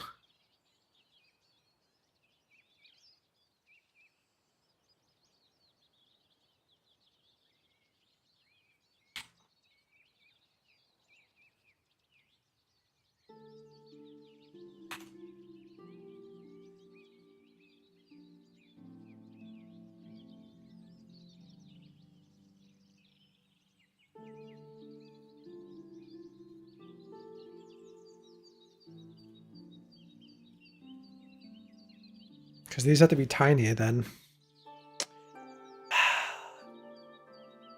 Don't want them to be tiny.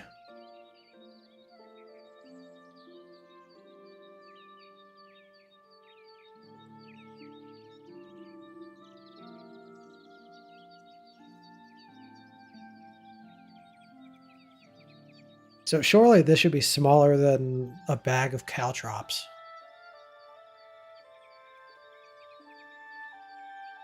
Because it's a bracelet. But it can't be too tiny. Maybe make the bag a little bit bigger.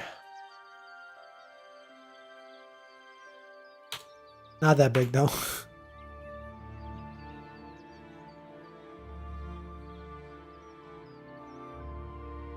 Shit, a little bit smaller. And the bracers can be down here and be relatively... They should be bigger than that.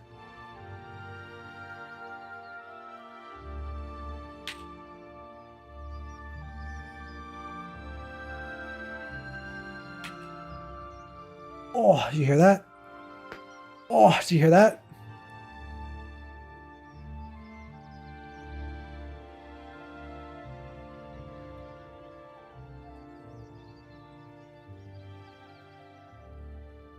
True. Stream elements. What a giga chat. Don't forget to like the YouTube stream either.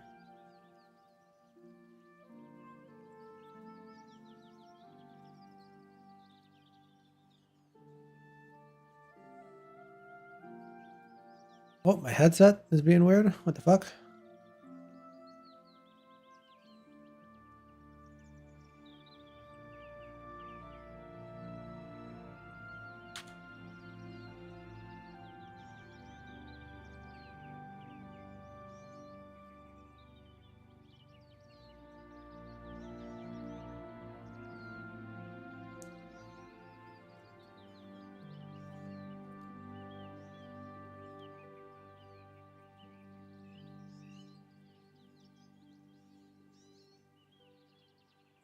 I think the bracer should be a tad bit smaller.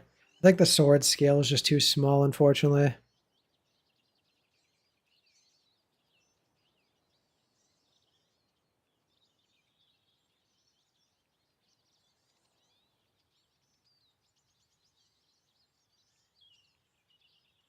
We might just have to make the sword a lot bigger.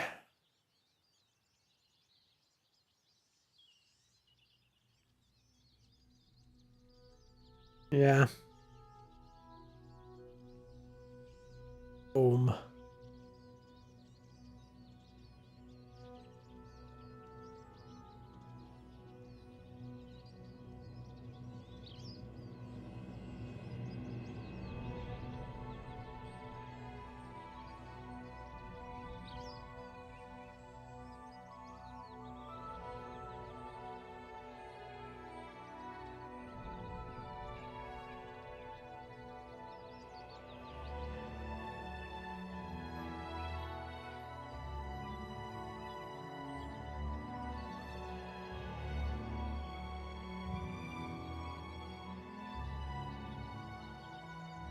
Does that feel balanced?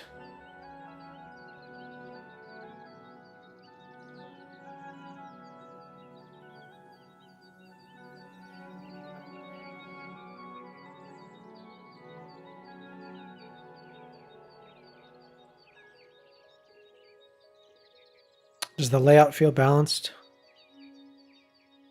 I think that some of these look a little bit too sharp. I've got a hack for that.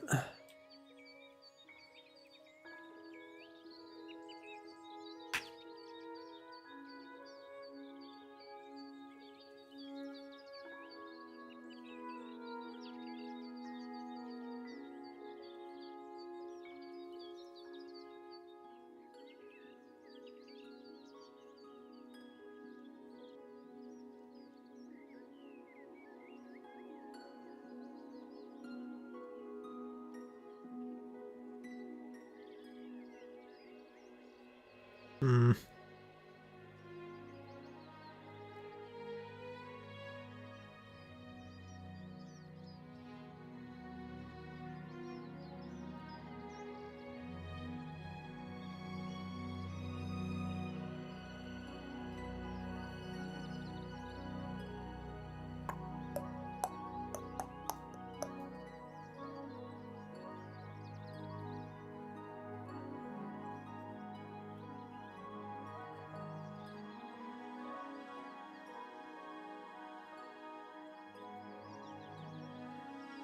I guess that's good enough.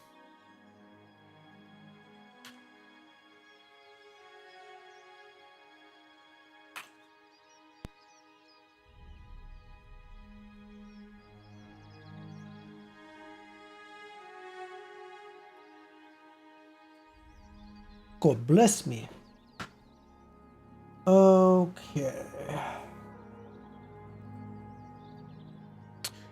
See, what I would like, I just need a library of like big watercolor splatters.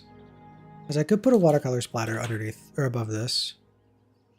But what is their 100% Is that actually their width? Is that actually what they look like? That we'll do 97%, so it's not at full resolution. 2, 3, 5 could work.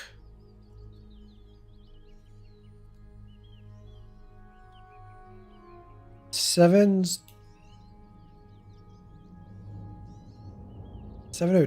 and 10 could only goes to 12.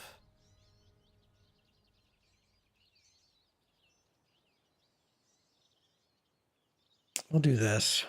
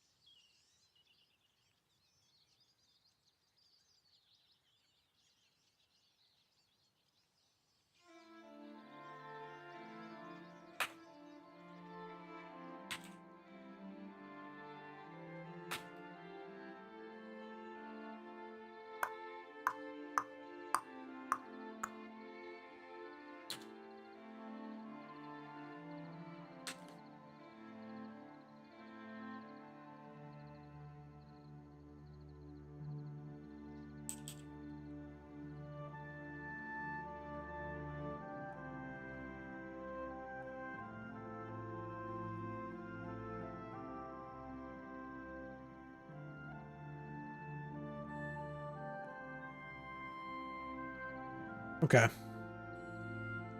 That's pretty good.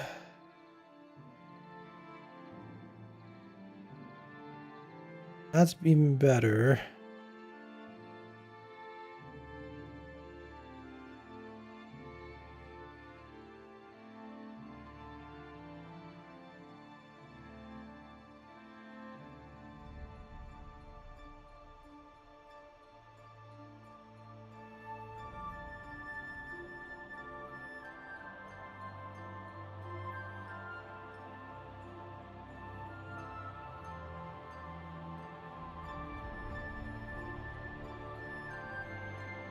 Okay.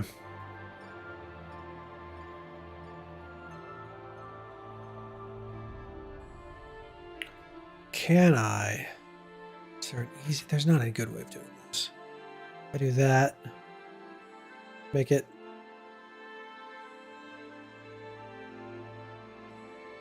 15%. And then make it smaller. It's gonna fuck the whole scale.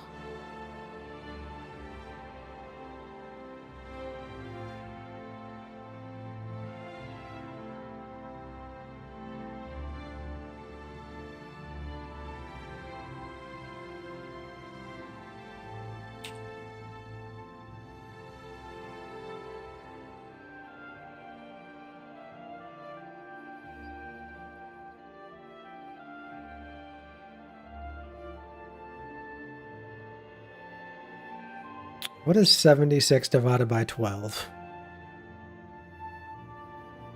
76 divided by 12. 6.33.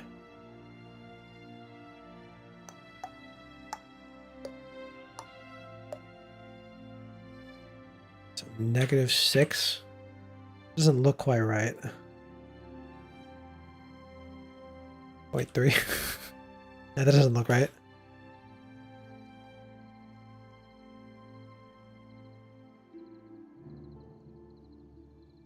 I don't know why. Okay. Doesn't even does that actually even look better? That maybe. I think it does a little bit, but it's so imperceptible. Who cares?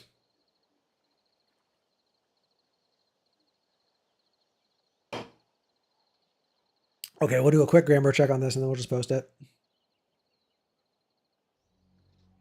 I put too much effort into the things I post for free. So I think I already did Grammar check them. We might get some like weird.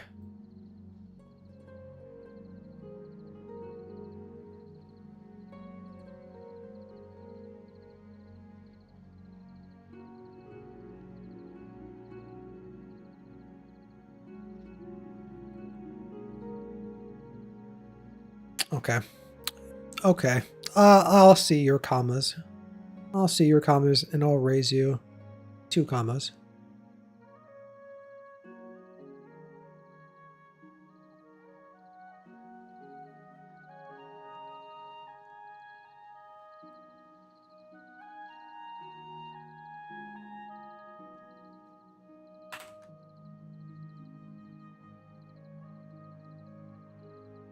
Although, I guarantee you if I post this in now, it's going to be like, you should remove those commas. Oh no, it wants me. Oh, because it's the British English. That's why I was. Now it does want me to remove those commas. You fucking son of a bitch. You son of a bitch.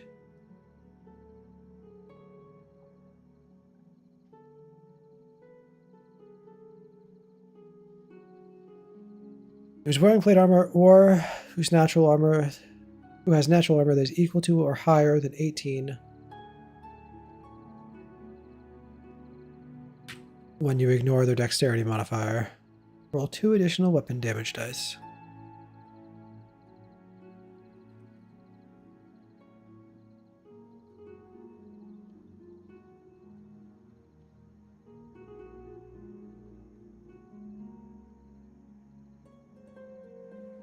Fuck it.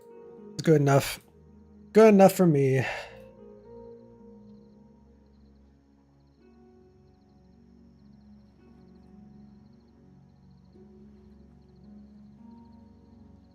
Nope. Good enough for me.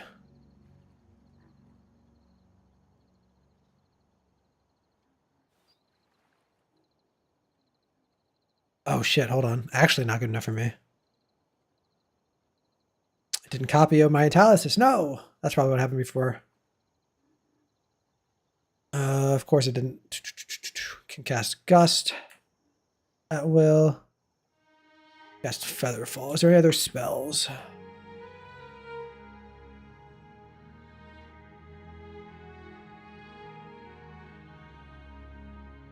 I don't think there is any other spells.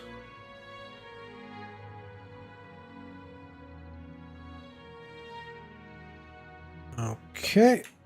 Oh, not that. Do that. We'll give it the read through. And then we'll be Bing Chilling.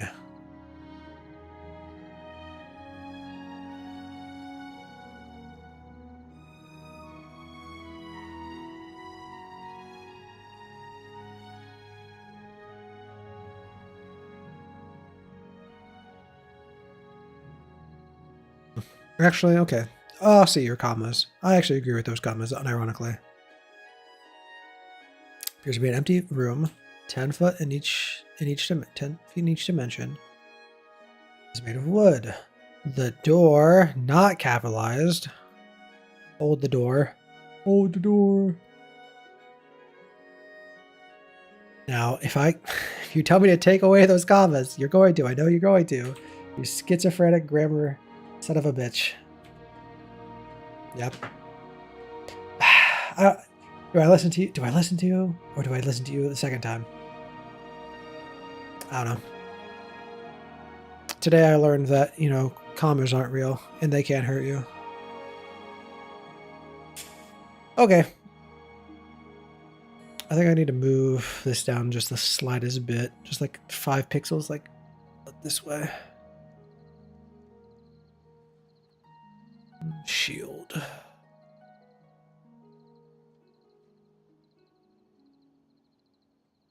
Actually, that looks better.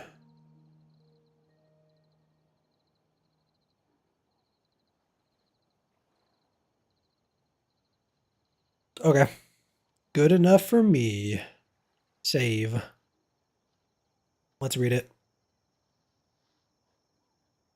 Armor Slayer. Weapon. Longsword. Rare. Requires attunement. I did just read through these, didn't I? Did I not read through these before putting these together? I think I just did. If there was any super apparent errors, I would have seen them. Okay, so we should be good then. Get me that PDF. Get me those damn pictures of Spider-Man.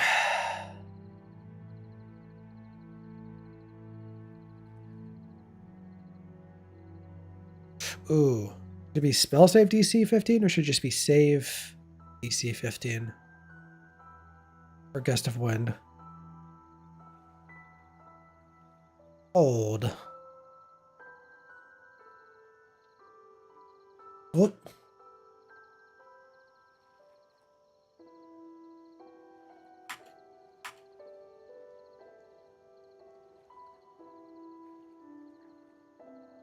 Whoop. Whoop. Save DC. Aha. Ah. Ah. Aha. Aha. Aha.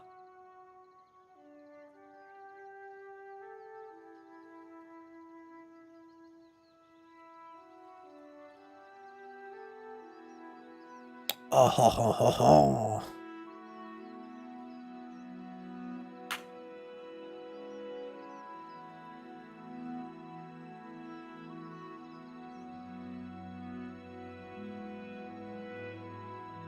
Okay, save that shit. We saved. View. Looking good. PDF. Looking good. Save. Ooh, do we have a folder for this? I don't think we do.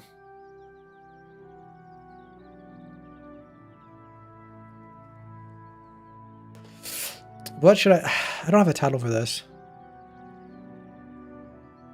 It's just magic. They're just random magic items.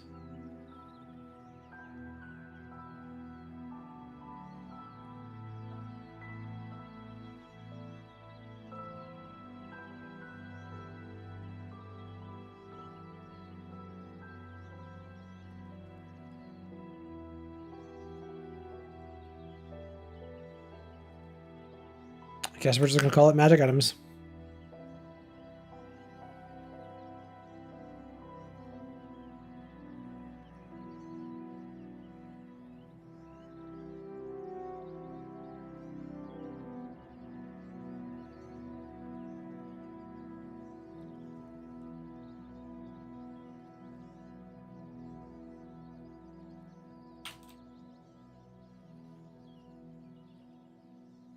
Okay, okay.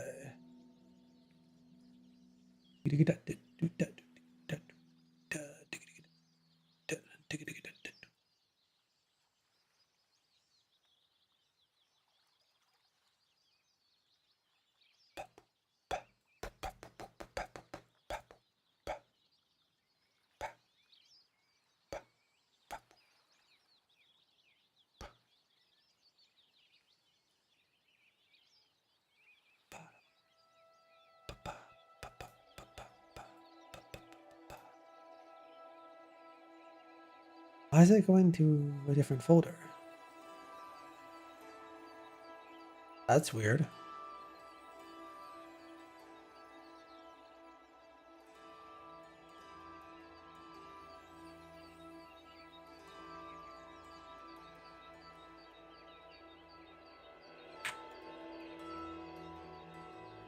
That's weird. That's suspicious. Okay, do that.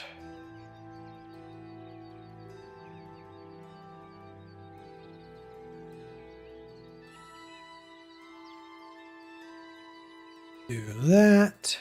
Oh. Do. Shit. Did I do the right one? Fuck. Oh, I don't know what it. Okay, do it again.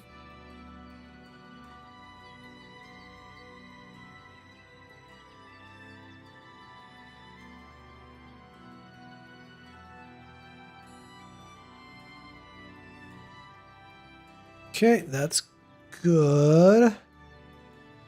New post. Title.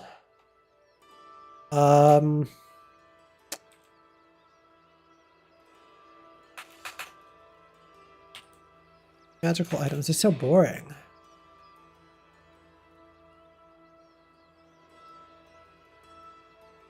Let me at least hold on. Let me at least come up with a pun. We've got sword, a bag of caltrops, shield of the chin, summoning bracers.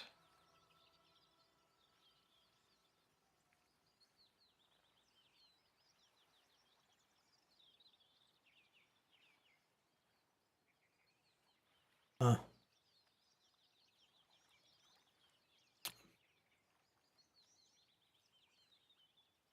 It's a bag of items. We got a bag involved and they're different items, so it's a bag of fun.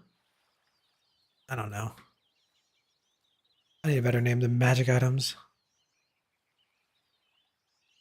Oh, I do.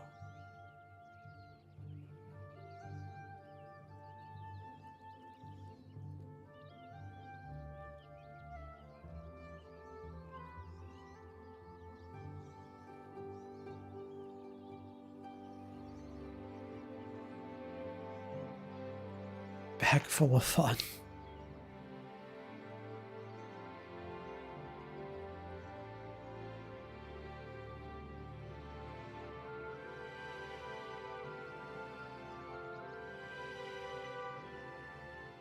Now that's a good good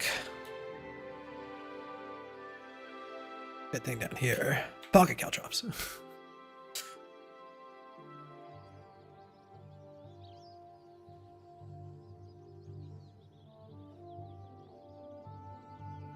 This is gonna be random magic items.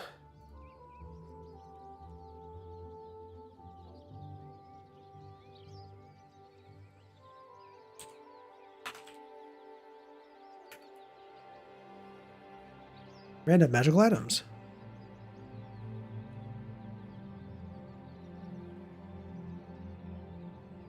Pocket caltrops.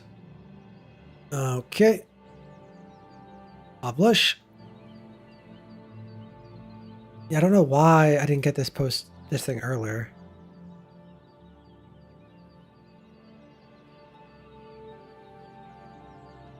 Post. I'll do the restream thing.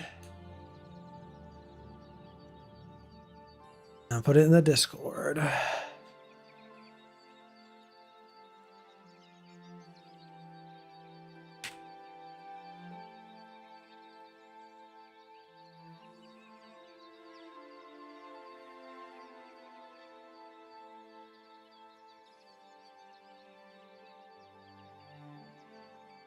Okay, dokie.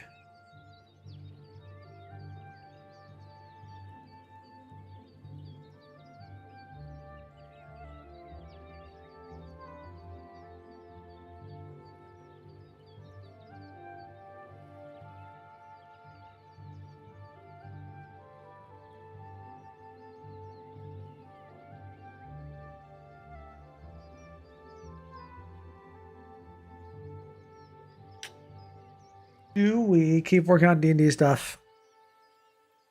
I've got a couple ideas. Not for more magic items, but for working on this wacky woods thing. Some of the ideas are kind of basic. Like this is basically just gonna be a person. The Gek. This is gonna be it's gonna be a beast that has like a false appearance. I don't know what would make it unique besides like a beast that has false appearance. So you could wild shape, I guess, into something that's false appearance. Because there's no beasts that I know of that have false appearance. Except maybe rock crabs. Or sand crabs. Or mud crabs? Swamp crabs? Is that called swamp crabs? What are they called? The ones that in Mortmire.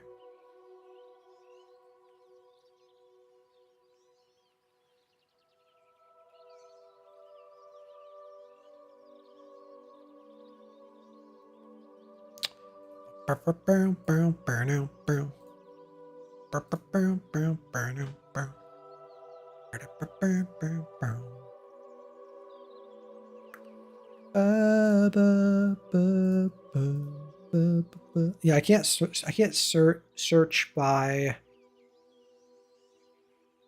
maybe shape changer. Are there any beast shape changers? No. Yeah, I can't search. There's no beast that I can think of that have false appearance though. I don't know.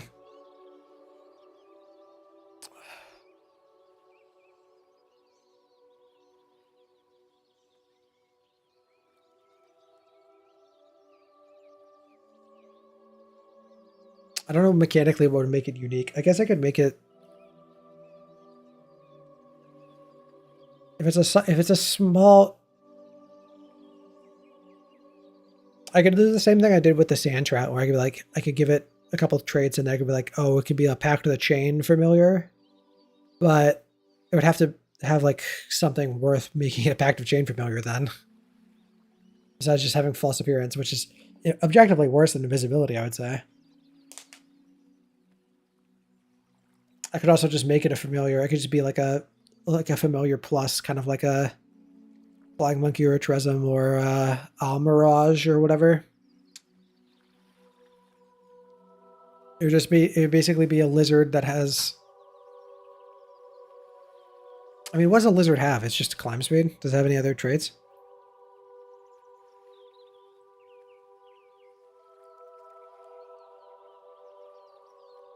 A giant lizard is only CR 1/4. A basic CR 0 lizard has a climb speed. It's 20-foot climb speed. It's not even fast, dude. What the fuck? What a bad lizard. Okay, that's my mechanical reason to make this a familiar, is because if you want a lizard that doesn't suck ass objectively, why would you ever choose a lizard as your familiar? I guess maybe because 2 hit points, maybe? I guess that's the one mechanical reason for it to be.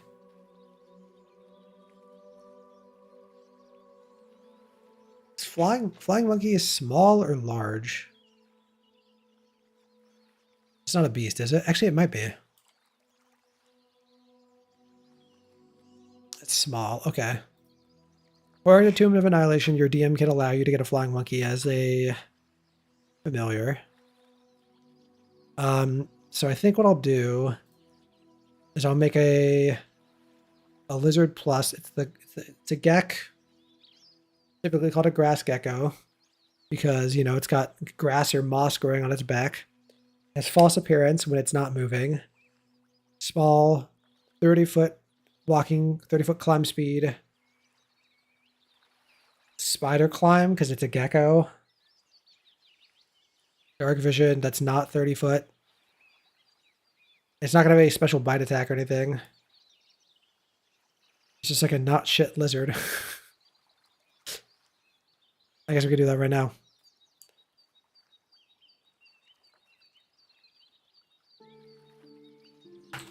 It's a gek.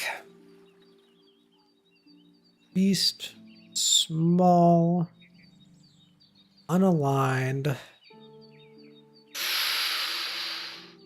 Wait, was a Flying Monkey CR 0? I don't think so.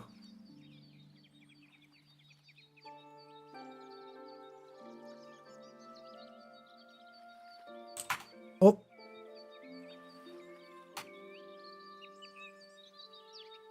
It is, okay. Based. CR 0.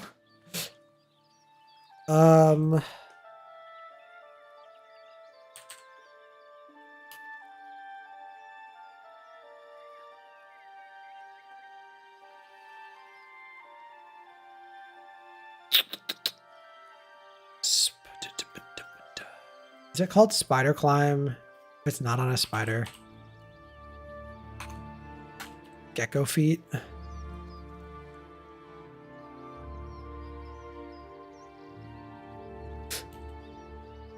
That'd be kind of cute just by doing gecko feet, because it's not a gecko, it's a gek. I think it's still called Spider Climb, even if it's not on spiders. I don't know though. Can't think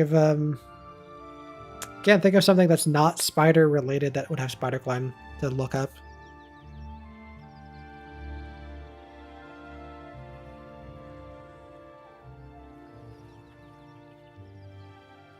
I guess I could look by climbing speed. I could just climbing speed.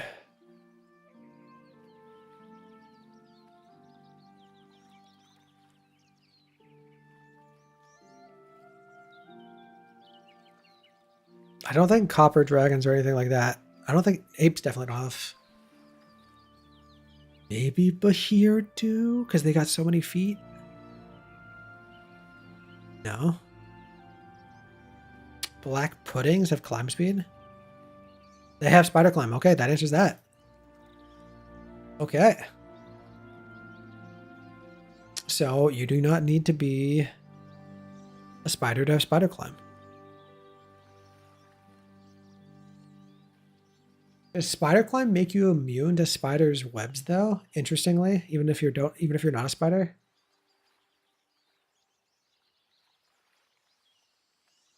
I don't know where webs are mentioned. Is it the DMG? It might be the DMG in the environment. Or like obstacles. Usual environment? I think maybe?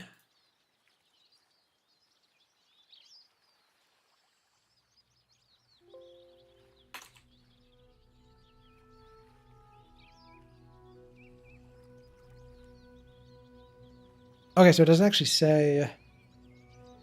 So according to the rules, spiders actually aren't immune to spider climb unless spiders have in their stat block in their spider climb that they're unaffected by webs.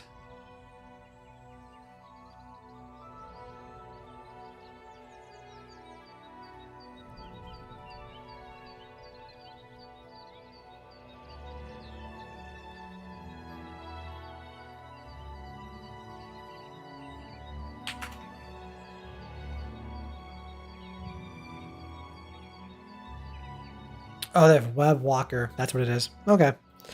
I thought they had something.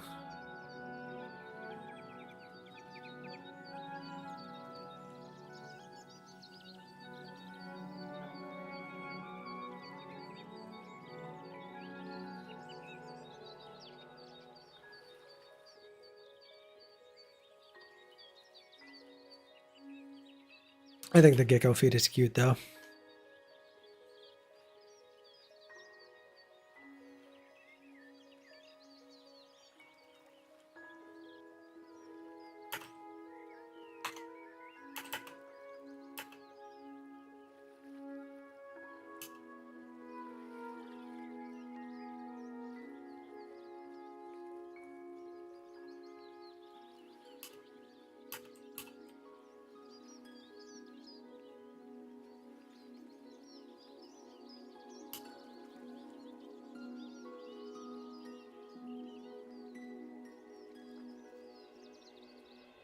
Okay.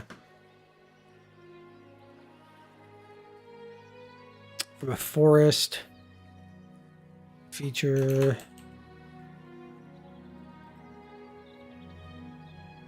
like a shrub, bush, no, shrub, grass, or moth. Moth? Moss. There we are. While the gecko isn't moving, it is indistinguishable from a forest feature like a shrub, grass, or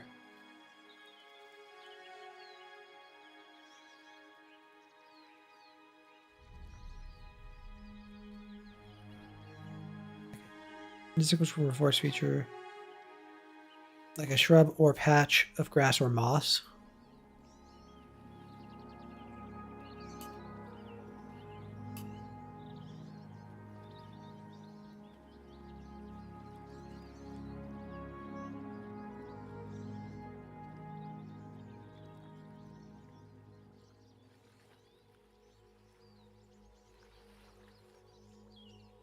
Okay. Guess it's gonna have a bite. Yes.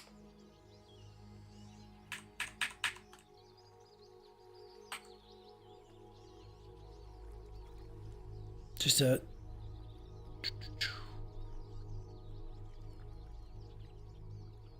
I don't know what its statistics are gonna be besides not good.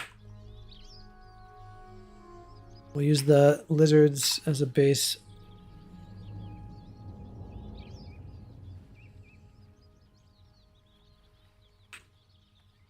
I don't know if they made it. This used to you used to have to delete these. I don't know if they made it so that if you don't touch them, if it it like won't have it on there. Okay. Hit die value is a d6 because you know it's a small creature.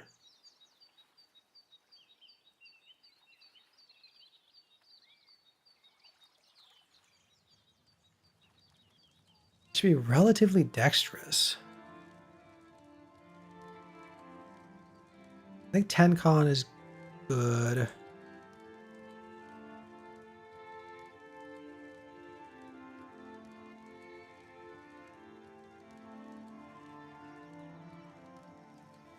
Okay, this is like a ballpark. I know what I'm thinking. Let's look at what a lizard has. See if my intuition is any decent. What up, Liz?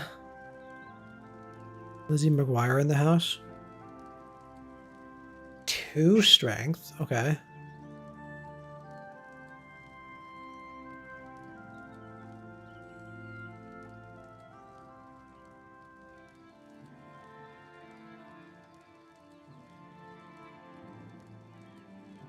Eight wisdom is higher than what I thought would be on a base lizard.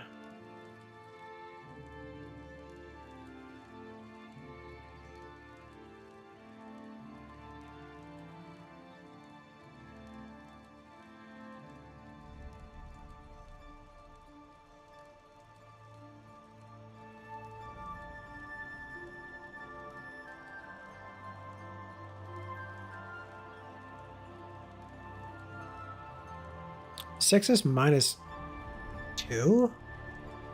9, 8, 7, 6. Yeah. Oh, that was dangerous. If I set that the other way around, that would have been real bad. Okay. I think what we're going to do is we'll give it stealth expertise.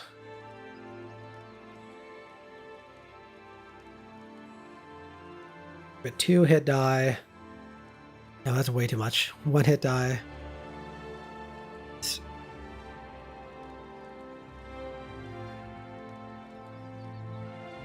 4.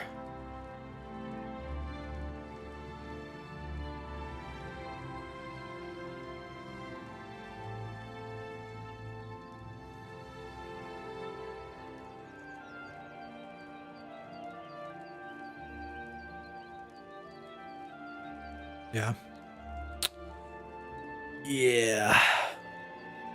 Wait, do geckos, are there any geckos that like drop their tails? Or is that a different lizard that does that? Do any geckos leave behind tails? Yes, many gecko species leave behind their tails as a survival mechanism known as caudal autotomy. Huh.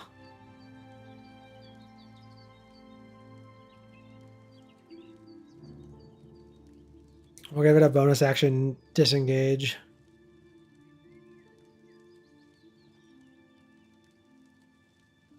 We'll have it take 1 point of damage. Bonus action disengage.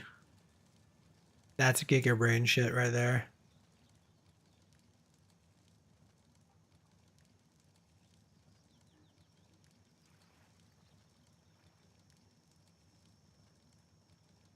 Bonus action.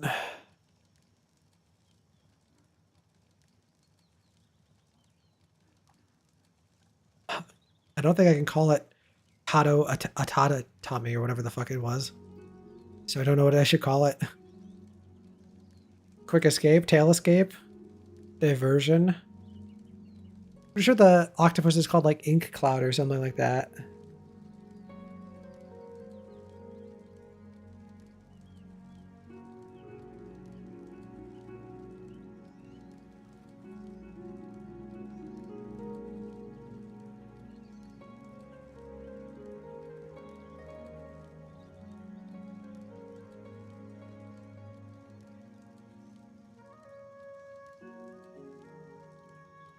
Should it actually cost? Should it actually do damage? I mean, it should, right? Maybe not. I guess they don't actually need their tail. It'd be like losing a finger. Like would cutting off your pinky. It's like a level 20 character. That would probably be a single point of damage. That's probably what I would do. So maybe it should still be. Yeah, I don't know. I don't know.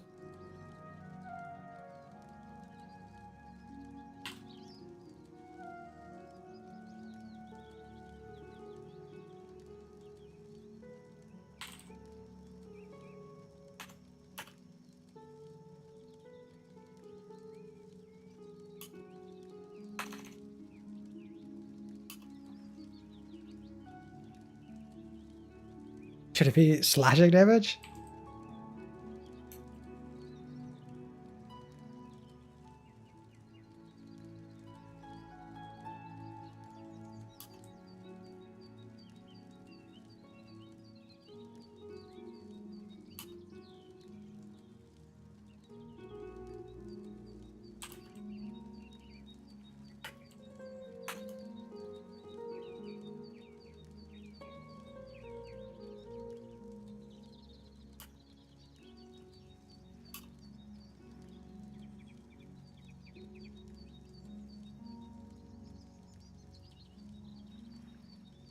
The Gek takes 1 point of slashing damage as its tail pops off. The Gek can then move up to its speed without provoking attacks of opportunity. This is a once per situation. Once per day, probably. It would be a good way of balancing it. Even though it would be kind of wacky that it gets its tail back every day. But, you know, once per day.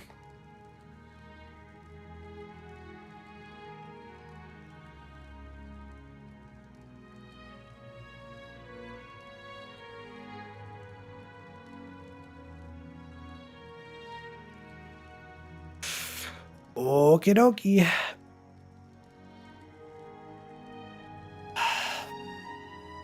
+0 to hit still.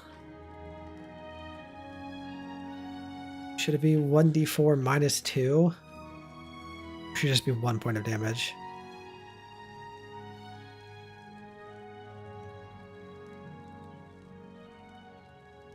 (1d4 -2).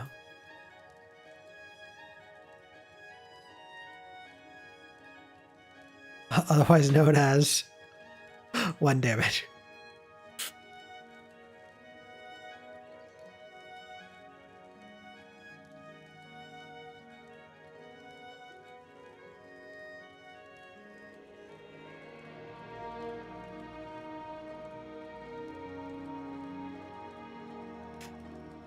Because, yeah, it should just be 1 point of damage. It should just be 1 point of damage.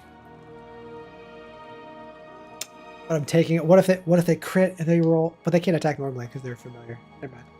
Never mind. Never mind.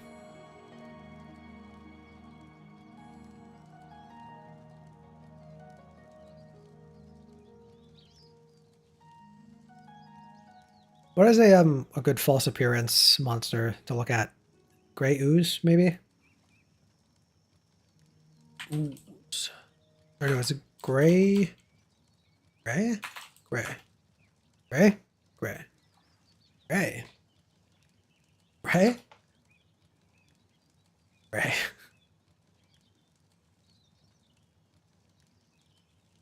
Remains motionless is the proper.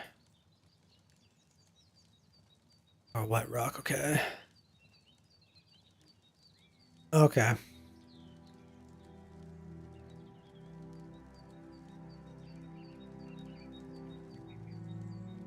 Remains motionless. It's indistinguishable from a forest feature like a shrub.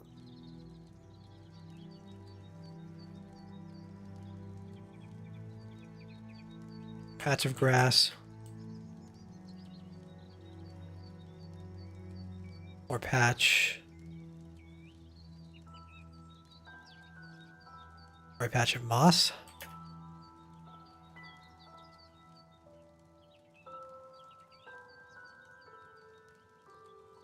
Tuft. Tuft of grass. A grass tuft. Wink, wink, nudge, nudge. For those that know, knowers in chat. Or a patch of moss.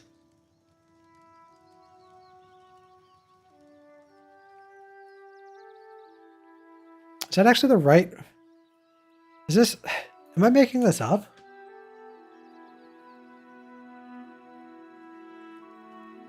Grass tufts.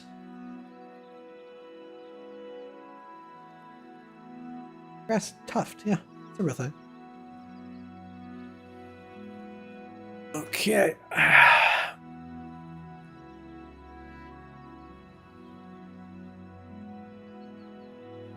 Okay.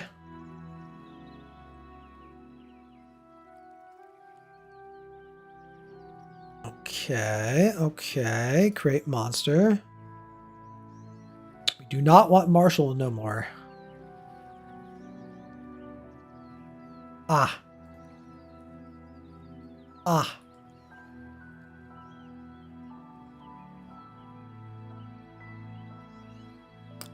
Ah.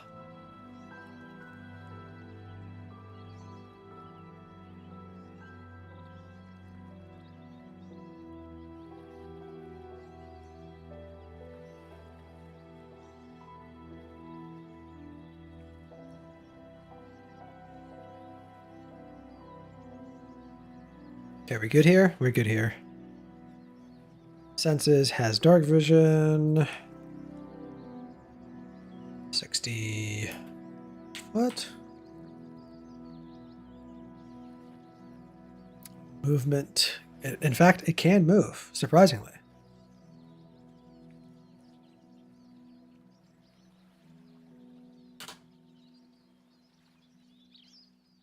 Should I make it quick?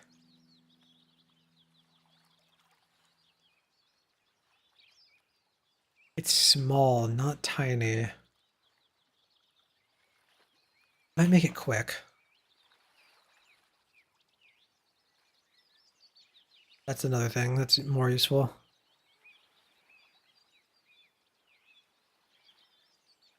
I was gonna have it be 30 feet, but I think 40 is good. Nice little happy quick speed.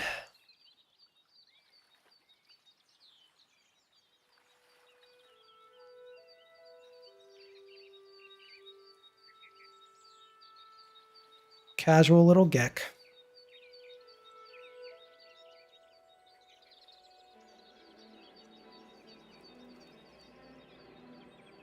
Well,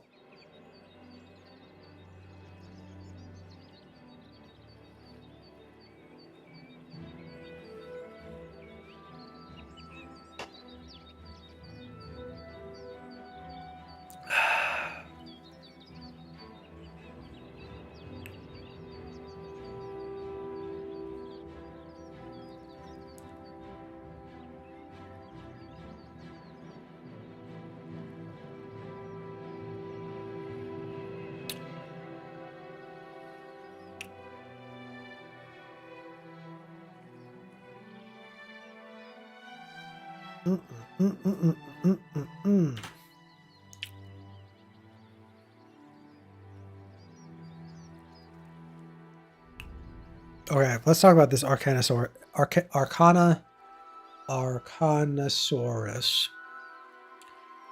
What primal magics should a unintelligent dinosaur have if said dinosaur can cast spells. What type of magic would a magic beast have? It's still a beast, but it can cast spells or has magic-like effects. Wild magic aura? Think it out loud, think it out loud. Wild magic barbarian aura? Hmm. Anti-magic aura. Ooh, a magic aura that activates like on a rage-like effect. D4 table, gotta keep it simple. D1 is, or 25% chance, of course, is anti-magic field and like a 10-foot aura. 2, it gains temporary hit points to like make it more like a rage effect, or it has a resistance to a bludgeoning, piercing, slashing. 3,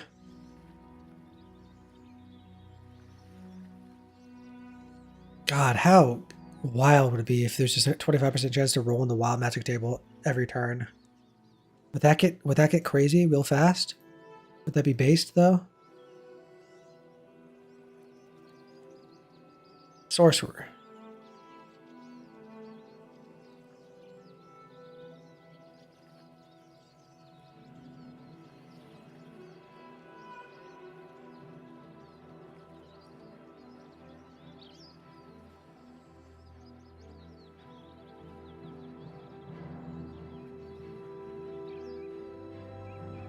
Or would any of these automatically end the encounter?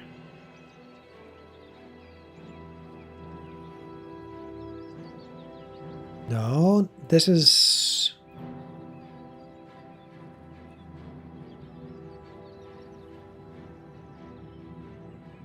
wild, but that's fine.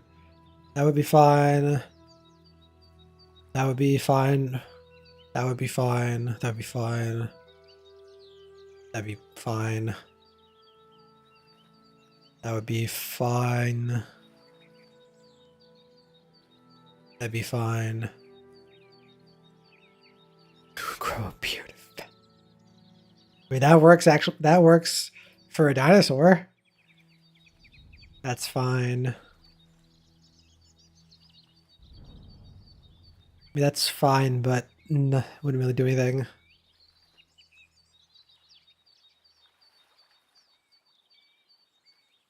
All of them would have to be blue, right? Because they would remain blue until their skin, until remove curse. So they would just all be blue. They'd just be a blue dinosaur.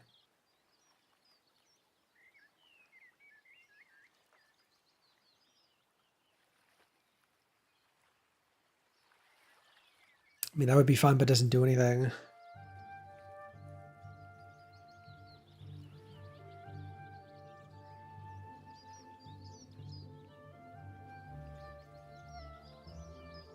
A lot of these would just like have no effect. Like maximize the damage of the next spell you cast. I guess I could give them spellcasting. Like they could be innate spellcasters. They'd have to for some of these to work.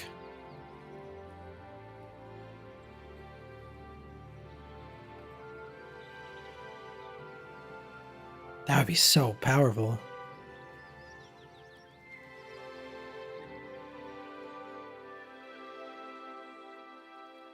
While a plant, you are incapacitated to have vulnerable all damage. If you drop 0 hit points, your pot breaks and your form reverts.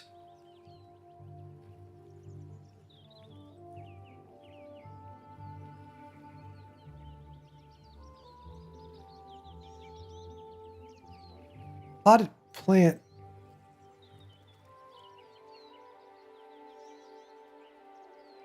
How are you supposed to read this? Are you supposed to read this as if like you get polymorphed and you have a separate pool of hit points that is equivalent to the potted plant? Or you have your same pool? It doesn't say that. It doesn't say you polymorph. It kind of does. But you're incapacitated and have vulnerable to all damage. If you drop to 0 hit points. It doesn't say you have a separate pool of health, so you kind of just like insta die. You can teleport for 20. You can cast levitate. some of these would be too wacky.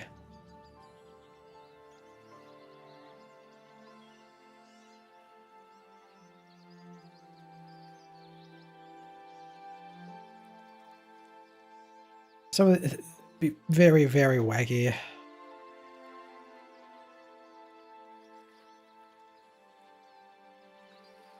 Oh, for a dinosaur though, imagine.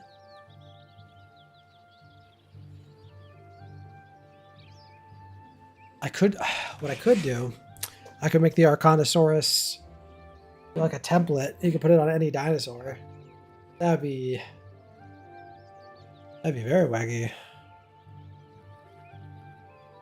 It'd be too wacky. I would just do a stab block.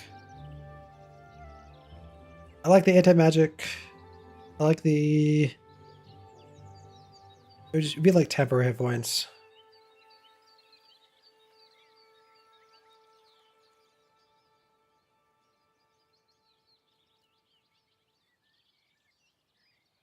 Three and four. What would 3 and 4 be? 4. We should just take like one of these effects or two of these effects for 3 and 4.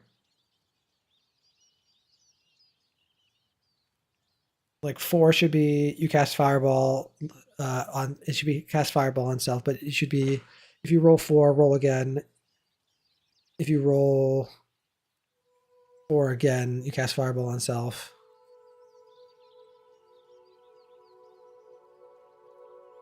So it would be 1 would be anti-magic zone, 2 would be temporary hit points, 3 would be something I've not decided, 4 would be roll again ignoring its result unless you roll a 4 again, in which case cast Fireball 3rd level on self.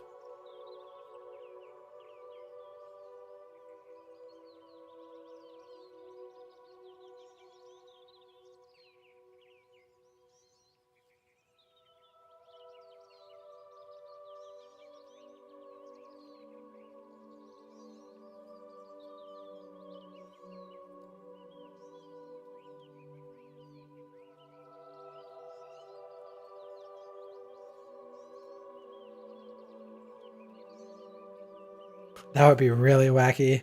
You cast. That'd be so wacky if you die within the next minute. You get reincarnated on a non-humanoid. That'd be so wacky. Ooh, that'd be really wacky.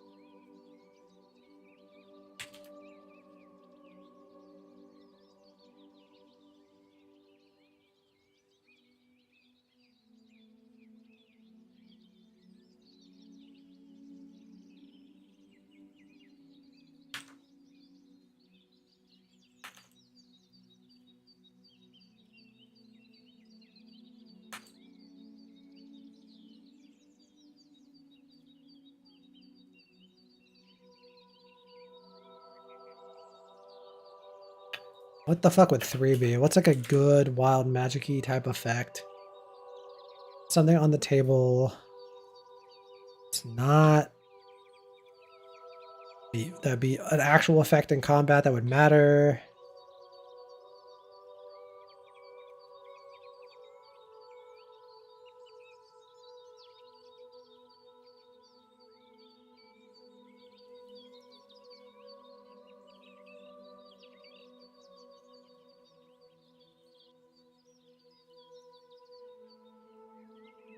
I could. I think what I'm going to do is I'll have it have some innate spellcasting.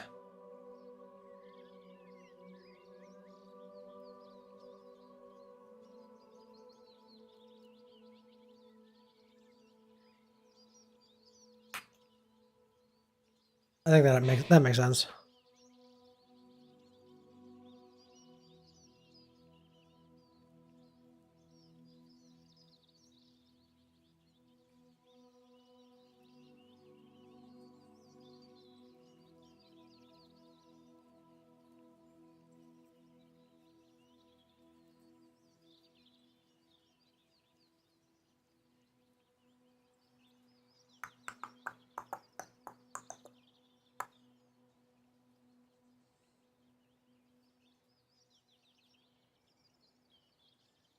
This thing is basically just going to be a water skidder.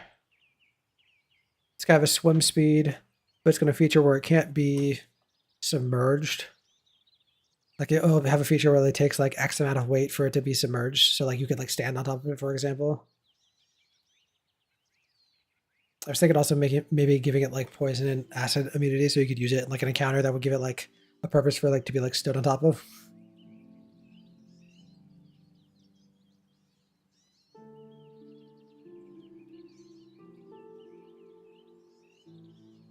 But I don't know why it would be in that pond then.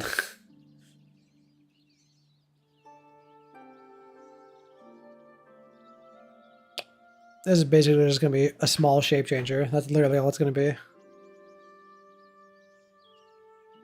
Or a tiny shape changer, because like cats and dogs, there's no dog stat block besides a mastiff. Mastiffs are medium, I think. It's kind of wacky that there's no like just dog stat block, but there is a cat stat block.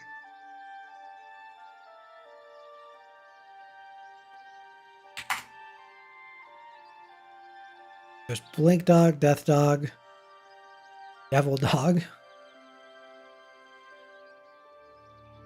Blink dogs are medium, yeah. Or mastiffs, but mastiffs of course are big fucking dogs IRL. Should I just do a dog stat block? There must be a dog stat block. Dog.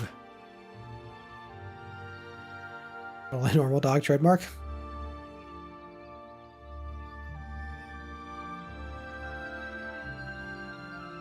Yeah, something like this. It's just a dog. Stealth? Why does it have stealth proficiency? Wait, that's not even right. Stealth plus what? That's not even right.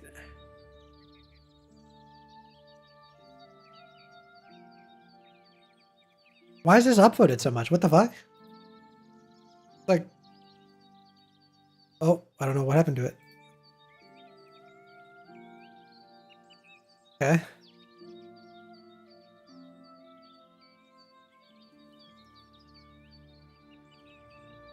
Whatever. Okay, I think we're done for tonight.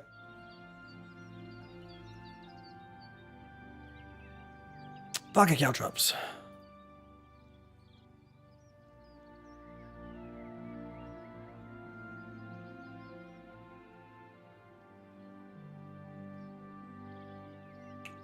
Okay, dokay.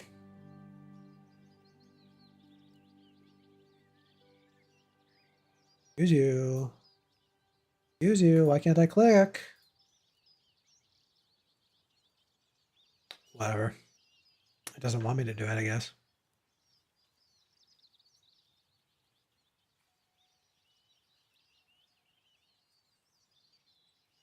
Okay. Beep bop boop. Dooba doop. Sheeba deep bop bow. Shibba dooba boop.